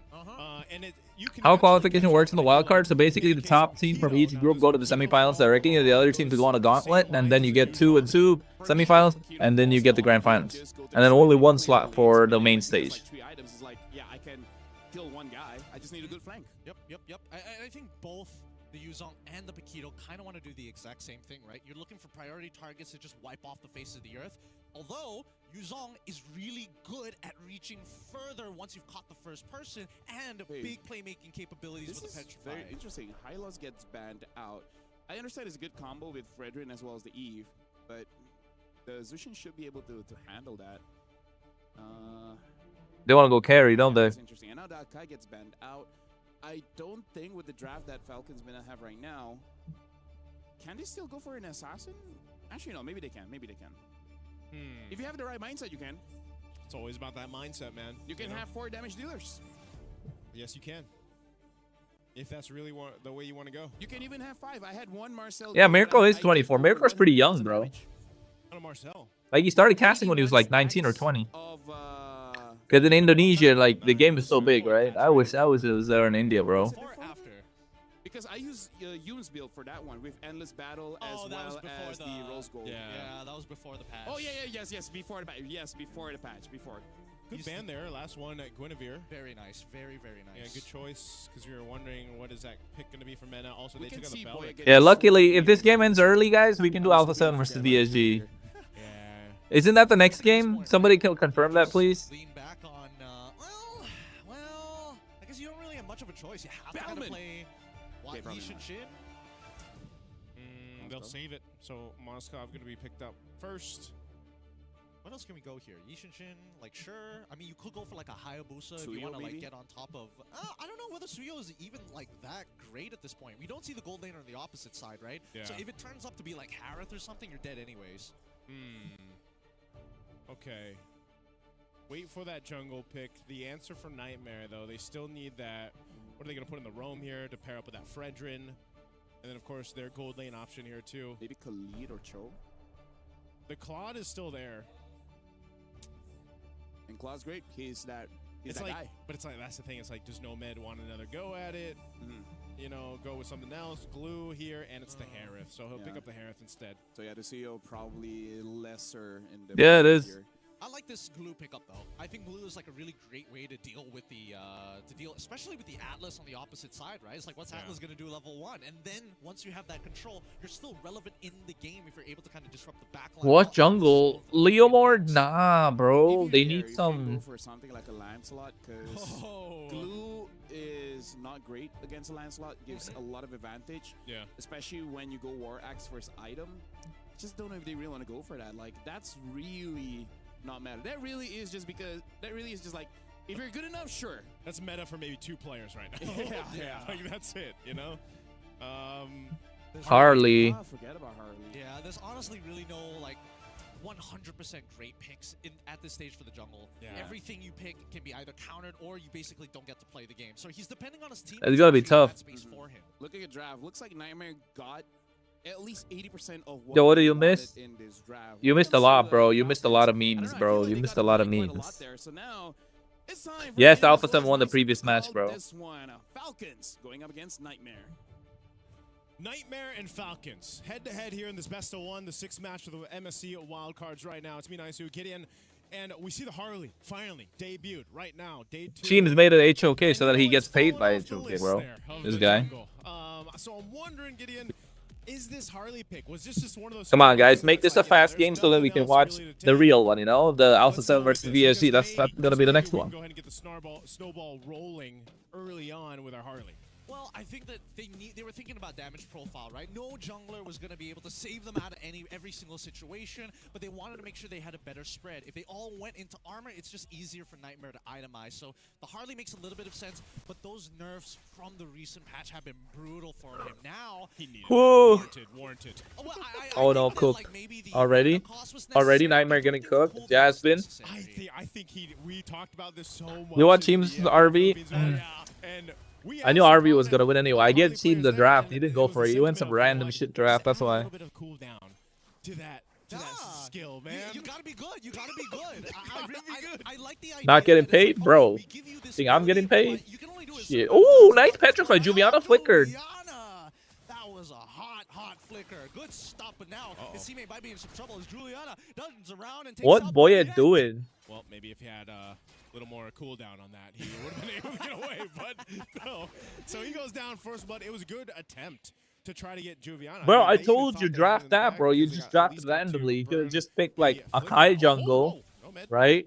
Hylos mid lane, and like Matilda roam or something. You would have won every single thing. Full invade. Or go Fanny jungle, a Kai roam, and Hylos mid lane. Cool. Boyette needs to quickly ramp back up. Before this, you get to roughly about level 8. You got 2 second cooldowns after you've extended the range. Is that the best way to explain it? Yeah. Really maxed out the range here. But now, oh, nice. Too easy for Lexi's cook, right? Ooh. Yeah, it's cooked. Sanji able to find one. Black Dragon form to guarantee this onto Juliana. Troll, he's trying his best, but that passive is just too big and too hard to deal with. Wow, a lot of damage there, thrown this early on, and Turtle for the taking for the Falcons. Jasmine just around the corner, at least to provide some vision for this, but I don't think they're going to be able to do too much. It just goes for a potential to take it, but yeah, so with the retribution, they're going to be fine off of that. And this is one thing, as you just saw that last team fight, this is why it's so annoying to deal with the Jushin. You know, early on, you're even trying to get away in some of those fights, and like I said, you expended a lot of your battle spells already before. So how are you going to get away? You know, you're just kind of a sitting duck, and you're just going to be dragged back to the fight. And that's one of the powerful things that a Jushin brings. Oh no. Oh no. Oh no. Oh no. Boom. Oh no. He still didn't get the kill. He still survived this shit. Sanji did this yesterday too. He's doing this again today on the Ow. As we said in the draft, man, a move like that, a hero like this Yuzhong, allows you to do things like that, utilizing the Petrify. You said it yourself, Gideon. Petrify alone is even something that makes Yuzhong such a deadly threat early on. It's nasty, and thank God they increased, well, sort of increase the amount of time it takes for the shot residue to actually get to you. Now Sano, unfortunately, taking a pretty bad trade of his own. The Zaman Force had to be expended, but keep in mind, Sano is still maintaining an EXP and gold lead against Nomad. What is Sanji building here? I wonder if we can take a look at the items, because, you know, 2 kills early on. The fact that he's able to just go ahead and man mode himself against Nightmare Esports is something to be worried about. You know, that's going to be a nightmare for themselves, and dealing with the Yuzhong will take some time here. Now up in the mid lane, Jasmine, he should be able to get away on this glue, but it's just up to Team Falcons to play with this advantage they built up. It's nothing massive, but it seems bigger when you're looking from lane to lane and the way they're approaching these skirmishes. Uh-oh. Oh, yeah. Oh, the spear doesn't connect. Sano isn't able to participate, but they did get the Zaman Force out of him. He still has no control over his lane at all. But now, down by the bottom side, the Hunter Strike finally complete by Juviana. He might have enough damage to actually one-shot Boyette if he has his charges. Oh, Troll going in. Oh, nice fiddling. And now the RWM comes through. Black Dragon form on top of I-Did as he falls into the Appraiser's Wrath. Juliana nah. is the one who secures boom. But he goes down, right? Troll. Unfortunately, it's going to be Glue who finds the kill. Boyette This Yuzhong is working for them really well. To back up. All right, a bit of a trade there. Nice attempt, you know, a good set with the Fatal Links, but ultimate. Oh, Sanji! He felt the punches there from Juviana. Juviana, he's back online. I think he's pretty much dealt with Sanji's little power spike that he had early on. Well, to be fair, Juviana just hit his own power spike, right? Yeah. He completed the Hunter Strike. I'm not 100% sure, but it feels like Sanji might have gone for like Fury Hammer and then started building in towards the War Axe, which may have costed him here. Yeah, Juviana needed that power spike, and you know that Nightmare Esports needs Juviana to be able to actually do that and provide that kind of threat around these fights. Here's another one. Oh no. Quick flicker coming in from Sano, trying to SOD misses. All right, buddy. I don't know. Zaman Force got him. Gonna be dying anyways. They're still trying to protect this mid-tier 1, but this is coming at the cost of an invade on that top side. Appraiser's Wrath out for too easy for Lexi. A small camp, whatever. I'll take it. Let's try and go for a second one. I like what Nightmare Esports is doing too off of this. You know, after the last couple wins they've had across the map, they're going to keep putting the pressure on Team Falcons, trying to make them to respond. And this glue is so annoying. This is what you talked about in the draft as well. Oh, wait, does he actually have the splits? No, he's cooked. He doesn't. And Jasmine, unfortunately, goes down. Wasn't able to build up enough stacks on Boyette. Falcon winning this? I don't know, bro. Nightmare playing well. Falcons is supposed to win this. But Falcons have been throwing. VSG started throwing, so I'm glad Alpha 7 focused and got the wins at least. I was just saying, you know, he's been so annoying to them. You know, I don't want, like, I got no beef against any region, but, like, I want Western regions to pull up, bro. Western regions got to win, bro. Western regions need to show up. After the last interaction that he had, Team Falcons is already set up around the turtle pit. they can keep Sano up there. Again, I'd like to see him stay up there, keep farming. You missed a lot, bro. Alpha 7 lost game number 1 and then dominated the other games really well. YS jungle with the with the Sky Piercer too. Pure funnel strat. Apart from that, Mongols already going through. Mongols look super strong.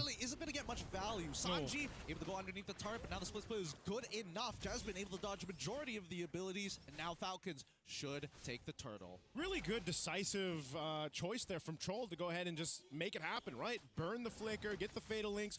We can take out Juviana, who is the biggest threat, like we mentioned. You get another kill, now you get the turtle. They're looking to make more. Oh, beautiful play coming in from Falcons to stop the RWM. Troll somehow gets the kill. Probably shouldn't have taken it from Boyette, but that's fine. They've done what they needed to do, but they didn't crack open the mid-tier 1. So as much as this game is quote-unquote escalating, it's not as escalating as fast as I thought it'd be. Yeah, almost at the 8-minute mark here. Team Falcons almost lost the goal lead they have. They pretty much built it back up to this point. Divine Glaive is a big item pickup for Boyette. You've already seen the threat of his deadly magic, you know, especially with the Genius Wand, and it works so well with the Jushin. Cuffin, hopefully trying to build more stacks for the team here. No, Falcons are doing well. Power spike across the board for Team Falcons. Meanwhile, looking at Nightmare Esports, they need plenty of time to build up here. You know, Juviana was the one leading majority of the charge. He's got a Sea Halberd too to kind of help deal with this, but I think you just need more time for Nomad on the Harith to come online. Let's see whether it's going to be enough, right? Because he's still a full level down here, and well, you know what? Don't take it from me. We need to see how far he is. Oh, nice fatal link. Purify comes out in time. Nomad, he's got the Salmon Force. He's thinking about it now. Unleashes it as he sees Sanji get on top of it. Oh, too easy for Lexi. Boom. I thought he missed it. A majority of this damage, bought enough time, but no. Bro, this Yuzhong is becoming a threat, bro. Under the rug. Too easy for Lexi. Tries to run away, but no, the shot residue again. Sanji tries to get out. RWM to find the big trade. shutdown. And they're looking for more deadly magic on Juviana. He'll survive that, but man, Team Falcons will lose two. Too hard for Lex. They traded out though, the 2 for 2. Let's take a look at the instant replay here. This was all started up just like we've seen previously. Fatal Links, Flicker combination, gets a Purify out. They fight this out basically against them. You know, the numbers weren't for Team Falcons, and this SOD doesn't land either. So it takes some time to get here, and Sanji continues forward. You know, it's unfortunate that he misses some of the abilities, but ultimately he got the job done. And, you know, he ends up going down here, but Team Falcons, they should set themselves up for a better time to secure the Lord. But so far, Nightmare Esports hasn't shown any hesitation to just go for the fights if they can. And maybe they just rely SNR versus Nightmare 450. Yeah, I will after this. A big part of this, like we've seen previously, whenever there's a after the series. Surviving that initial burst. After this game, sorry. Jasmine tries to dodge as much as he can. Able to take out Troll in the meantime, though. Really good play coming in from Nightmare's side. I think they heard you. They were like, yeah, they're making all these plays. We got to out-mechanic them somehow. And Jasmine is like, me, I'm that guy. I'll do it, team. Don't worry. And this actually gives them an advantage now for this Lord here. Sano's still up in that mid lane. He can just join this if they want to. It's coming down to it. RWM already coming out here as Sanji gets on top of did. Can they still make this happen? No. Cook. GG. Oh my god. Yeah. Nightmare Cook, bro. Nightmare Cook. So they lose Nightmare Cook. But they lose. I mean, they got the Lord, so the game's gonna extend. Bro, we don't want to see this. We want to see Alpha 7 VSG, bro. Alpha 7 are the real ones. All this just to lose to Alpha 7 later. Now, obviously, by the time the next one comes up, they want to be able to secure it, but they can also still move across the map here. Nightmare Esports is still desperately looking for that moment. Most of the kills or the wins, quote-unquote, that they've had here is mostly Jasmine making something happen with the glue, taking a ton of damage, being able to take someone out. Nomad is the one. Once he gets that holy crystal, man, we've got to see him come online and join these team fights and pop out that damage, playing around that real-world manipulation and everything else. That and the Moscow splitting too. Falcons losing? I don't think so. I think Falcons will win this. She's the only one slot for main stage. Yeah, because bro, that's the prestige of the main stage. You know what I mean? Like, True Rippers are lucky to be there. Oh my God, Sanji can't do this. Jasmine, the next to fall, Boyette able to pick him up, and they still get something for it. Yeah, they still get Jasmine out. Hey, yo, they mixed up the cameras, bro. They mixed up the cameras. Did you see that? Somebody clipped that moment. Because Juviana was Middle Eastern all of a sudden. And Troll became, yo, this one of the, that's not Jasmine. Yo, what the hell is going on? That's not Jasmine. My laptop, my camera fell off, bro. That's not Jasmine. Bro, look at it. That's not Juviana. That's not Sanji. They mixed up the guys. Yo, they mixed up the camera. Somebody got Juviana burnt the flick. Bro, I felt like that was personal, man. Like his gloves were loaded at that. Bro, that's not Jasmine, bro. Hey, that don't look like Jasmine. Face or who has the most punchable? Maybe it's Harley. Hey, I don't know. It's Juviana, but it's somebody gets that, bro. Bro, it seems you're watching. You missed the meme, bro. Face skin. That's the one. That's actually so accurate and so good. Hunter Strike already burning punches. I'm gonna text Team. Come on, it's Patrick. You can't punch him. It depends. It depends. That's, you know, we'll have to see on that one. Maybe throw out a poll somewhere. But Fatal Links already connecting onto two. Just been able to respond here. Spear Misery already landing, and Sano now in the middle of the fight. Oh no, they cooked. Slowly peeling them away. Too easy for Lexi. Holds the front line, but his back is already gone. Nah, too easy for Lexi's cook. This is a complete wipe here as Falcons able to take Jasmine's cooked. Hey, they fixed it. They fixed it. Look, Troll came back here. They fixed it. Left alive there, and more stacks to Cuffin. Team Falcons is just taking these fights and just doing everything they need. I mean, even you're looking at this, and Nightmare Esports is scrambling to try to make something happen here. Nomad, we talked about it. Get the Holy Crystal, make something happen. Well, in that fight, he was gone first. It's tough. It's one of those, the art of footsies in fighting games, right? Getting too close to your opponent, but still maintaining just enough distance to catch them. We look at the instant replay one more time, and the fight instantly always begins with the Fatal Links. It just feels like, at least from the looks of it, the anchors on the side of Nightmare always get compromised. Yeah, that's a tough one, and, you know, when you're crashed down on like that, and you're playing around your Zombie Force, you're trying to play around, you know, your RWM, there's just not too much you can do. And Team Falcons has done a really good job at overloading that box that they're trying to fight in, and it's working out great for them. Even looking at the itemization that they have here, you're thinking Nightmare Esports, are they in a position to go ahead and defend this? This is that early Lord, so they should still be able to go ahead and manage it, but again, with Team Falcons, they have to take this a little bit slow and steady on the base approach because it still can be turned over on their heads. Jasmine, spot out Boyette. Lord made its way up that top. How many matches left? Like one more match after this. Falcons gotta end this here, right? Please end this here so we can see the next game. I don't want to miss out on the next game. Ooh, SOD.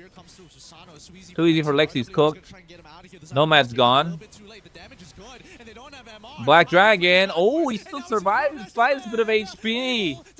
Just in time. So many members, so very low. A sliver of HP, and even the Lord falls as they now take top inhibitor. Bro, Zlatan is just fucking snipe Sanji at the edge. mad, bro. They really want to end this game, but Boyette! Salmon Force, that's what we were worried about. Nomad activated online and now runs down the last remaining members of Falcons. I'm not Why sure Falcons? What the Why? game plan from Team Falcons was. Maybe it was just to throw everything, get the base turrets. Well, This ain't too easy for Lexi. That is not what they wanted to happen. It's not what they wanted to happen, and I think, well, now that Troll got an Athena shield, all right, guys, we got to respect this dude. Maybe we do need some items to protect ourselves. Oh, man, because even that, it's like, they didn't have to go for more. Nope. Like, we even saw Sanji, he had 1 HP, and he decides to walk forward and die. And then it just fell apart. Yeah.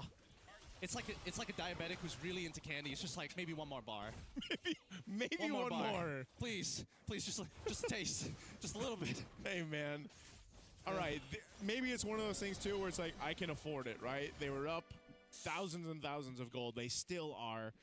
Bro, that was funny. They mixed up the cameras. At the end of the day, I caught it too. It's still the case. The base turrets are gone. Yep. All right, let's chalk it up to that if you're Team Falcons. Hey, we got the base turrets out. Lord's coming up here in a bit. We can go ahead and secure it. We've got a big advantage against Nightmare Esports. Let's see if they want to fight us. You know, so now Nightmare Esports is in the position where they've got to manage the base and at the same time consider, do we actually contest, or do we just ready ourselves for another base defense? I agree, but I also think that Juviano right now needs to be Mr. Peel. He needs to stop being Mr. Assassin. He needs to peel for no man. Mr. Peel from Key and Peele. When you start seeing people like Troll walk it up, and especially Sanji, they Substitute teacher. Oh, this is the right type of setting for this Lord as they approach it. I don't think they're going to get here in time, though. It's already a quarter of the health. They stall it out a little bit. The showing face. Oh, no. They're going to go for this. Oh, no. I don't know about this. Nice fatal link.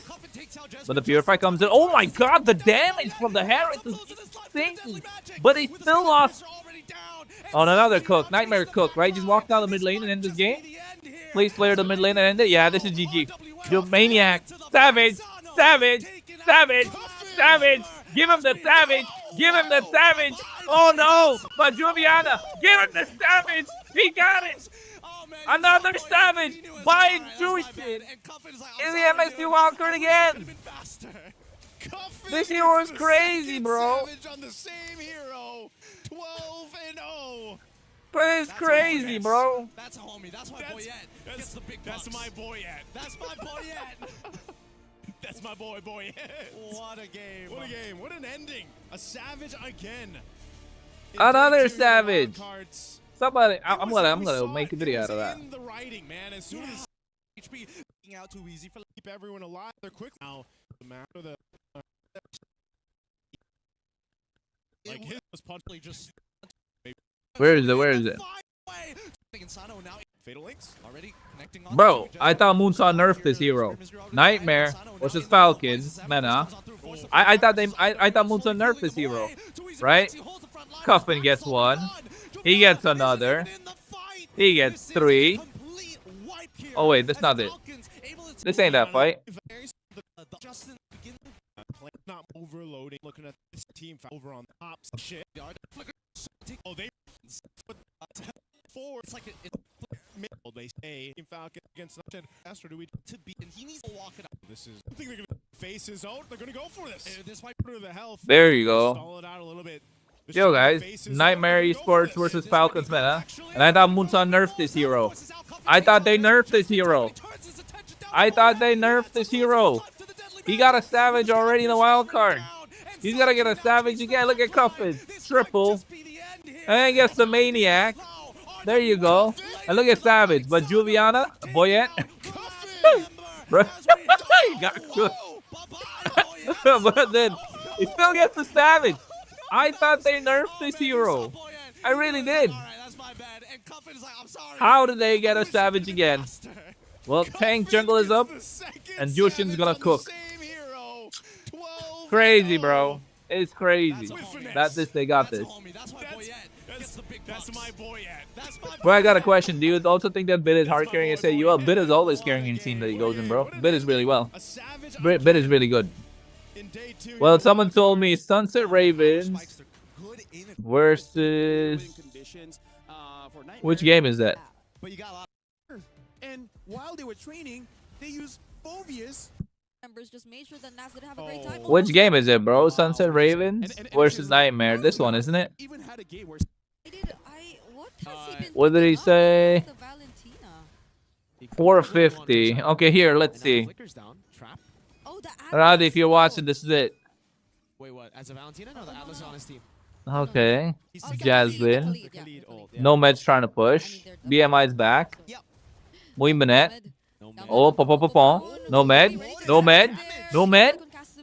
Still survives. Oh my god, the top side. Oh, wait. Top side of Mexi.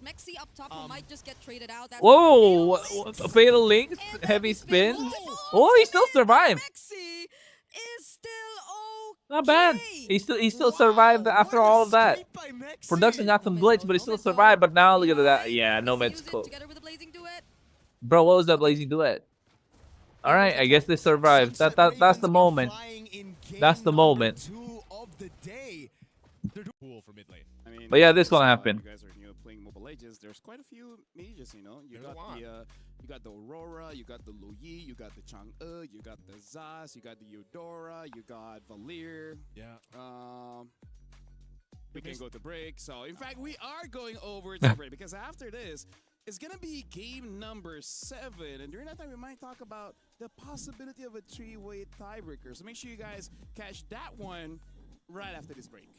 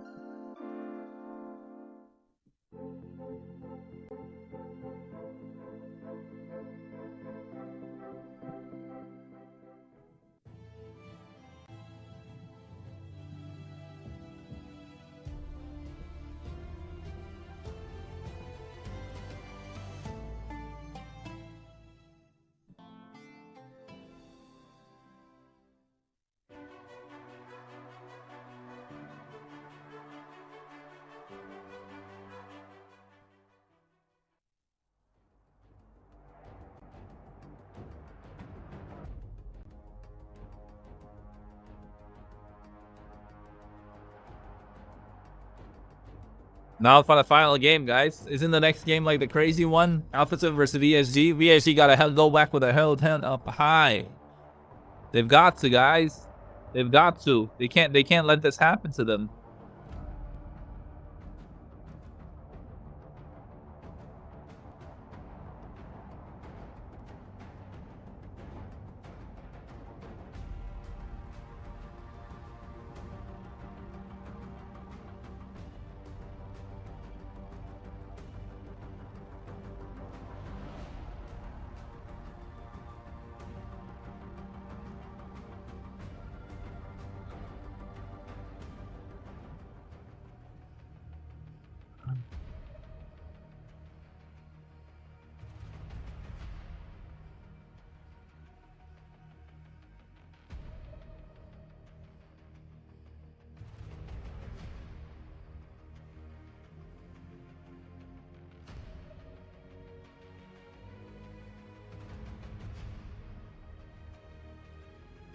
This crazy. Here for the right game? Yes, sir.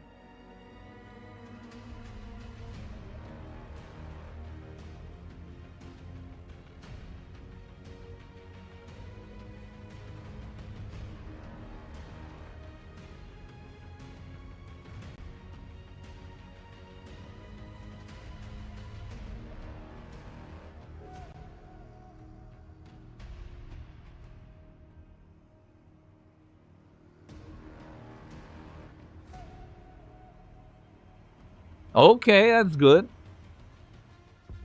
That's good. That's good. So I'm talking to Code Zen, and I'm asking him like, how's the prep and stuff looking like? He said, I asked him, can we make it out of groups? He said, yeah, we can. So I believe him.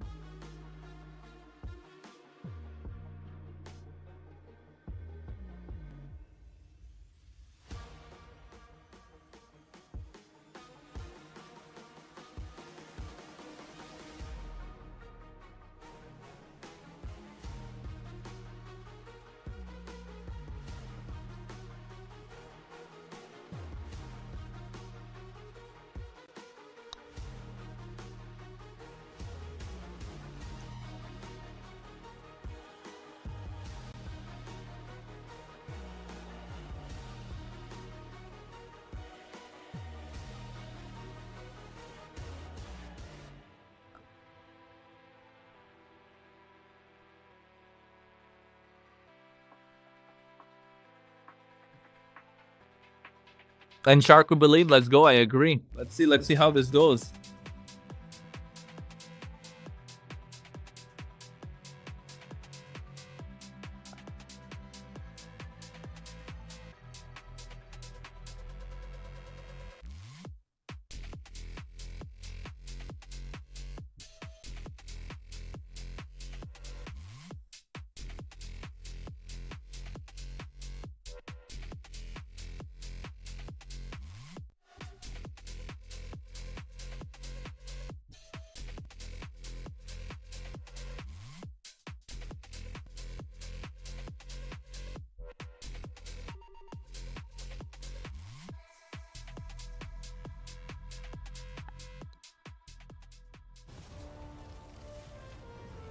Hi, Takiza. Nice to see you. Yo, Takiza. Nice to see you, bro. How you doing? How you doing, bro? How you doing, bro? Nice to see you here. How's Flair doing, by the way? Long time no see. So now, honestly, we're at Long the point time Group no A, see. We know who is eliminated, but we don't know who's number one. There's always a chance for a three-way tiebreaker, especially if Alpha 7 wins this one. Welcome to EWC26. This is the Mobile Legends Bang Bang Wildcards. They're playing to go to the main stage. My name is Fel. Alongside with me is Getting Q as well as Naisu. So now let's talk about the stakes here.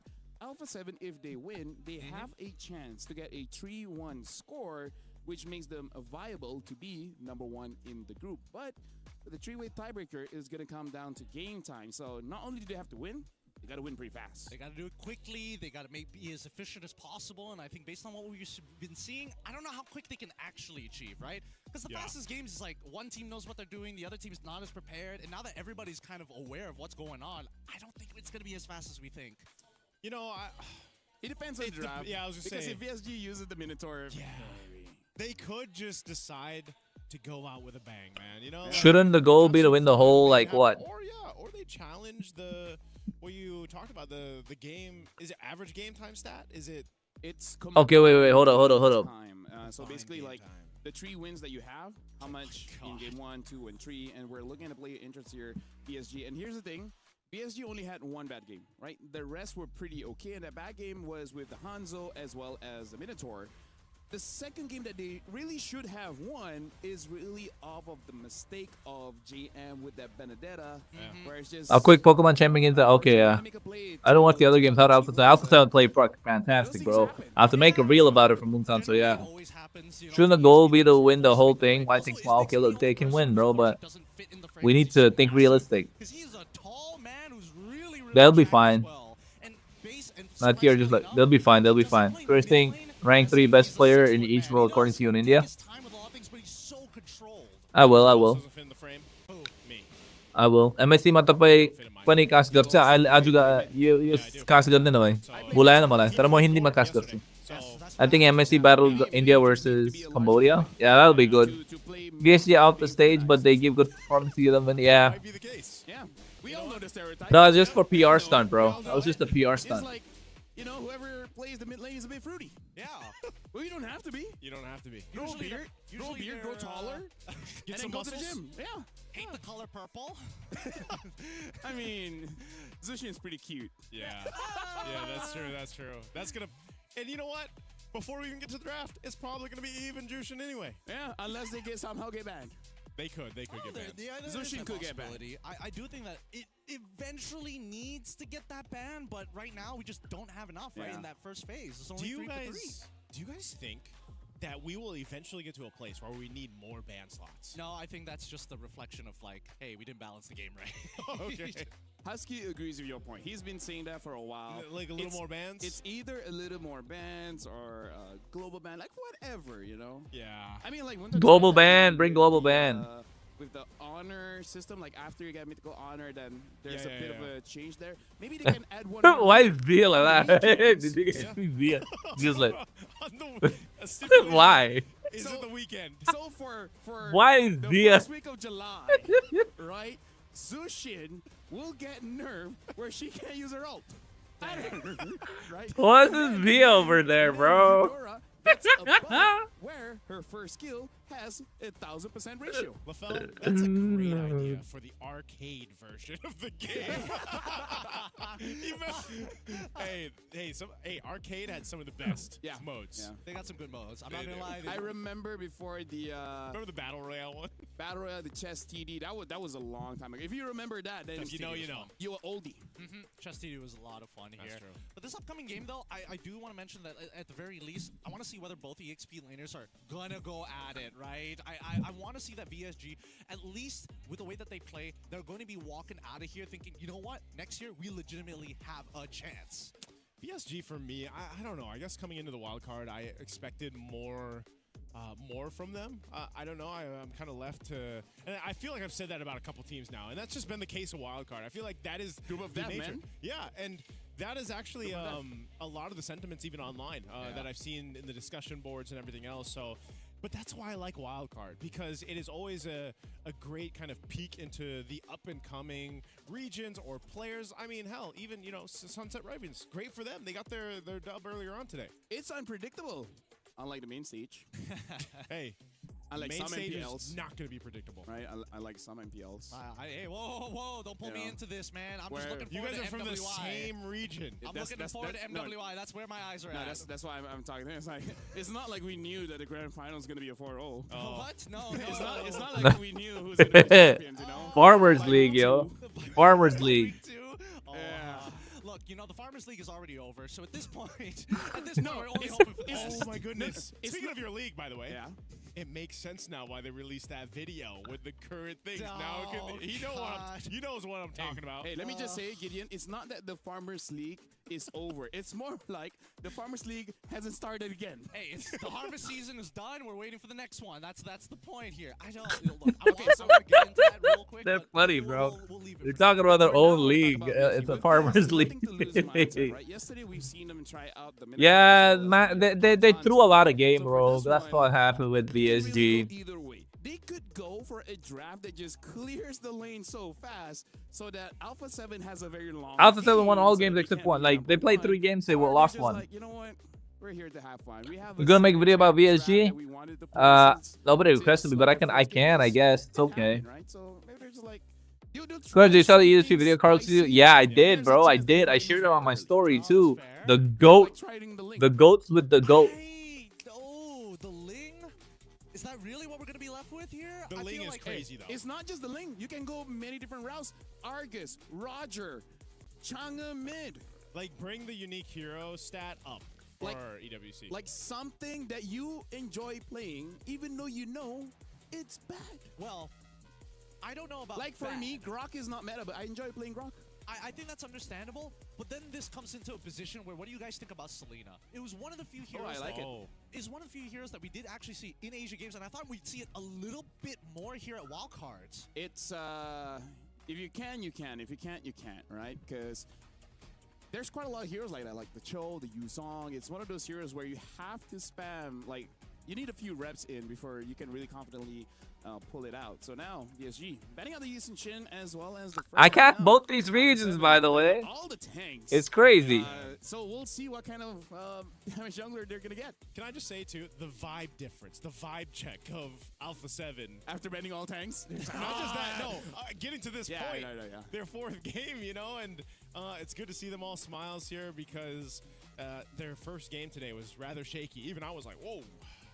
I don't know what happened there. Don't all of our first games are like that, right? Even just the ranked games, like they better give me a good game. I'm staying extra just to watch this game. I'm losing out on like an hour's pay at work, so yeah. It's always the first and the last. Yeah. Sometimes I log off right away. Yeah. After one game. You don't tell your friends that this is the last game. Yeah. You're just like... No, that's when you say, sorry guys, I gotta go eat. Yeah. And it's like, but it's 3 a.m. I'm very hungry. Just like giving them false alarms, like, I'll join you in 5 minutes. Zushin ban, by the way. Hey, no surprises there. It also means that Eve is still available. Open. Oh, Marcel. Shark gets his Marcel again. I don't know why they keep letting Marcel through again, especially for someone of shit. Oh, okay. I don't know if Hiraro was supposed to be the go-to pick to deal with this Marcel and willing to give it up for it, but maybe something. With Matilda. Yeah. Matilda has a lot of damage. Hiraro doesn't have enough of it. So pair them together. Their actual threat in the early game is quite scary. Okay, then let's see who that mid laner is supposed to be. Because in this case, now that Zushin is kind of gone, that kind of just leaves you with either the Lilias, the Yeves of the world. Is this just Eve Arlet, or...? I would imagine so, right? Or maybe... Oh, no, it's already banned out. Let me just say, I have 100-0 a Bakito once with a Matilda. With a Matilda? That's how much damage the buff on the first and alt is. Cool. With or without Holy Crystal? With a Flask of the Oasis. Really? That's it? Yeah. That's a lot of damage. What can I say? I'm a good player. maybe the guy doesn't have emblems. Not gonna lie, even I was like, wait, something's wrong here, but I'll take it. You can have some of my magic dust. Alice? Okay.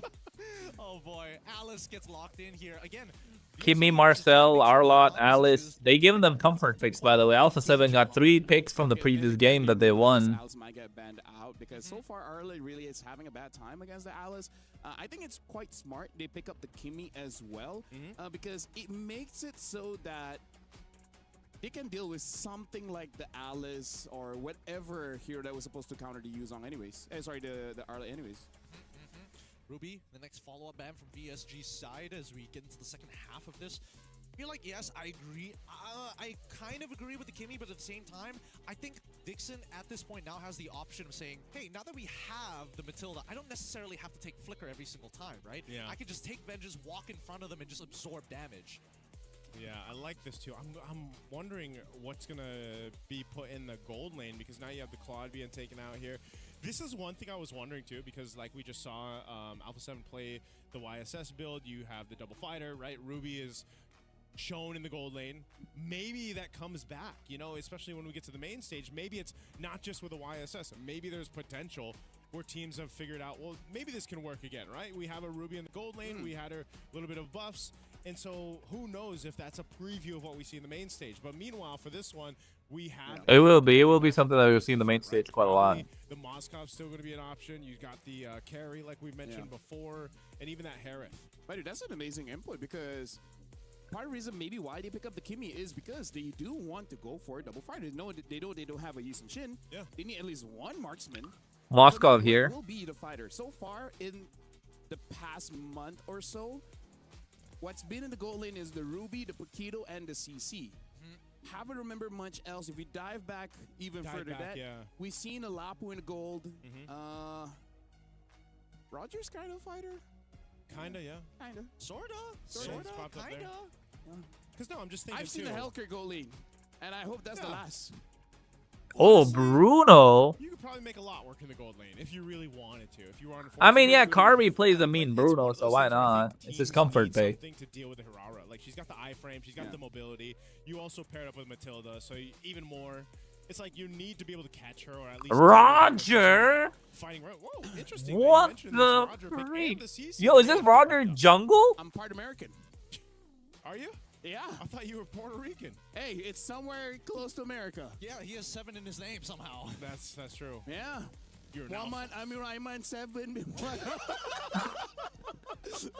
Yo, Roger? Roger? You do. Yo, what are we doing here? Are you serious? We're gonna go Roger? I really thought you were going to convert that into PM as well. That would have sold me. All right.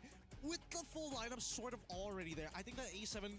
This one's a little risky because Alice, no matter what, has enough to kind of keep multiple people in check. And now that they have Cho on the opposite side, now there's a clear direction of how VSG wants to play. This is interesting, though. The Bruno and then the Cho. Wait, Cho Wish? Uh-huh. Is this Matilda mid? I think this is... Yeah. Well, right now it's for Carvey and the Cho. Wait. Unless they switch it around. Well, now Matilda can one-shot. Yep. Yeah. Maybe a lightning second item? Yo, Roger, though? It's crazy. Chat, tell me, what do you think about the Roger? She is a support assassin. Let me remind you that one. So now, Alpha 7 playing the double fighter. Chat, what do you guys think about Roger? VSG in a very fast time. All right, well, we see some smiles on the faces here for VSG, especially for Dixon. Playing the Matilda, of course, for this one in the mid lane. Let's go ahead and see. This is kind of a lot. I know, like, what we mentioned, Gideon. paid homage to the guy who cannot be named. On their last matchup here for the Wildcards, maybe it ends up working and putting a little bit of an obstacle in the way of Alpha 7. Let's jump into the Land of Dawn for this one. It's a best of 1. We'll see what ends up happening here.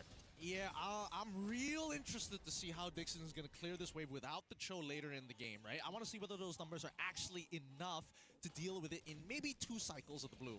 Either ways, as we see this game continue to progress in the earlier stages, Master Assassin coming in from Bruno, and they got to be careful because Colwell cannot afford to make any mistakes here.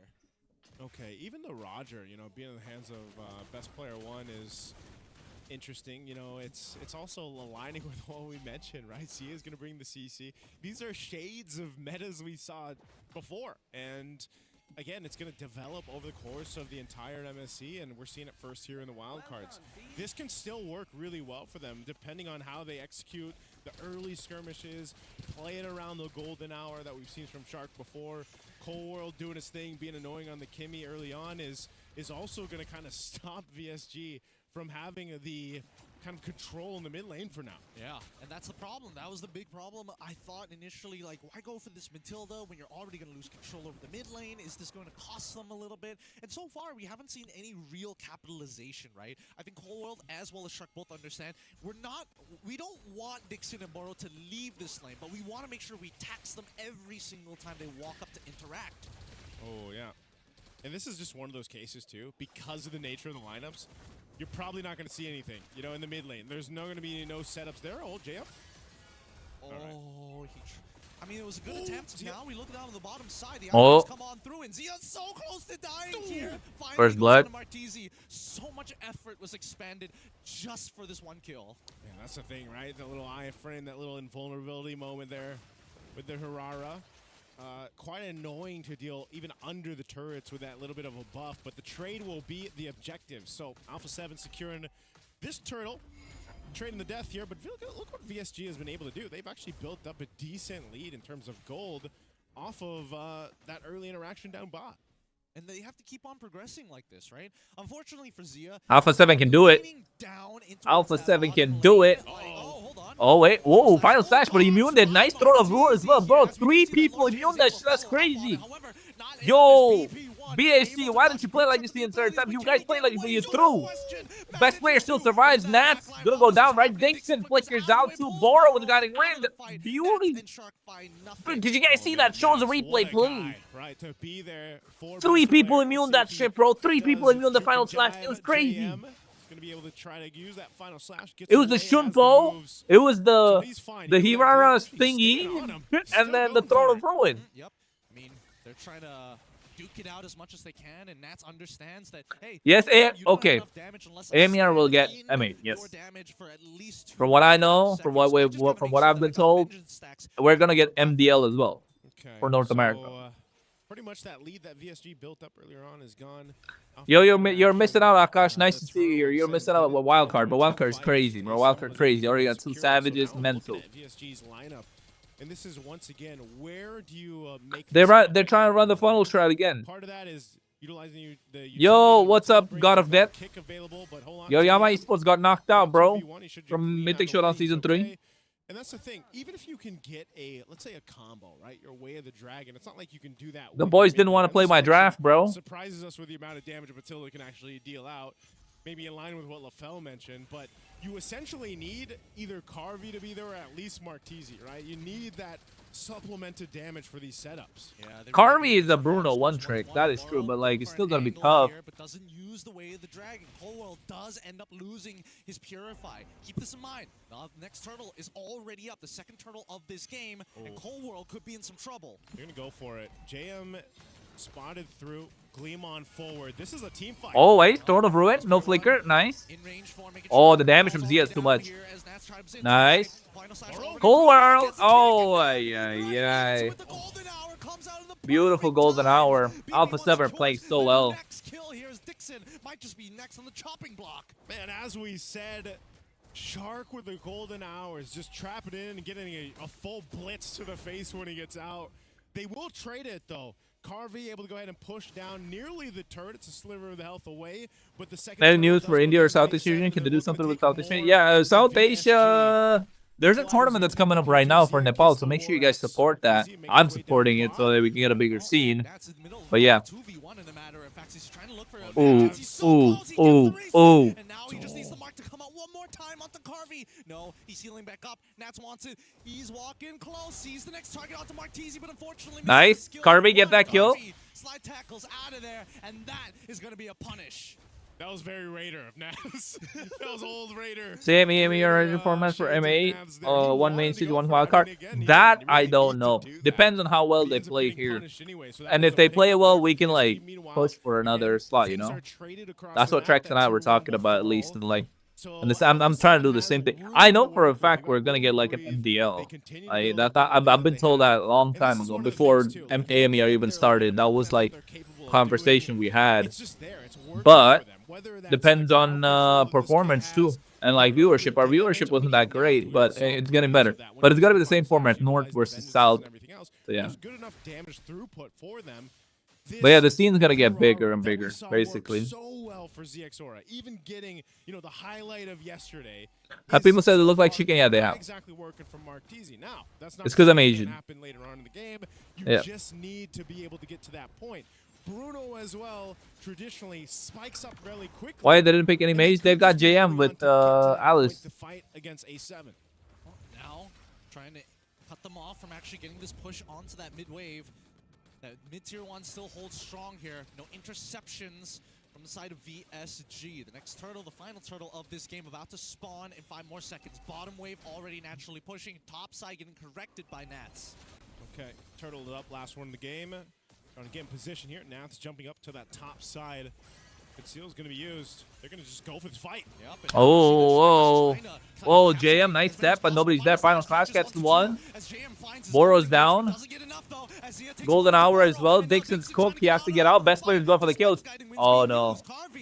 Unable to get anywhere close. He can't free hit. Guys, make sure you join the Discord. We're almost at 1,000 members. And for those of you from NA, we're gonna do a lot of. We're gonna do a couple of tournaments as well. Oh, Nats. Okay, I thought he had the flicker. He has a final slash. I was thinking he might go for it. Yeah, I was thinking that too, but I'm starting to see what the major problem is. Nobody can really stop Shark. He can literally walk through everybody and set it up for Nats to flicker and final slash easily. And Carvey can't do anything about it but hold his Purify. It's really interesting that we haven't seen too many teams pick up the Marcel, pick that up, prioritize it the way that Alpha 7. VSG lacks late game damage. Yeah, they do. Traction pulse thrown out. Thrown a ruin. This cooked, but VSG are cooked here, bro. Like Alpha 7 are better. So MLMS is like MDL for India. It'll live 2 seasons in a year. 1 EWC. Not MDL, MPL. Yeah, sort of. Not an MPL, but yeah. Yep. It's not MDL. MDL is development league. MDL is like Mythic Showdown right now. It's his time to start to step up towards this game. But the timeline's wrong. Timeline's off. Because this is what's happening. Your space on the map, your turrets are just going down. They did a good few Wildcard slot via qualifier for conducting South District tournaments to get more viewers. Yeah, but then there was like a problem last time. That's why it's not happening again. Oh, Dixon. They managed to protect the mid-tier 1 successfully. Bottom side still. That T2 is still up, but that wave is crashing fast. And Rara's gonna try. Martese underneath this turret. Oh, Martese is cooked, bro. Two best player 1, Boro. Getting his own attempt here, but he's not going to use the way of the dragon. He uses at the end, but it's too late. They're falling apart, yo. VSG just fell apart. VSG just not synchronized here. They're getting caught everywhere, even under their turrets. So this holy defense is going to pop down to that bottom turret. Lord Nah. Alpha 7, miles ahead. I was expecting some good performance from VSG. But guess what? Ain't shit. Throughout this game, another shield will pop in mid. Nexus take the buffs, take the Lord, and march towards a victory here. Unless, I don't know. This is scary, and now they might force it out. Once again, Golden Hour is going to catch the the top inhibitor as Boro is isolated. Oh, Boro is cooked again. Comes in, Lord JM onto 2, flickers away, tries to get away from this. The final slash is nah, this is cooked. VSG, you choke. For another onto JM, and finally Dixon brings Carvey out of there. What can we do, brother? They're holding on strong, but that wave might just be the end game. Oh, it could be. They're just gonna hold on. GG. Less than 10 minutes in. Alpha 7 got this. Get the autos in, clear that wave, and it's too late. A7 take this game as well. Very clean game from Alpha 7. Alpha 7 well played. Game 1 today was just a wash-up. It was a warm-up. Do you think you're still Alpha 7 is weaker than TR? They've showed us. We gotta find out, bro. Alpha 7 are good, like I said. I only said that because Alpha 7 lost the finals, and they're not boot camping and not streaming a lot of teams in Southeast Asia. But yeah, they played well. They're gonna be thinking about these losses, especially for someone like of Carvey's level. I've been here before. Unfortunately, I couldn't make it to the main stage. It's gonna be a long time for the next one, but at least there is maybe some hope for that EU, WEU is gonna be back. Yeah, hopefully. Yes. That was a pretty fast game coming in from Alpha 7. Again, that is what they need in order to contest to be the #1 spot. But although, let's be real, it kind of doesn't matter that much because it's just avoiding the #1 team. off of Group B, which later on we'll see who is. I don't think they'll give EU a main stage, but they'll give them a wild card slot at least. It will be a three-way tiebreaker if the next game Foot wins. Yeah, should be. Yeah, Rogue, let's pray. What can you do? Yeah. Foot is playing. I got it here. Oh, he's got it. He's got it. I got it here. Foot is playing KOG. KOG is on a lose streak. They lost twice in a row now. So, hey, who knows? Well, to be fair, KOG did well earlier. Oh, it's gonna go longer? Backed by Hans. Is this? No.